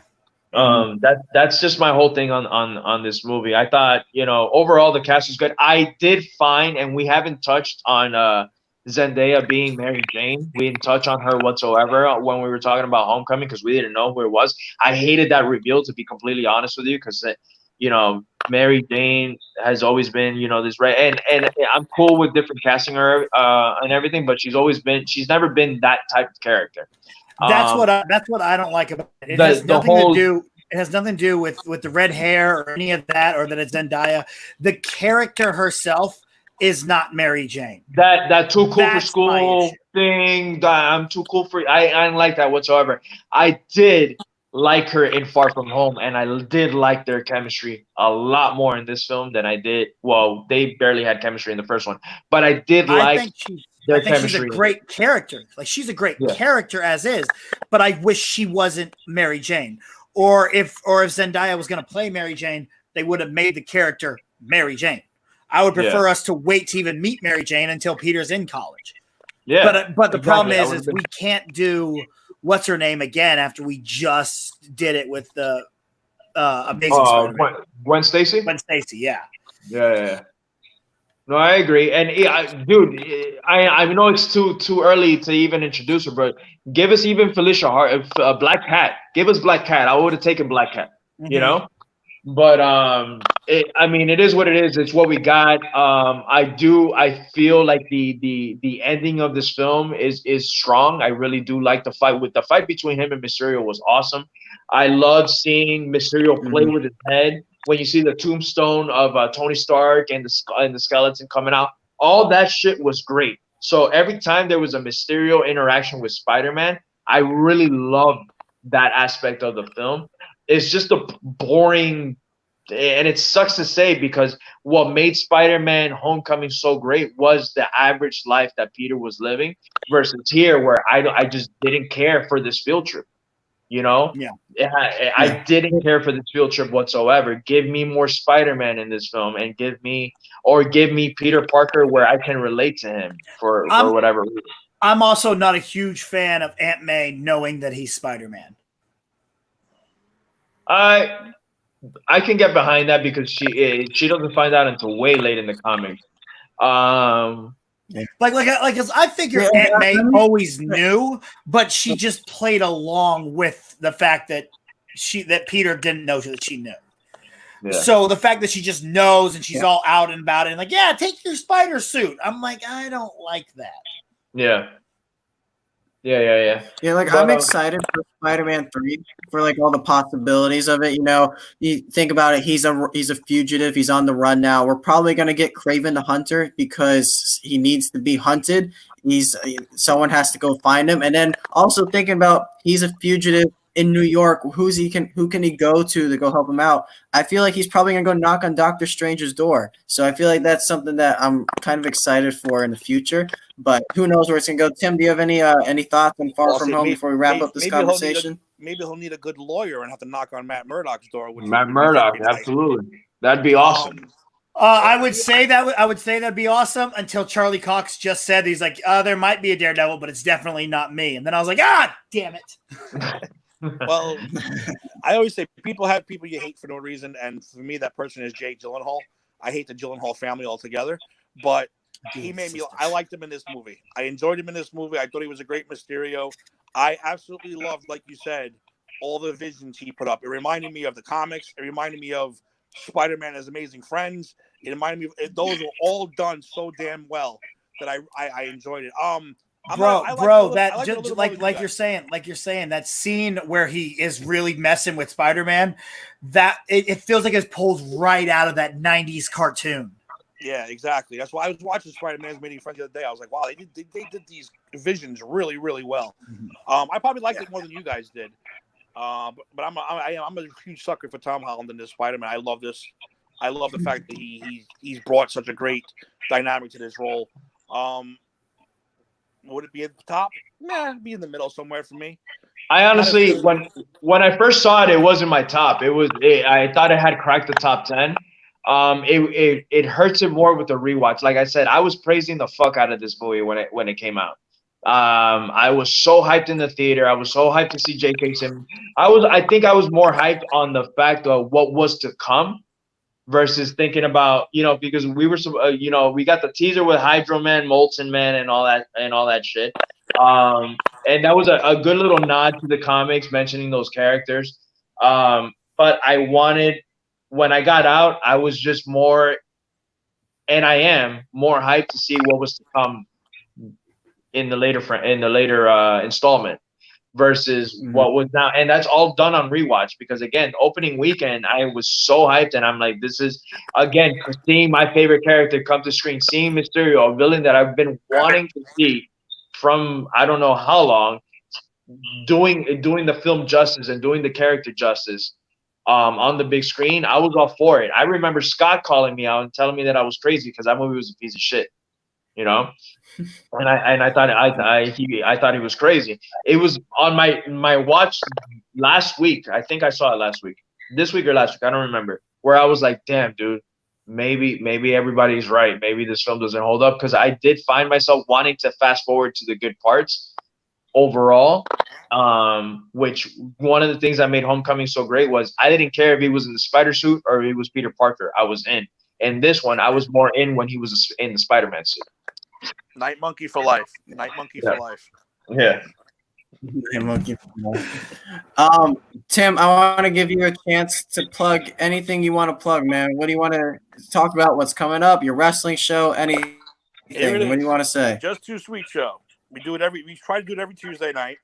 And yeah, that's about it. Hopefully we do it this Tuesday. We'll see. I think we're gonna do an episode on the Ultimate Warrior, because my co-host is a big Warrior fan and the rest of us can't stand him. So we're gonna see who comes out on top of that one. There you go. All right, Tim, thank you so much for joining us, man. It's been a blast, guys. Thanks, See ya. man. And all right, and now BC, same to you, man. Give you a chance to plug whatever you want to plug. What do you want to talk about? Yeah, man, thanks. You guys can follow me on all social media at RealJackassBC, RealJackassBC, Twitter, Instagram, and since I'm quarantined, I'm now on TikTok as well. That's been quite entertaining. If you have the means to, feel free to check out the Jackass Nation Patreon at patreon.com/JackassNation. My podcast, It Is What It Is with the Jackass, comes out every Thursday on cinelinks.com, as well as the Offshoots Radio Network, wherever podcasts can be found. And Jackass 1, my Star Wars show, comes out on the last Monday of the month, every month, where we just kind of talk all the Star Wars news and all that other stuff. And youtube.com/JackassNation. So other than that, holla at me. Let's talk some wrestling. Let's talk some movies. Let's talk the Schmodown, where maybe one day I'll actually get to debut like Jader already has. I can't wait, man. I can't wait for your debut. I'm going to be a little cheerleader. It is absolute bullshit that I was not in the MCU match. I don't care that I haven't had a match at all yet. It is bull, and I'm going to tell. And next time I see Christian to his face, I'm going to smack him upside his head. I was gonna say, did you reach out to Christian or no? Yeah. I mean, yeah, he responds to every 70th text message. That's kind of where I'm at with him. I wanted to be really bad on the. I have no idea what you just said, sir. No, I think we're losing him. We're losing you. We're gonna have to get. You got me? Am I good? Yeah, there he is. You sound better. Yeah, no, it's the same thing with me and Christian. I actually really wanted to be on the Back to the Future match, and I could have been in that one too. Yeah. Actually, well, now have you seen it? No. Yeah. No, well, I did. I definitely would have been knocked out third. There's some that I missed that they were just deep cuts, dude. I would have been in there at least third place. Your boy Jay was on it. Jay Washington was on it. But I'm dying, man. I'm like I told Kaiser in the beginning of this match, man. I'm just dying to get in there. I'm trying to get in there in the boxing ring, but with this quarantine, I don't know when the hell will happen. I'm hoping that Collision happens, that we see something happen real soon. But I'm still waiting on your debut, man. I am too, man. And I'm dying. I'm missing these live events, dude. It sucks. Those are so much fun to be a part of, because you know me, I like being in front of a crowd. So being at these live events, being up there with the Finstock Exchange, Wrecking Shop, and us, kind of taking over every single live event, because that's what we do. We're the best. But you know what? Scoreboard. I'll just say scoreboard. All right. Yeah, I know. I'm sorry that you guys, when you drafted, had the 5 best fucking player automatically safe on your goddamn team. Well, get a better manager that knows what they're doing. I'm just saying. Oh, don't talk shit about my boy, bro. My boy knows what he's doing. Have you met your manager yet? Have you had any conversation? I'm just saying, Just once, we did. Because I could call my manager right now and we could just sit and talk and BS, and because he takes care of his players. He's always there. My guy is right behind he's behind the scenes. He's a behind the scenes guy, man. He's very quiet. You know, he's a celebrity. He has real shit to deal with. He has a real, you know, he has to get paid somehow. No one has more real shit to deal with than Gucci. Shout out to Gucci. We're gonna get him on this show soon, dude. We gotta get you and Gucci on this show. But thanks for joining us, man. Yeah. Thank you a lot. I know it was a lot to ask, man. 4.5 hours. Yeah, I'm not gonna lie. I didn't know. I thought we were all picking one movie and just talking about one. I didn't know we were going from start to finish. I would have had breakfast or lunch before we did this. Well, that honestly was the plan. But since we had 2 cancellations, I was like, "Fuck it, man. Let's just roll with these punches, man." Yeah. And I know me and you can talk a lot of shit. Mm-hmm. So why not? You know. Had a blast, man. Yeah, I'll always love to come on any other time y'all need me. Thank you very much, man. Bill Burr, it was nice. It was nice to meet you. Nice to meet you, Bill. Young Bill Burr. I'll get you tickets to my next show. Later. All right, Jader, man. Holy shit. I don't think we don't ever need to talk about these films ever again, dude. This is big. And you know, it sucks because there's some other ones in there that I would love to talk about a little bit more and get a little more in detail in. But after a while, I'm like, man, we're a half hour in. We only talked about Iron Man, you know? So it's just like, it was never ending. So, I told you it was going to happen, dude. I knew it was going to happen. We powered through. We did good. Thank you, everyone who has stuck with us throughout all of this or has ventured out to watch this entire podcast. I feel like we broke the Cinesports Talk record for a longest podcast. For sure. I have friends that have been texting me and they're like, "Hey, I'm seeing you live, this and that and that." But then I'm like, and they stop. So I'm like, all right, I know you're not watching anymore, dude. It's a huge episode. I want to say thank you to James, to Tim, to Kaiser, and to BC for all joining us today. I know there's guys in the chat, Samir, Bert, and a couple of others were in the chat chiming along. So thank you guys for all sticking out. Listening with us. We're going to be back next week with another film where you have to decide what we want to do. It's going to be a lot shorter show next week, I can tell you that. We promise you it's a lot shorter. So, Jader, any final words you want to say? I think that's it. I think I've said enough. 4 hours and 30 minutes, dude. I'm out. I have no Schmodown news for right now. I hope you guys enjoyed the show. I hope if you guys stuck through it, if you agree, disagree, whatever you can, comment, like, subscribe, whatever you got to do, man. And next week, guys, we will give you our list, our rankings. It's just we're too exhausted to do another whole topic right now. So we'll see you next week, guys. Another edition of the Jader and Kyle Show.